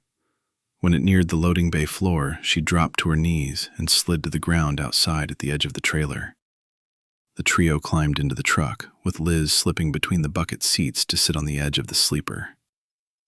Liz threw her bags aside. "How are we going to find the soldiers?" Harry cranked the engine and the truck roared to life. He pressed the clutch and shifted into the first gear. Harry cleared his throat as he shifted the big rig into first gear. "I've been thinking about that. They're military and they need baby supplies. They'll be stopping along the way. I think we head the direction we last saw them heading, northwest." "And watch for signs," John answered. "Sounds like a plan." John opened the bag Liz had handed him and opened the top. He leaned toward Liz. "Snacks?" Liz grinned and grabbed a Snickers bar. "I usually don't eat candy, but since the world has gone to shit, I guess it won't matter how I look in a swimsuit this summer." Harry stuck his hand into the bag. "That a girl." They pulled out of the business park and a few minutes later faced the congested streets. The big rig was a monster of trucking technology. It sported a metal frame in front of a grill that mowed down any infected that had the misfortune of being in its path. Metal screamed as the truck squeezed between vehicles or bounced metal off the steel wrapped around the headlights. Despite the power and ramming capabilities that allowed them to make good time, they saw no hint of the Humvee as they moved through the streets. Even with the monster engine, there was no way through some of the massive traffic jams. Time and again they had backtracked, but in the end, they always moved west. After the first hour, Liz began exploring the sleeper behind the seat. Inside, she found a small frig loaded with cold drinks and several containers of food in plastic trays. They sat on the shelves of a storage cubby and would only require warming in a microwave. A quick look around and she saw the door above the open shelf. It was the smallest microwave she had ever seen. Chapter 12. Into Hell. Della pointed the flashlight down between the rafters. "This is it," she said. "We should come out right next to the fire exit door." Steve glanced back from the wall. "What's that way?" he asked as he pointed about 10 feet from the concrete wall. "Will it get us behind a door?" Della glanced back where Steve pointed, then back at the concrete wall, then answered, "I think so. It should be just inside the manager's office." "Let's go down there. That is, if it's empty," Steve answered. Steve pulled out a pair of fingerless gloves and his multi-tool knife. He settled on a rafter and began sawing at the sheetrock. When he got a hole outlined about the size of his fist, he stopped and punched through the sheetrock. He leaned close. After a full minute of moving his head from side to side to get a better view of the room below, he sat back up and began sawing again. After about 3 minutes, he was dripping sweat and breathing heavy. Zach tapped him on the shoulder. "Let me get this man." "This shit is tough," Steve remarked. Steve relinquished the tool, and Zach sawed at the sheetrock until he had made an opening large enough for even him to slide through. He carefully pulled the sheetrock up, snapping the last 6 inches with sheer muscle power. He set it aside, then leaned into the abyss. He looked one way, then the other. Finally, he looked up, grinning. "No surprises," Zach announced.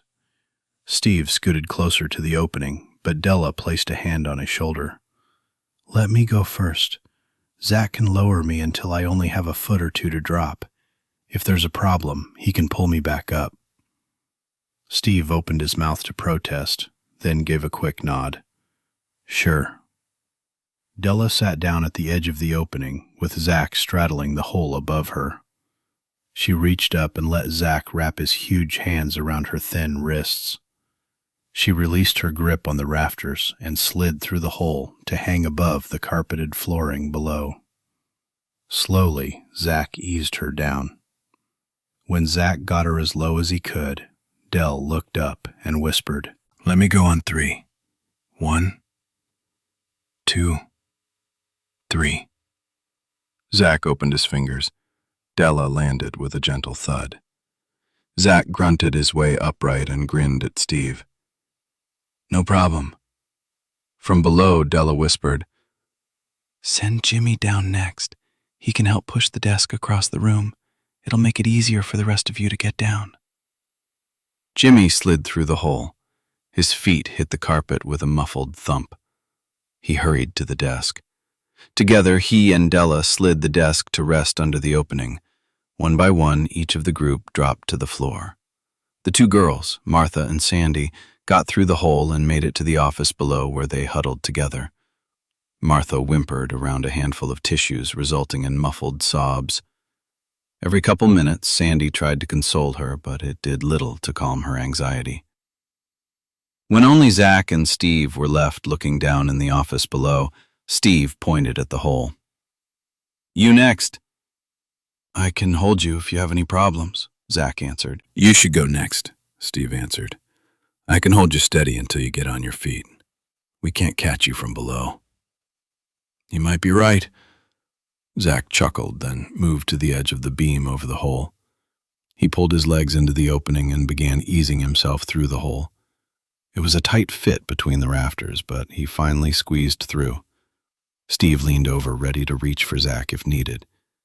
Just as Zach eased down and his head disappeared into the room below, his left hand twisted around and slipped. Steve dove for his right hand and grabbed his hand as it slipped from the beam. Zach teetered on his toes, with Steve hanging half out of the hole, still clutching his wrist. When Zach was standing on the desk, Steve released his arm and pulled himself back into the gloom. Zach slid off the desk, grinning. He called up, Thanks, man. That could have been ugly. Come on down. I'll catch you. Steve eased through the hole, and when his blades touched the desk, Zach grabbed him around the waist and pulled him from the desk. He allowed Steve to balance, then released him with a pat on his back. You good? Zach asked with a grin. I got it. Steve stepped back, then made his way to the door. He eased the hall door open and looked toward the exit sign at the T of the hallway. Walking was getting easier, even if the blades were not meant for walking. It was a matter of finding a natural rhythm in his step, he decided. He grinned to himself. It wasn't going to be easy, but he suddenly realized he wasn't going to be helpless. Looks good so far, he whispered over his shoulder. Let me look around the corner before anyone comes out. Zach, on my 6. Zach grinned and gave a sloppy salute as he stepped to the door with Della close on his heels. Steve stepped through the opening, still resting his hand against the wall. He strode with solid, sure steps to the end of the hall across from the fire escape door. He rested his hand against the wall and listened for a full minute. He could hear moaning in the distance, but nothing sounded close or seemed to be getting closer. He took a deep breath to prepare himself to peek around the corner. He eased his face to the edge of the wall and slowly leaned forward for a quick glimpse, then pulled his body back in a split second. He paused a moment, then repeated the maneuver, taking more time to really look at the wandering infected down the hall. They were 50 feet away. Finally, he turned back to the door and waved Zach and the others forward. Guided by Zach, the group made their way to Steve's side. Steve nodded toward the door. The bare tile is a problem. I can't get any traction with the blades. Della stepped forward, but Zach raised his meaty hand to block her. I got this, Steve ordered.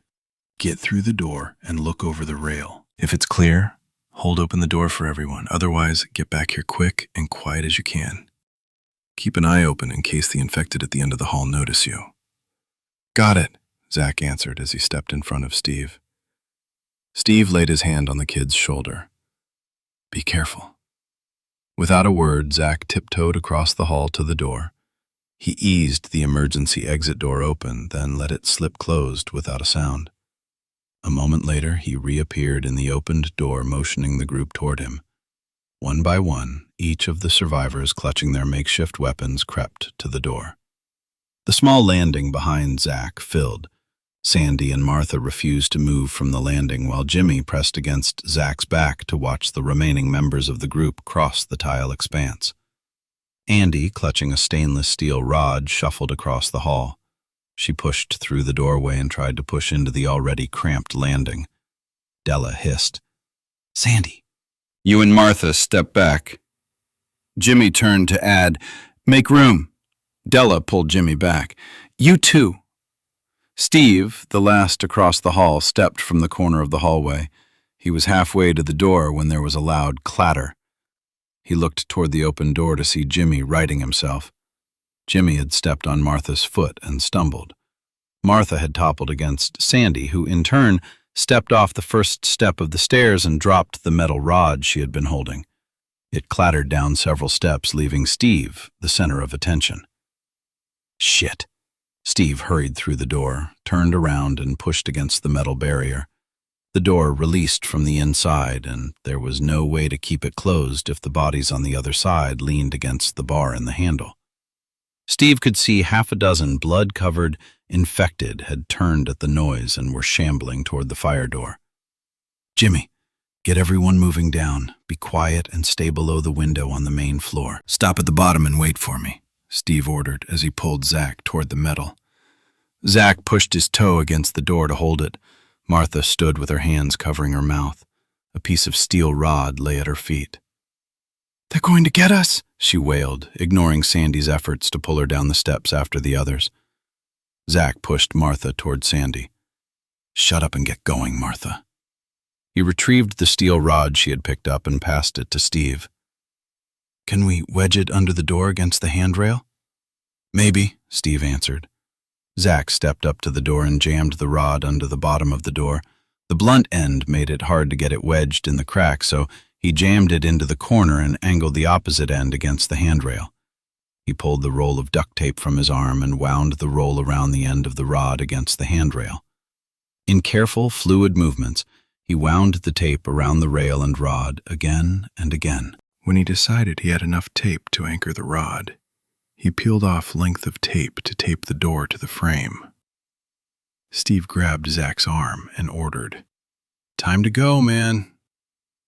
The infected pressed their faces against the glass and began slamming their hands against the door.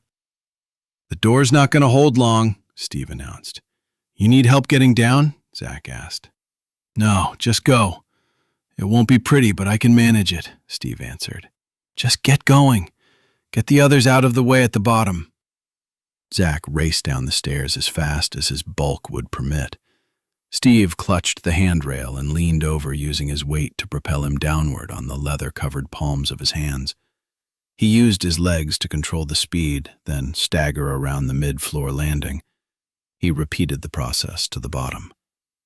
All the while, the pounding from above grew louder and more violent. When Steve landed at the bottom, he righted himself and made his way through the group to the door. He clutched the handle, ready to open it when he heard a crash from above. The door opened with a violent slamming against the wall. "Fuck," Steve cursed. "Can't we get a break here?" he said to no one in particular. Taking a breath, he told the group, "I have a dark blue van big enough for all of us.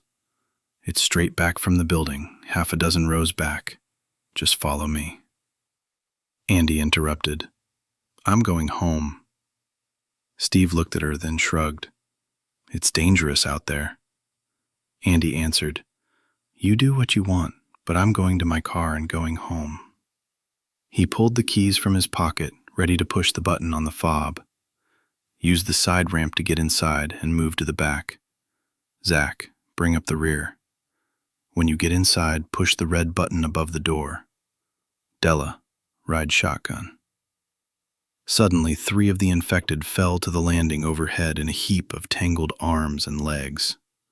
Time to go, Steve ordered. Don't fight unless you have to. Just run and get to the van. Jimmy, keep up with me, okay? Andy, stay close to us. Andy pulled her keys from her purse and slung the strap on the bag across her body. I'm going home. You worry about them. Martha wailed. I can't. I'm scared.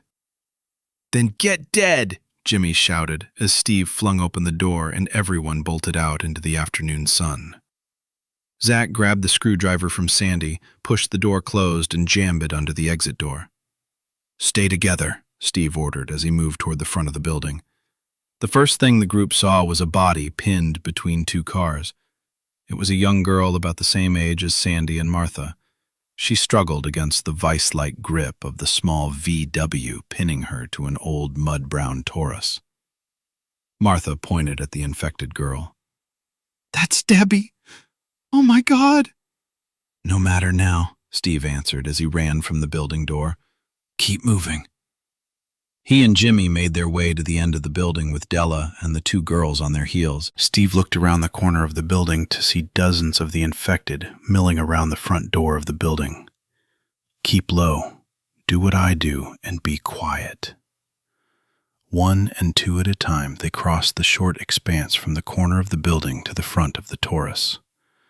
Keeping the Taurus and the VW between them and the infected, they made their way to the back of the front row of parked cars.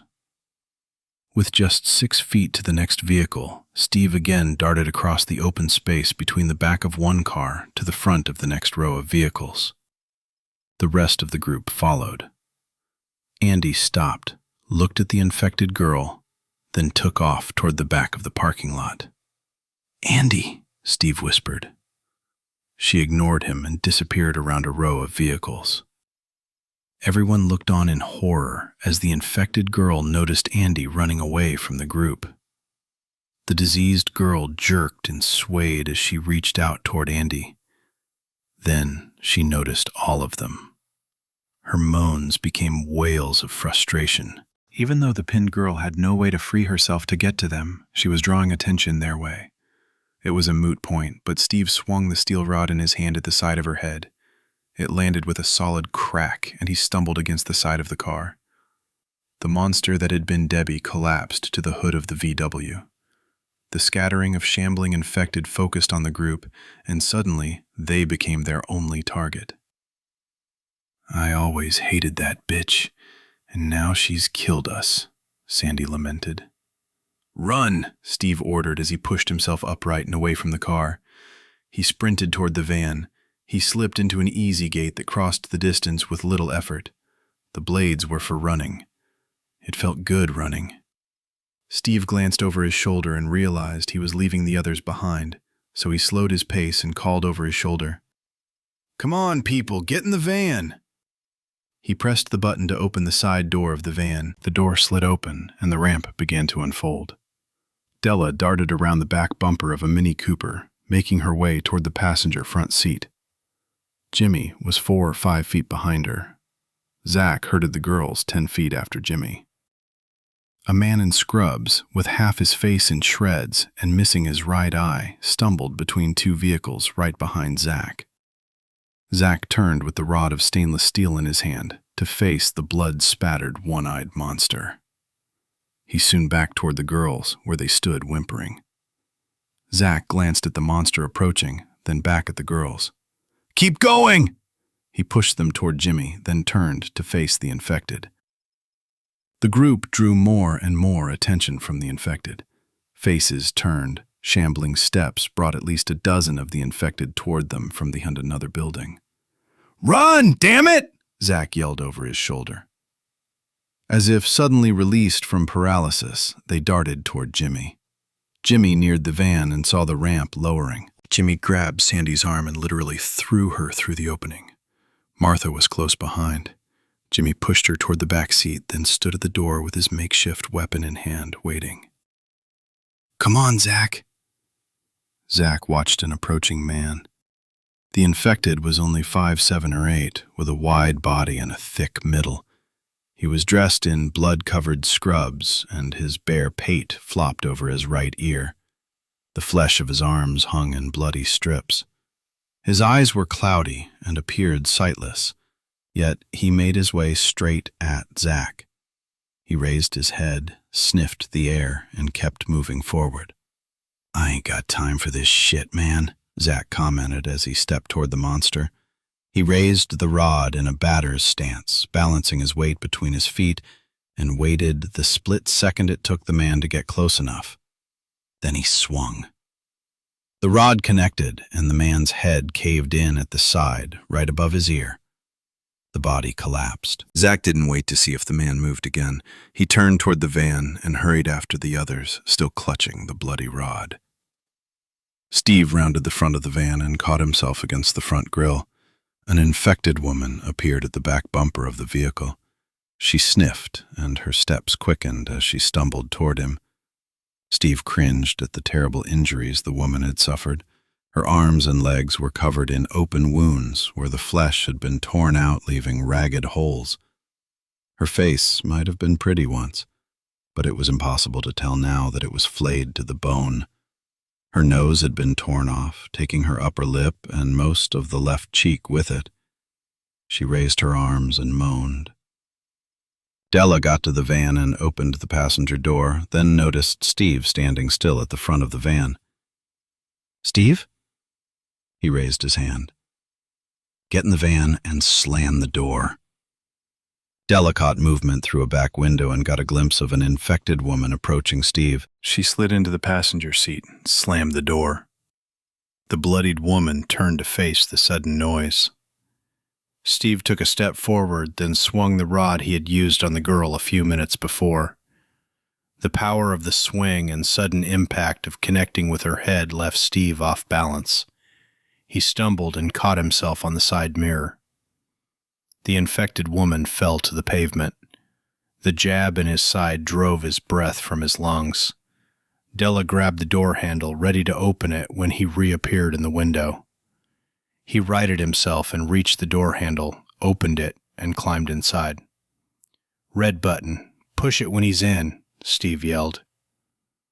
Jimmy stood guard at the side door until Zach got close, then slipped inside the van. Zach stepped through the open doorway and flopped on a middle seat. Jimmy leaned over and slammed his hand against the red button to close the door. They all watched as the ramp slowly rose while more of the infected converged on the slow closing barrier. The ramp was raised head-high and folded when the first fingers reached over the top edge. Martha's screams drowned out the moaning of the infected outside the van. Zach jumped to his feet and began beating at the clinging fingers. The ramp snapped into a locking position. Half a dozen fingers fell to the floor of the van behind Della's seat. The sliding door rolled forward, swiping away reaching hands. "Gross," Jimmy laughed nervously. Steve grinned over his shoulder. There was a warning label about keeping fingers away from a closing ramp. Steve looked over his shoulder at the group settling in his van. The girls had settled on the single bench seat. The two boys settled on the middle seat. He turned the key. "Buckle up, folks. This might get hairy." "And it hasn't been so far," Jimmy commented. Steve fired up the van, put it in gear, then released the handbrake. Half a dozen infected made their way to the driver's side of the van. Seeing Martha sitting next to the window, they began pounding on the glass, smearing blood and gore on the glass. Martha screamed and wailed, "We've got to get out of here! They're going to get me!" When she reached down to free herself from the seatbelt, Zach grabbed her hands. "We're going now. Sit still and be quiet." Steve pressed the accelerator and the van rolled forward. He turned the wheel to the right and punched the gas. The van roared away from the nightmare of the VA center. No one spoke for nearly 10 minutes. Then Jimmy asked, "Where are we going?" "The army base," Zach suggested. Steve sighed. I don't think so. If the military were viable, they would be on the street dealing with this shit. I think this is a lot bigger than just here. Martha leaned forward in the seat. I want to go home. Can you take me home? They drove around a roadblock of crashed cars. Everyone in the van looked through the open doors and shattered windows to see blood and remnants of bodies. From the back seat, Sandy whimpered. Oh my God, people are being torn apart. Della responded. I think you're right, Sandy. We're in real trouble here. Where can we go, Steve? I'm not sure, Steve answered. After a minute, he picked up his cell from the console and passed it to Della. Don't bother with 911. Try calling family. We need to find a safe place to go. If you don't have your phone, use mine. After a few minutes, they each came back with the same results. They passed the phones around the van as Steve drove toward the west. Finally, Della stated, Same as before. Everyone is getting busy circuits. What are we going to do, Steve? Chapter 13. Brief Respite. Matt punched in the code of the security gate of the storage units. It slowly slid open and the Humvee eased through the gate onto the property. Larry stopped to wait for the gate to close behind them. Once it latched, Matt directed Larry between rows of units to the farthest end of the complex. They rounded a corner and Matt slapped Larry on his shoulder. Here, Matt ordered. He passed Claire to Amy and unbuckled his seatbelt. I didn't see anything that stood out, but let's look around Jake. Standing in the afternoon gloom, he eased the door closed. The catch of the locking mechanism echoed in the silence. Got your six, man? Jake jumped out and eased the door closed every bit as gently as Matt had done. Together they moved quietly to the next row of units, looked toward the front of the row of overhead doors, then crossed to the last driveway. The only other vehicle in the lot was a dented dark blue Escape. The Ford seemed to be abandoned since it was parked in front of a unit with the doors locked. The unit in front of the SUV was padlocked and secure, but there was no sign of the driver. After finding no one on the grounds, Matt went back to the unit located on the back row of the complex behind the Humvee. He reached into the vehicle and retrieved the key ring he had handed Larry earlier. After fumbling with the ring for a few moments, he selected the right key and opened a side door next to the orange rolling door of a unit. He stepped inside and flipped a switch. Jake peeked around Matt's shoulder. Man, nice setup. Is this where you've been staying off base? Matt nodded, slightly embarrassed.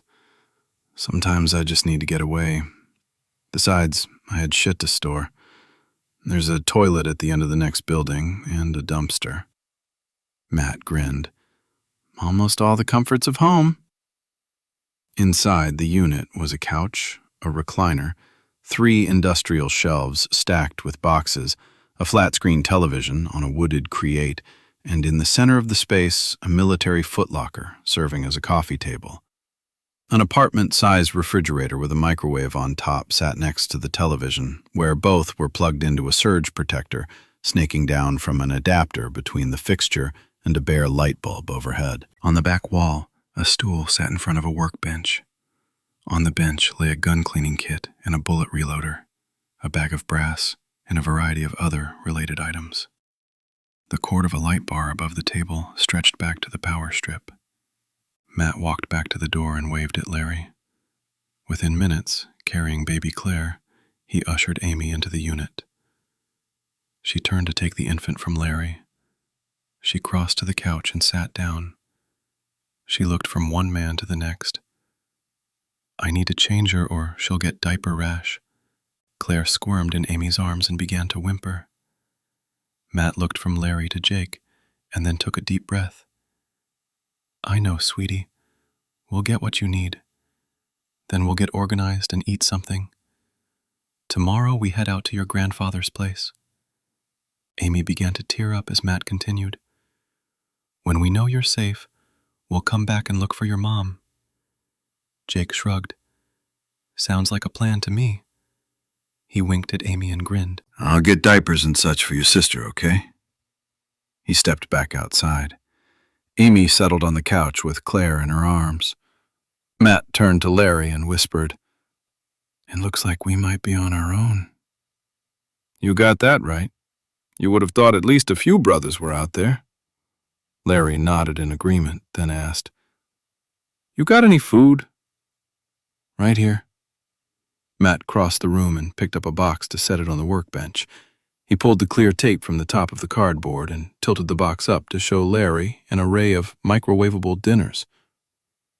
"Let's get the kids settled, then we'll sort out the supplies and make some plans," Matt answered. Jake brought in supplies.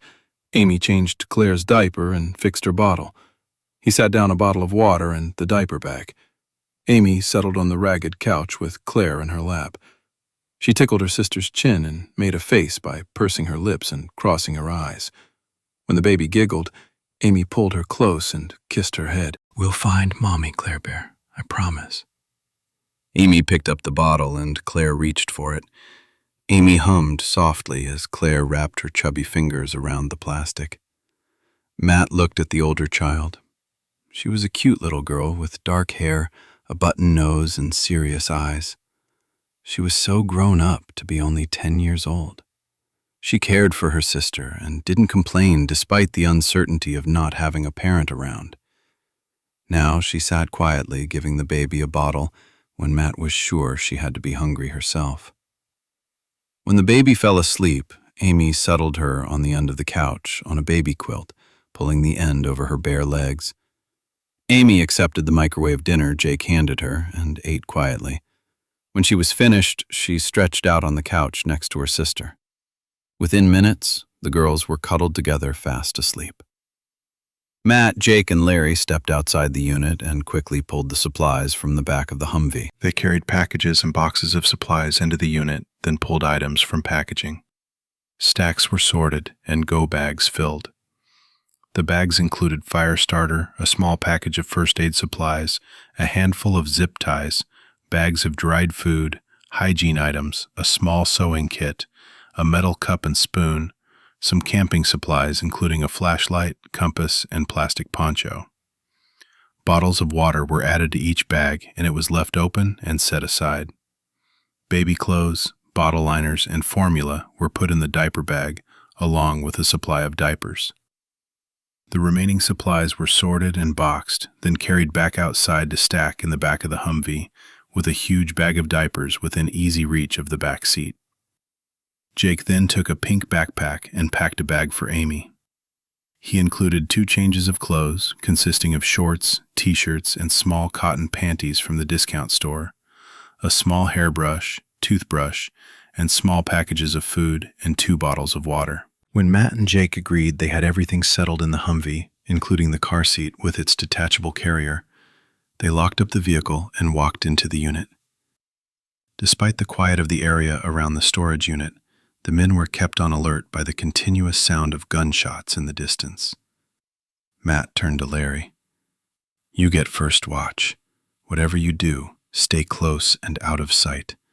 We need to stay under the radar and head northwest first thing in the morning." Larry opened the door, adjusting the machete on his hip. "Got it," he answered. "See you around 10. Keep an eye out. I got a few goodies to share."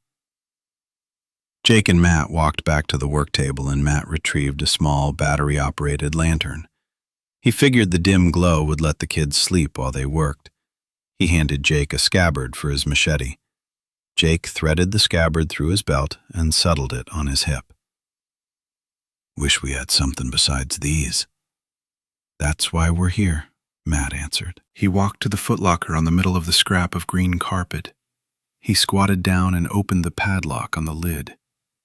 After he pulled the shank through the hasp, he eased the lid back to expose a cache of weapons. "Holy shit, man, you've been holding out." Jake chuckled. "Nice. Even grenades. You do know that's illegal, right?" Matt grinned and shrugged. He had multiple handguns, 3 rifles, an AR-15, several tactical knives, and boxes of ammunition. He pulled the Browning 9mm from its case and threw it to Jake, along with a holster and 3 filled magazines. "Give the 9 to Larry. We'll be taking everything so he can get his rifle later," Matt announced. Jake walked out of the unit with the handgun. A few minutes later, he came back empty-handed. "He was a happy camper," Jake laughed. "I'll bet." Matt pulled another handgun from the footlocker. "You can have the Beretta or the Ruger. I don't care. I've got another Ruger I'll be keeping for myself." Same deal with the rifles.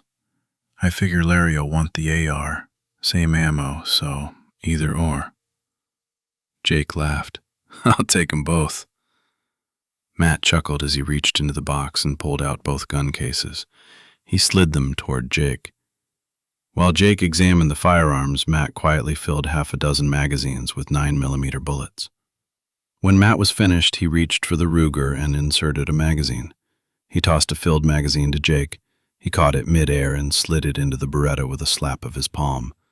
After holstering each weapon, Jake rose to his feet and anchored one holster on the back of his belt and the other on his hip. "I'm not much good with a rifle, so how about I carry the shotgun?" Jake said. Matt chuckled softly as he pulled out the Barrett 9.8B. "All yours, buddy." He pulled 3 mesh vests with multiple pockets from the box and threw one at Jake. He stuffed his own vest pockets with boxes of 9mm rounds and 3 .38 Lapua for the Barrett. He filled the third pocket similarly and draped it over the back of a chair. "We'll give Larry his, and let's get some shut-eye. I'll take last watch so you can relieve Larry at 10. When Matt stepped back inside the unit, he pulled 2 sleeping bags from a box on a shelf and tossed one to Jake. When he reached in the box again, he brought out 2 quilts. He draped the smaller quilt over Amy before he pulled the footlocker out of the way and made a bed on the rug next to the couch. Jake found an open spot near the shelving. He laid his head on the rolled sleeping bag, folded his arms across his chest, and closed his eyes. Within minutes, he was sound asleep and snoring softly. Matt drifted off to the sound of Jake's snoring. The nagging headache spawned by too much alcohol and not enough sleep disappeared, and he relaxed into slumber until images of monsters feeding on screaming children invaded his dreams. He was running to save them, but his body moved in slow motion. Still mired in the terror of dying children, the sound of a whimpering baby woke him. With his heart still racing, he got to his feet and found the lamp. He turned on the light and picked up the sniffing baby. "It's all right, baby girl." Matt held her close and rubbed at her back. He shuffled through the bag of baby supplies and found a diaper. After fumbling through the changing, he made a bottle just as Amy had. He settled in the armchair with the infant in his arms. After a few minutes of squirming, they both got settled, and both her eyes drifted closed. Just as he was dozing off, Claire squirmed in his arms and made little sounds that reminded Matt of a mouse. Matt raised the squirming little girl to his shoulder and patted her back until a healthy burp escaped in a blast of warm air. Once relieved, Claire nestled her small face against Matt's neck. He chuckled as he slid down in the chair and settled the baby on his chest. Claire wrapped her tiny fingers into the softness of his worn t-shirt, and together they slept. Jake entered the unit at 2 o'clock, ready to kick Matt out into the night. In the soft glow of the lantern on the workbench, he could see him reclined in the armchair, still holding the baby. He patted Matt's shoulder, careful not to disturb the sleeping infant. "It's 2. Can you manage watch?" Jake asked. "No problem." Matt looked down, then carefully shifted in the chair. He got to his feet, still holding the baby close. He settled Claire in the seat of the recliner and pushed the chair against the couch to form a makeshift crib. He pulled the thin quilt around the baby, then patted her small bottom. When he was done, he stretched, grabbed his belt with a machete, his handgun, and vest. He stepped around Larry, sleeping near the wall of shelving. "She should be good for a couple hours." After a moment, he asked, "Anything out there?" He jammed his hands in his pockets to hide the trembling. He really needed a drink. All's quiet now. I haven't heard anything at all in more than an hour, Jake answered. Get some shut-eye, Matt answered. We'll head out come daylight.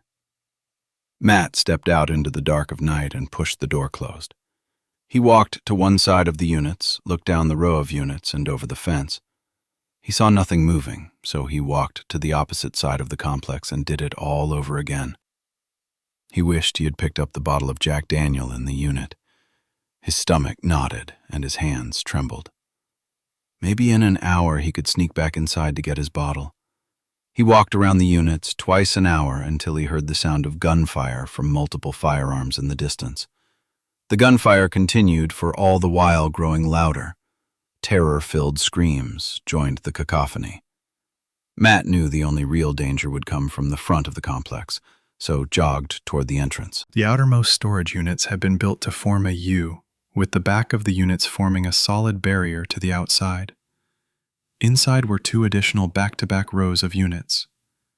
His unit was at the back of the U and out of sight.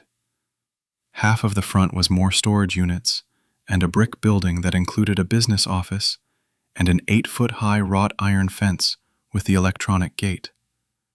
Soon the electricity would be out and the gate would be a problem. They were safe for now, but come daybreak, they would certainly be less secure. How were they going to take care of kids? They were just soldiers. Chain of command made life easy. Surely this is a localized situation. They needed to get out of the hot zone. That was it. Get out of the area. Locate FOB, Forward Operating Base, and see that the girls got to their grandfather. The roar of a gunned engine on a street nearby tore Matt from his thoughts. He looked at his watch, keeping the glow of the face behind his hand. It was nearly 6, and the skies had begun to lighten. The sound of the racing engine grew close enough he could make out the sound of a Mazda engine straining against the abuse it was obviously taking.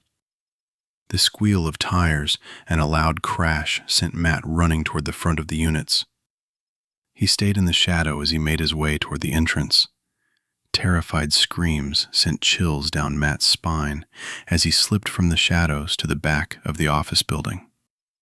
He peeked around the building and immediately saw the crumpled gate. A small, low-slung sports car had slammed into the side of the wrought iron, toppling it from its tracks. The car blocked the entrance. Its engine still roared as it pushed against a heavy-duty support post. 2 monsters that had once been people leaned over the driver's side of the vehicle, pulling at a young woman still trapped behind the steering wheel.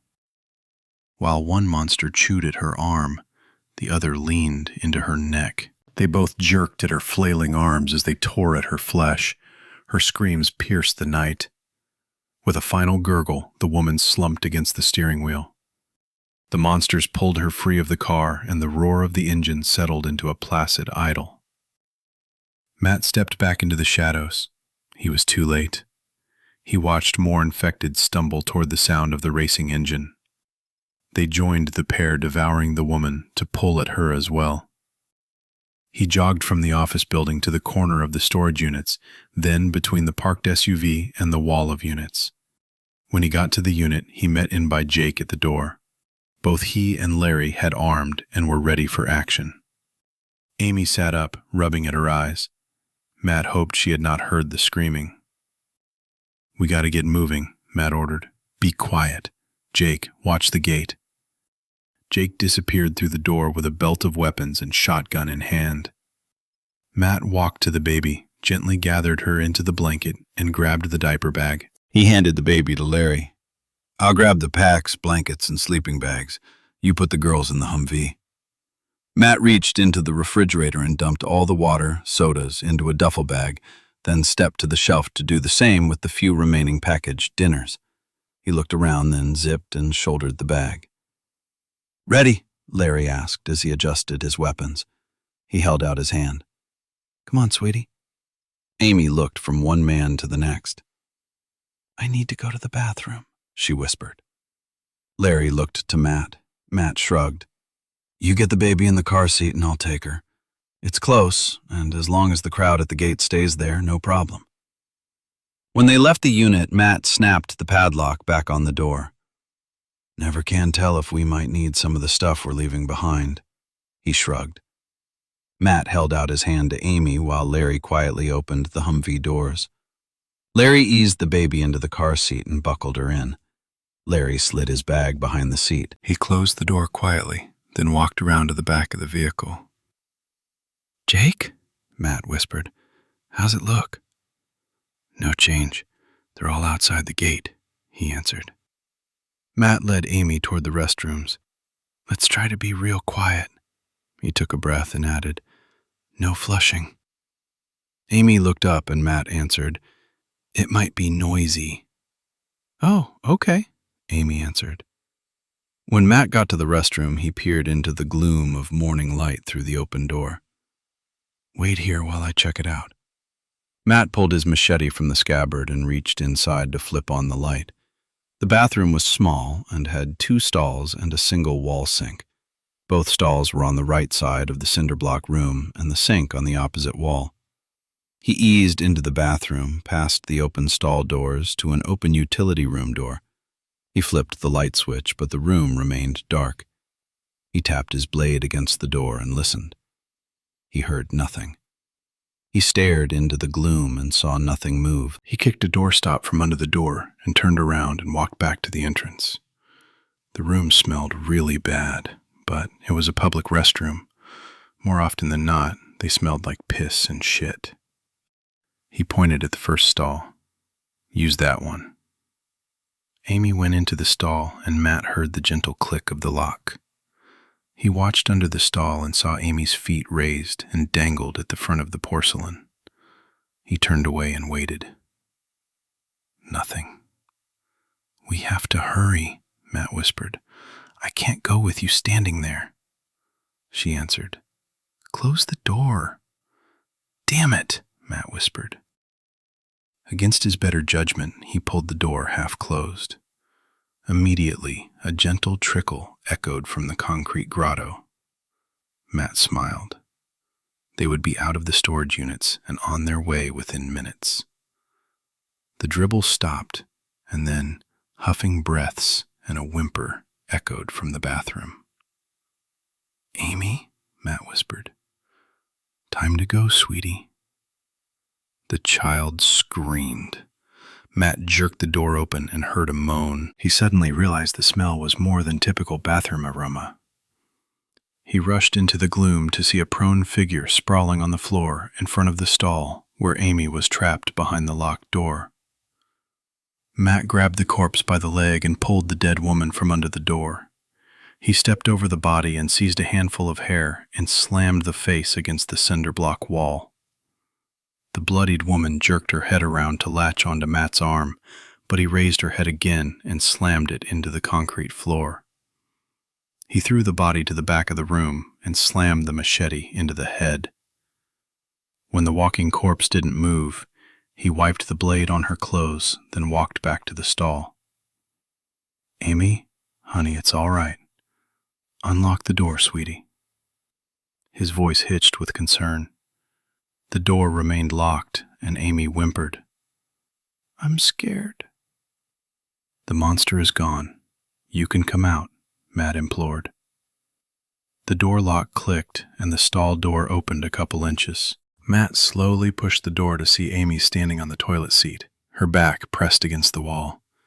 Her eyes were wide with terror. When she recognized Matt, she launched herself into his arms. He stumbled back, wrapping his arms around the little girl. "I've got you." He held her close as he walked out of the bathroom. "I am so sorry. I won't let anything like that ever happen again." Chapter 14. Alone Again. Tate sat up, flung her feet over the edge of the thin mattress of the sleeper, and slid into the driver's seat. She'd fallen asleep listening to the radio.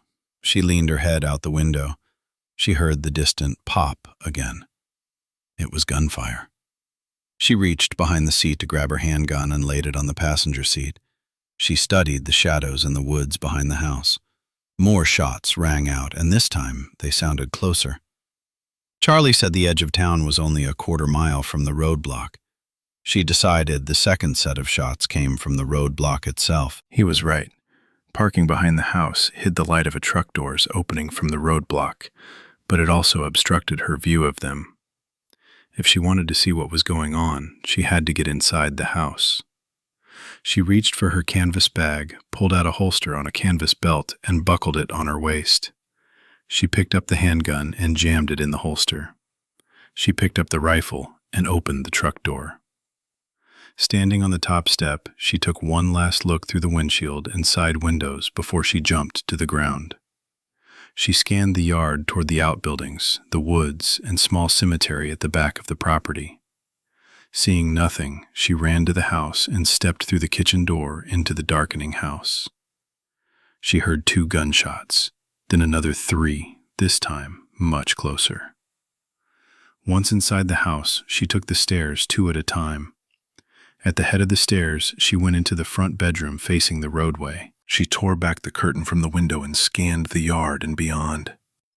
She could see the lights around the roadblock had been turned on. She opened the window and leaned out to listen. She could hear excited shouts, but the words were lost with the distance. Then she heard more gunfire and a long, pained scream of terror. Being less than half a mile from the roadblock than she realized, an open field separated her from the blacktop road where she had left Charlie. Tate stepped onto the sloping roof of the front porch. She tested her footing on the brittle wooden shingles before sidestepping to the corner of the roof. Each step solicited creaks and groans of protest. She prayed she wouldn't break through. Once she got to the corner of the roof and could feel rafters underfoot, she squatted down to study the people hurrying around the roadblock under the bright utility lights. The grader had been pulled to the side, leaving the access open. Tate knew that couldn't be good. Using binoculars, Tate could see several vehicles coming across the bridge. The lead vehicle slowed, and the driver spoke briefly to one of the guards, then sped away. The guard waved to the other guards, then shouting, and everyone seemed to take up a defensive stance. The men patted pockets, checked loads, and aimed rifles toward the town. Gunfire began again. It was slow and deliberate. Bang, bang, bang. Tate realized 2 of the guards were firing. Then it ended, and there was only silence. Just as Tate thought the excitement was over, another pair of headlights raced through the breach. In the glare of another pair of headlights, Tate could see silhouettes of people shambling across the bridge ahead of the vehicle. Tate realized the people were infected and stumbling toward the roadblock. The guards climbed the heavy equipment, then focused gunfire toward the bridge as more and more infected stumbled toward them. Tate stood up to watch the massive bodies stumble across the dark bridge and gather amid the glaring floodlights. They clustered around the grader, with arms reaching up toward the men on top of the cab. The guards were firing into the crowd. Bodies piled up at the side of the grader, while more and more of the infected climbed toward the guards. Suddenly, a vehicle roared through the horde of attackers. It struck 2 bodies, tossing them head over heels. The sound of the engine changed dramatically after the impact. The engine began knocking so loud Tate could hear it from where she stood. "What the?" Tate whispered. She looked back toward the window, debating about jumping into her truck and leaving, but decided to wait. Charlie expected to find her at the house, and if something went wrong, she might be able to help him by being at the house when he came. Tate watched a work light teeter, then make a slow arc to the ground, exploding in a light show of sparks. The vehicle raced away from the roadblock with the engine sputtering and coughing. One of the headlights blinked out as the vehicle disappeared over the hill. Tate followed the vehicle's journey by the growl of the engine and the roar of the missing muffler. The truck slowed and turned at the crossroad, accelerated, then made the second turn toward the farmhouse.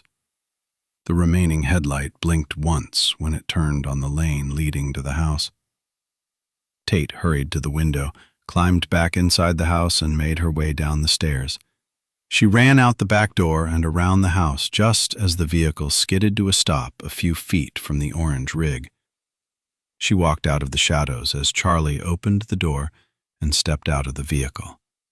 He waved Tate to his truck. "The town is overrun. The dead came in from the freeway a few miles south of town." He walked to the back of the truck and pulled out several bags. We got things to do. What do you mean? Charlie handed Tate 2 bags of supplies. I gathered a few things for you. There's a map in that first bag. I marked back roads that will get you out of here. Tate stowed the bags and Charlie continued. My wife was fixing fried chicken when I came.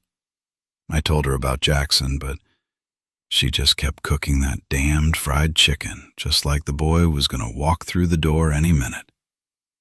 I finally gave up and sat down at the table. She just kept talking about when Jackson was a boy.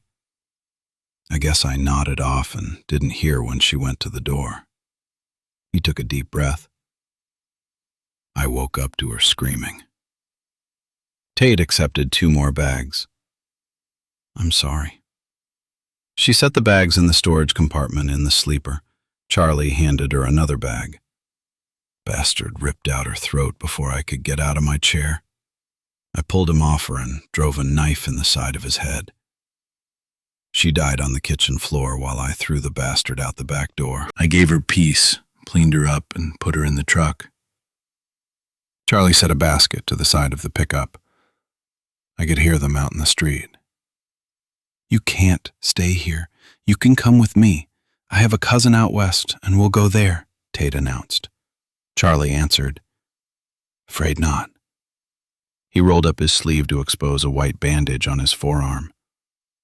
The bastard got me before I put him down. My folks are buried out back. I plan on laying Emma to rest. Charlie shrugged and picked up the basket covered by a checkered cloth and passed it to Tate. She glanced in the truck bed and saw a tarp-wrapped body. I'll help you. You can't stay, Charlie answered. It's too dangerous. And you can't stop me, Tate answered. Let's take care of your wife. Where can we find shovels? An hour later, Tate and Charlie stood at the side of a shallow grave just wide enough for 2 bodies. They had dug a single hole big enough to hold both Charlie and his wife. I feel bad leaving you to finish this. Charlie chuckled as he dragged his arm across his moist forehead. He drove the end of the shovel into the pile of dirt. Tate shrugged. No problem. I owe you. After carrying a bucket of water in from the pump and washing up, they sat at the kitchen table with a single candle between them. Tate watched Charlie slump in a chair. He had grown pale, his lips cyanotic and eyes bloodshot. His breathing came in short gasps. Sorry. I think it's getting pretty bad. My head feels like it's exploding. I don't think I'm going to be able to eat. He pointed at the basket of chicken on the table. Eat while I show you this map. It smells really good. Charlie forced a laugh. My Emma was a good cook. That's for damn sure. He leaned over the map and pointed at a red line he had drawn on the back roads. It's no more than 3 miles. If you go past the church, you've gone too far. I got it, Tate answered, as she grabbed a chicken leg and took a big bite while Charlie looked on with a sad smile on his face. You're an interesting woman, Tate Hamilton, he commented. How so? Tate asked around a mouthful of chicken. She swallowed and took a bite of biscuit. She reached for the second chicken leg. The orange hair and the tattoo. You drive a truck that matches your hair. He chuckled as he massaged his temple. Actually, it's the other way around. The hair matches the truck, Tate answered. You're right, Charlie. Your wife was a hell of a good cook, Charlie announced. She was. You know, without her and our son, I don't regret leaving this life. I'm just sorry you'll be alone in such a fucked up world. I'll manage, Tate answered. Charlie pushed back from the table. Don't stay. Get in your truck and get the hell out of here. Wherever you stop, sleep in your truck, and remember when you get out in the morning, there could be an infected at the door. He rose and walked to the kitchen door and turned back to Tate. Sorry, I need some air. He stepped outside into the dark. After a full minute of concentration on her meal and Charlie didn't return, Tate put down the chicken leg. She turned toward the open door and called out, "Charlie, are you all right?" A shot shattered the silence. She jumped to her feet, raced through the door, and stood on the edge of the back porch. She studied the shadows in the fading light and saw no movement. Then her eyes were drawn toward the small family cemetery, and she saw a dim glow. "Charlie? Come on, Charlie. Don't do this to me," Tate called out as she ran toward the light. When she got to the edge of the cemetery, she stopped running and made her way with halting steps to the hole in the ground. She looked into the grave and gasped. Charlie had opened the tarp and pointed a small light toward Emma's face. Her round, pleasant features looked as if she were merely sleeping. Charlie had lain down next to her body, then put the small caliber gun under his chin and pulled the trigger. "Oh, Charlie." Tate squatted down and stared into the hole. She didn't know how long she spent squatting there staring at Charlie and Emma before she stood up with aching knees. She stepped into the hole and retrieved the flashlight and laid it at the head of the grave. She pulled the end of the tarp over both their faces and climbed out of the hole. She grabbed a shovel and began shoveling dirt into the opening. "Damn it, Charlie. You didn't have to do it like this." She shoveled spadeful after spadeful of dirt into the hole. It took nearly an hour before the excavated earth was piled into a mound over the final resting place of Charlie and his wife. When she finished, Tate walked back to the house, washed up and repacked the basket with the chicken and rolls. She used the toilet one last time, grabbed the map and the basket, then walked back to the truck. She climbed inside, cranked the engine, and put the truck in gear. She drove for 3 hours down back roads barely wide enough to accommodate the rig. It was well past midnight when she pulled out onto a 2-lane blacktop. She was exhausted, and she could barely keep her eyes open. She saw a break in the fencing alongside the road, and after slowing, realized it was a gravel lane. In the distance, she could see the remains of a burned-out structure. Only remnants of 3 walls could be seen in the moonlight. She pulled into the barnyard, deciding the scrub grass down the middle of the rutted road should ensure the property being deserted. She parked the rig and rolled down the windows. The light evening breeze filled the cab with the aroma of fresh mowed hay. She crawled into the sleeper and pulled the handmade quilt close. Her head barely hit the pillow, and she was fast asleep. The sleeper was stifling when the morning sun glared through the windshield and down on the metal roof overhead. Tate was covered in a glistening mist of perspiration. The quilt was kicked to the foot of her bed. The air was suffocating. When the sun rose the next morning, she raised her head, then flopped back on the pillow. She was exhausted, and despite the bright blue sky, she could see through the glass at the top of the sleeper. She didn't want to face the day. Slowly, the events of the evening before came back to her, and she buried her face into the quilt. As she lay there, she slowly realized she was hearing moans, or maybe sobs, of people in pain. She sniffed at the air and realized a terrible smell had begun invading the cab. She threw the quilt back as the fog of sleep cleared. Slowly, she realized the groans and moans were not her imagination, but coming from the open window, along with the overpowering stench of decay and shit. Tate sat up with a start and peeked through the curtain at the side of the metal compartment. She gasped at the sight of dozens of infected roaming the yard and around the burned-out structure. She also saw a major highway behind the destroyed building, with dozens of vehicles parked one behind the next. Dozens of bloodied and gore-covered dead people were focused on the orange bitch. Each looked expectantly at the windows of the cab, their noses raised and sniffed as if they could smell her. She could even hear snorting above the moans from time to time. "Fuck," Tate cursed. "Damn it. Shit." She took a deep breath to calm her terror and almost gagged.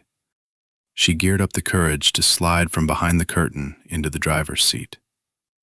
The infected outside grew more agitated when she appeared. The monsters slammed open hands against the doors and drug bloodied fingernails across the paint. All the commotion made by the infected pounding on the door drew the attention of others further away.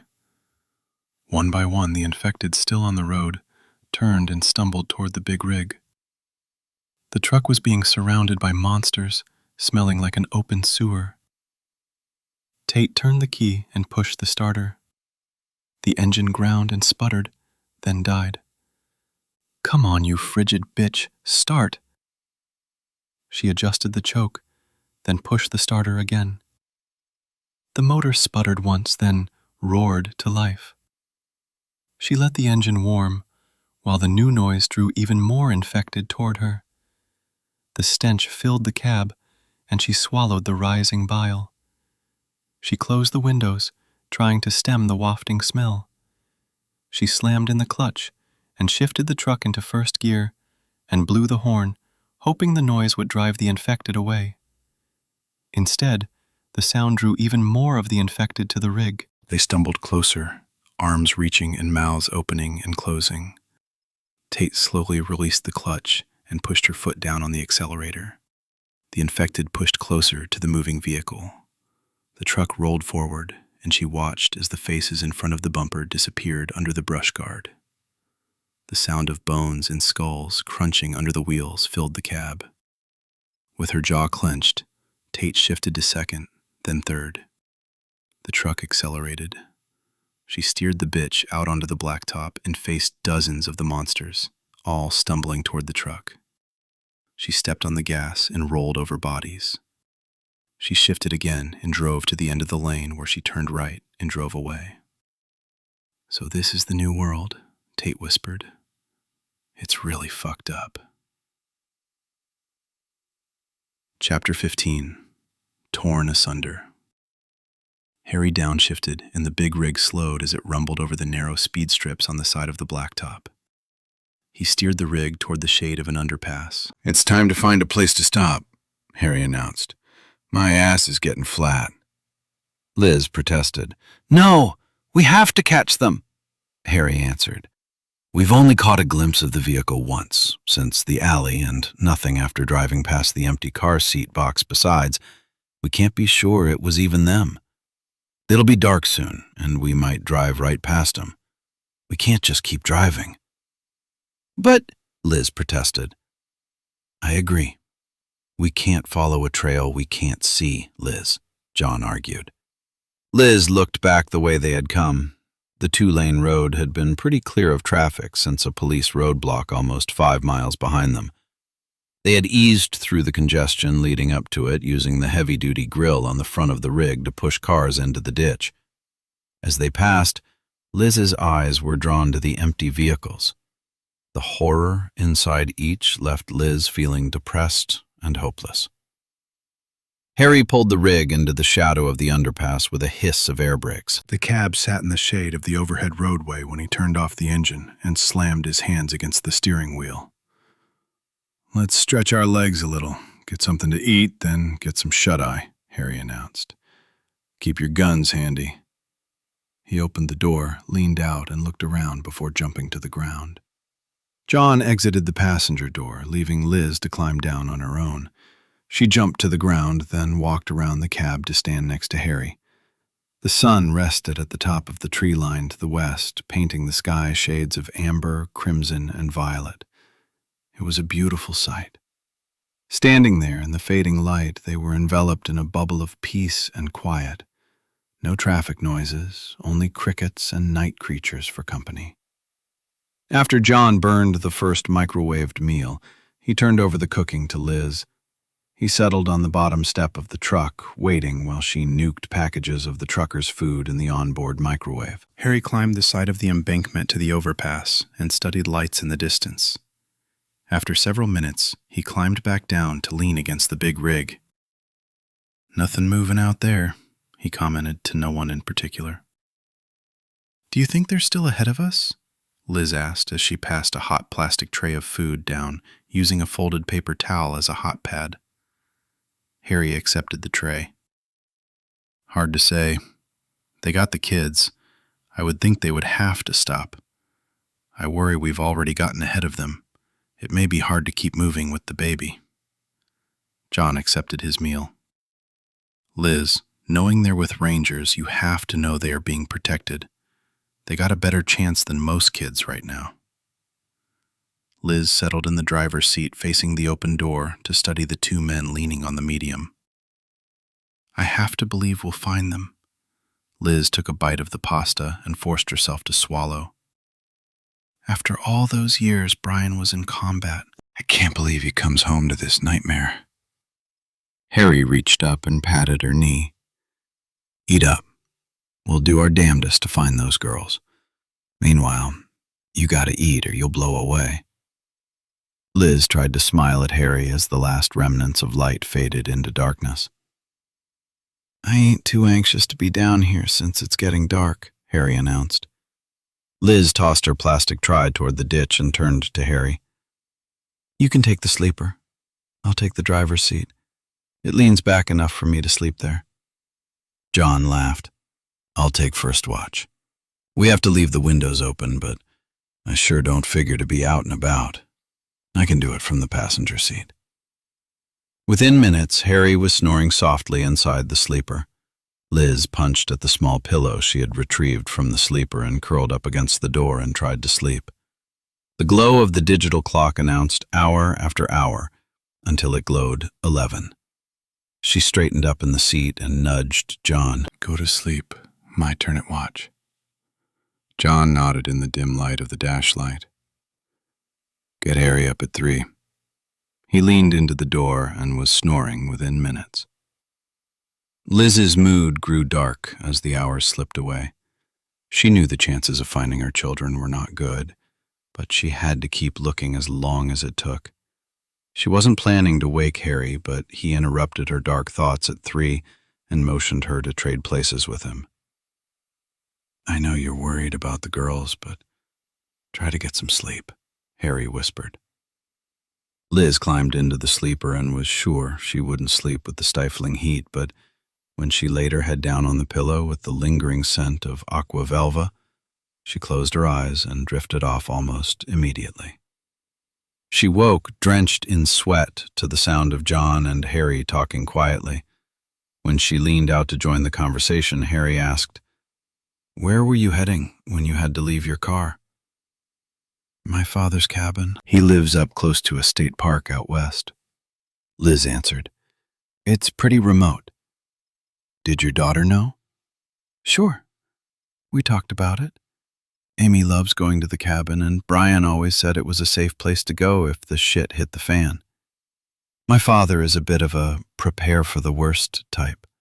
Brian and I used to laugh about the cabin." Liz's breath caught, and she looked away with tears threatening to spill from her eyes. "What?" John asked softly. "Brian called from the base when I was shopping that afternoon. He told me to go to my dad's as quick as I could get there. He said there was an attack on the base and not to wait for him. I started to argue, but his voice got really quiet and said I had to leave immediately to protect the girls. He said not to even stop to pack." "Did he say what happened?" John asked. Liz answered quietly. "No. I heard screaming in the background, then the line went dead. I picked up Amy from school and headed out of town. We hit traffic and all the cars just stopped." Liz sighed. "Hundreds of the infected were headed our way," she sighed. "The rest, you know. Yeah. The creepy sons of bitches just came like a wave down the street. People were running, and anyone they caught, they killed. The dead got up a few hours later and joined the mayhem. Harry commented. "Shh," Harry hissed. "I hear something." Liz could hear a distant pop, then another, and another. Gunfire? The sound grew louder and closer together. Definitely gunfire. As she strained to hear, the roar of heavy, powerful engines overtook the pop of gunfire. Liz turned, but saw nothing with the trailer blocking the back window. Harry looked toward the side mirror and cursed. Fuck! He turned the key in the ignition, and the big engine thundered to life.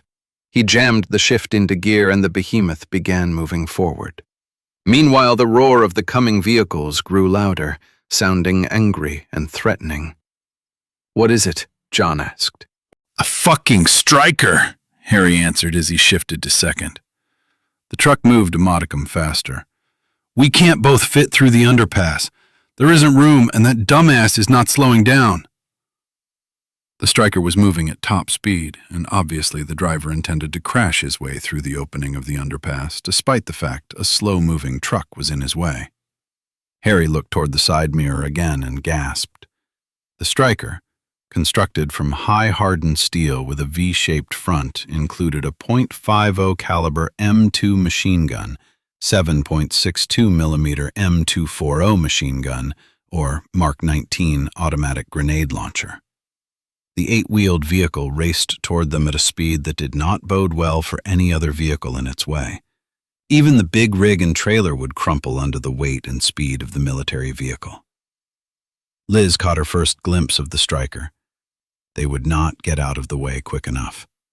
The vehicle thundered toward them without slowing. There was a deafening roar of acceleration when the vehicle hit the trailer.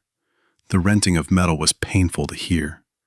The striker slammed into the back axle of the cab, slamming the trailer forward into the back of the cab. The trailer bounced off the mount and tilted to the left. The V-shaped hull of the striker ripped through the side of the trailer and then connected with the side of the tractor itself. The driver of the striker roared through the opening he had created by destroying the trailer, followed by several more military vehicles. The cab ripped free of the trailer and slammed into the abutment supporting the overpass, spun around, and smashed into the side of the concrete. Harry crashed into the steering wheel, then the door frame, and as if it was not enough, he was hurled back toward the passenger side of the vehicle. He fell in a heap over the center console. Meanwhile, Liz flew from the sleeper. She reached out to stop the plunge toward the front seat, but the vehicle's sudden change of directions sent her on a nosedive into the wheel well at John's feet. She struck her face against his knee before crumpling into the floorboard, hitting her head on the dash on her way down. John slammed against the windshield, then back into the side window, where he ended up slumped against the door, stunned by the impact. "Fuck," John whispered, as the truck settled and stopped rocking. He reached down, wrapping his big hands around Liz, and pulled her back against his thick chest. She was out cold. "Harry, man, you okay?"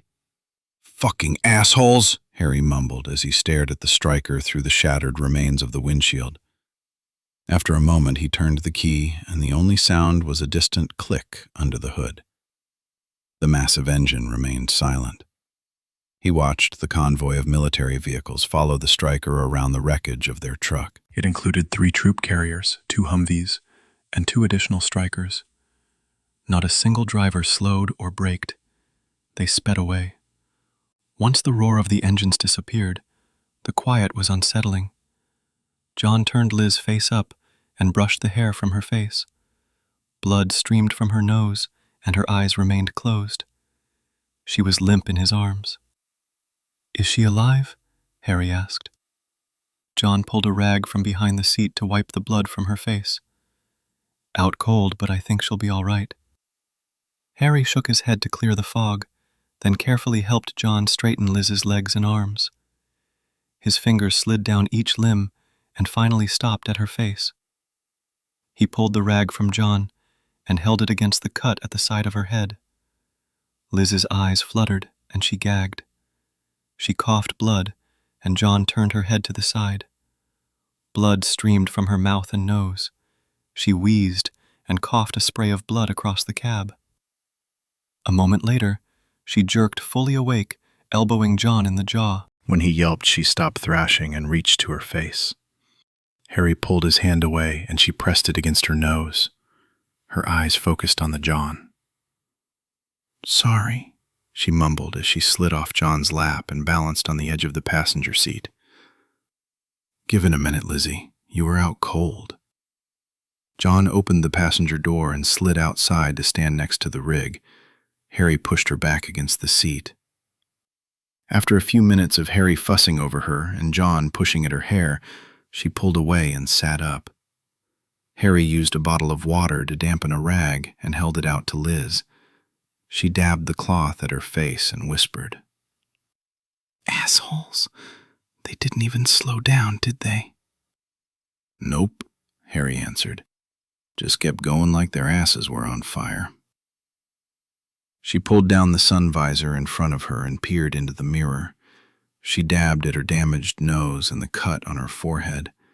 The blood flow had stopped on both. She used the wet rag to clean her face. Harry pulled out a first aid kit from the center console and opened a couple Band-Aids. Liz looked around when she was finished and tried to understand the odd angle of the truck cab. When she looked back at John, she saw he had a goose egg on the side of his head that was quickly growing dark with bruising. Harry was bruised and battered as well. John grimaced as he twisted and his back cracked. "Fuckheads, damn near killed us. Let's figure out what's the damage for now." Harry opened the door and slid out of the cab.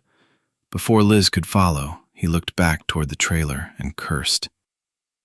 "We are so fucked." Liz eased herself from cab with Harry's help. John came around the front of the cab. When the trio stood on the asphalt, they could see the damage done to the rig and trailer. "Damn," John cursed. Together, the trio walked to the back of the trailer to study the destruction. The trailer had jackknifed off the trailer mount. Two of the tires on the driver's side were shredded. The back of the cab on the passenger side rested against the concrete wall of the overpass, while the trailer tilted at a crazy angle. Harry sighed. "Should have known it was too good to last." "If they scratched my fucking bike!" John hurried toward the trailer door. Harry and Liz stumbled after him. Harry studied the trailer angle. The front end sat on the ground while the back end was slanted up several feet higher than normal. Liz stopped and stared. Harry whistled low. "This is going to be a problem. That asshole took out the whole rig." Liz looked back down the road in the direction from where the military had come. The road was straight and level for at least a mile, where it turned into a stand of trees. Liz ignored Harry and John as they debated the damage and studied the kaleidoscopic of color in the distance. She focused and squinted until she realized what she was seeing. Her breath caught in her throat. She could see a mass of infected stumbling toward them in the distance. "Guys, we got a bigger problem than a few scratches on custom paint and chrome." Harry turned to follow her gaze. "We gotta get moving." Liz stood at the back end of the trailer where John had propped open the doors. All their carefully gathered supplies were in a pile at one side of the tilted trailer. The bikes hung suspended in mid-air from the tethers used to secure them at the back of the trailer. "How are we going to get the bikes over the tailgate and to the ground?" John asked. Harry walked back to the back of the cab. He found a heavy box and opened the lid. Inside, he rooted around until he pulled out several tie-downs, a heavy-duty screwdriver, and hammer. "We gotta make this quick. Lizzie, grab that canvas bag in the cab to carry food. Fill it with whatever you can find and think we'll be able to use." Liz ran to the truck, climbed in the sleeper, and rooted through the previous owner's cabinets and cubbies. She found the duffel and started pulling out the clothes. When she caught a whiff, she realized it was the driver's dirty laundry. She dumped the remains of hash-marked tighty-whities, then threw in an army blanket, a couple bar towels, first aid kit, firearms, and grabbed each of their packs. She climbed out of the cab with a final look and ran to the back of the trailer. Harry and John rigged a pulley system from the roof of the trailer. They threaded tie-downs through the roof of the trailer, then created a sling. Once it supported John's bike, Harry played out the length of the tie-down while John guided the bike over the back edge of the trailer. When the bike rested on the ground, John untied the sling. "Get a move on, man. We got company coming fast," John called out. Liz tied her and Harry's packs to the back fender of his tri-wheeled bike. John motioned her toward the trailer and made a step up with his entwined fingers. "Get what you can, but hurry while we get Harry's bike down." Liz flung the near-empty bag into the trailer, then reached up to pull herself into the gloom. She scrambled around the last bike and scuttled over pallets to bust open boxes. She threw cans of stew, fruit, beans, and meat into the bag. As an afterthought, she stuffed 3 rolls of toilet paper in an end pocket. She dumped in a box of tampons and a bottle of antibacterial soap, then stuffed some odds and ends in another pocket from a pharmacy tote. She pulled the bag to the opening and pushed it over the edge. With that done, she used the blanket to ease 2 cases of water out. She stacked the water cases near John's bike. "Gotta hurry, folks," John warned as he looked over his shoulder toward the approaching horde. Liz turned to see Harry struggling to get the front wheel of the second bike high enough to get it over the edge of the trailer floor. He was having a hard time hauling the weight of the bike up and over the raised lip of the trailer. Liz pulled herself back into the trailer and added her weight to his. With a sudden jerk, the wheel cleared the edge and jerked free. The bike swung out. "It's over. Ease it down. Hurry," John yelled as he pulled the guide strap away from the trailer and toward the ground. The drop was not exactly controlled, but left the bike in one piece as far as Liz could tell. Harry jumped to the ground and reached up, but Liz waved him away. He grabbed the supply duffel and pulled 2 bungee cords around the bag on the back of his bike. John picked up the cases of water and stacked them on his bike and tied them down. They each picked up packs and stowed them.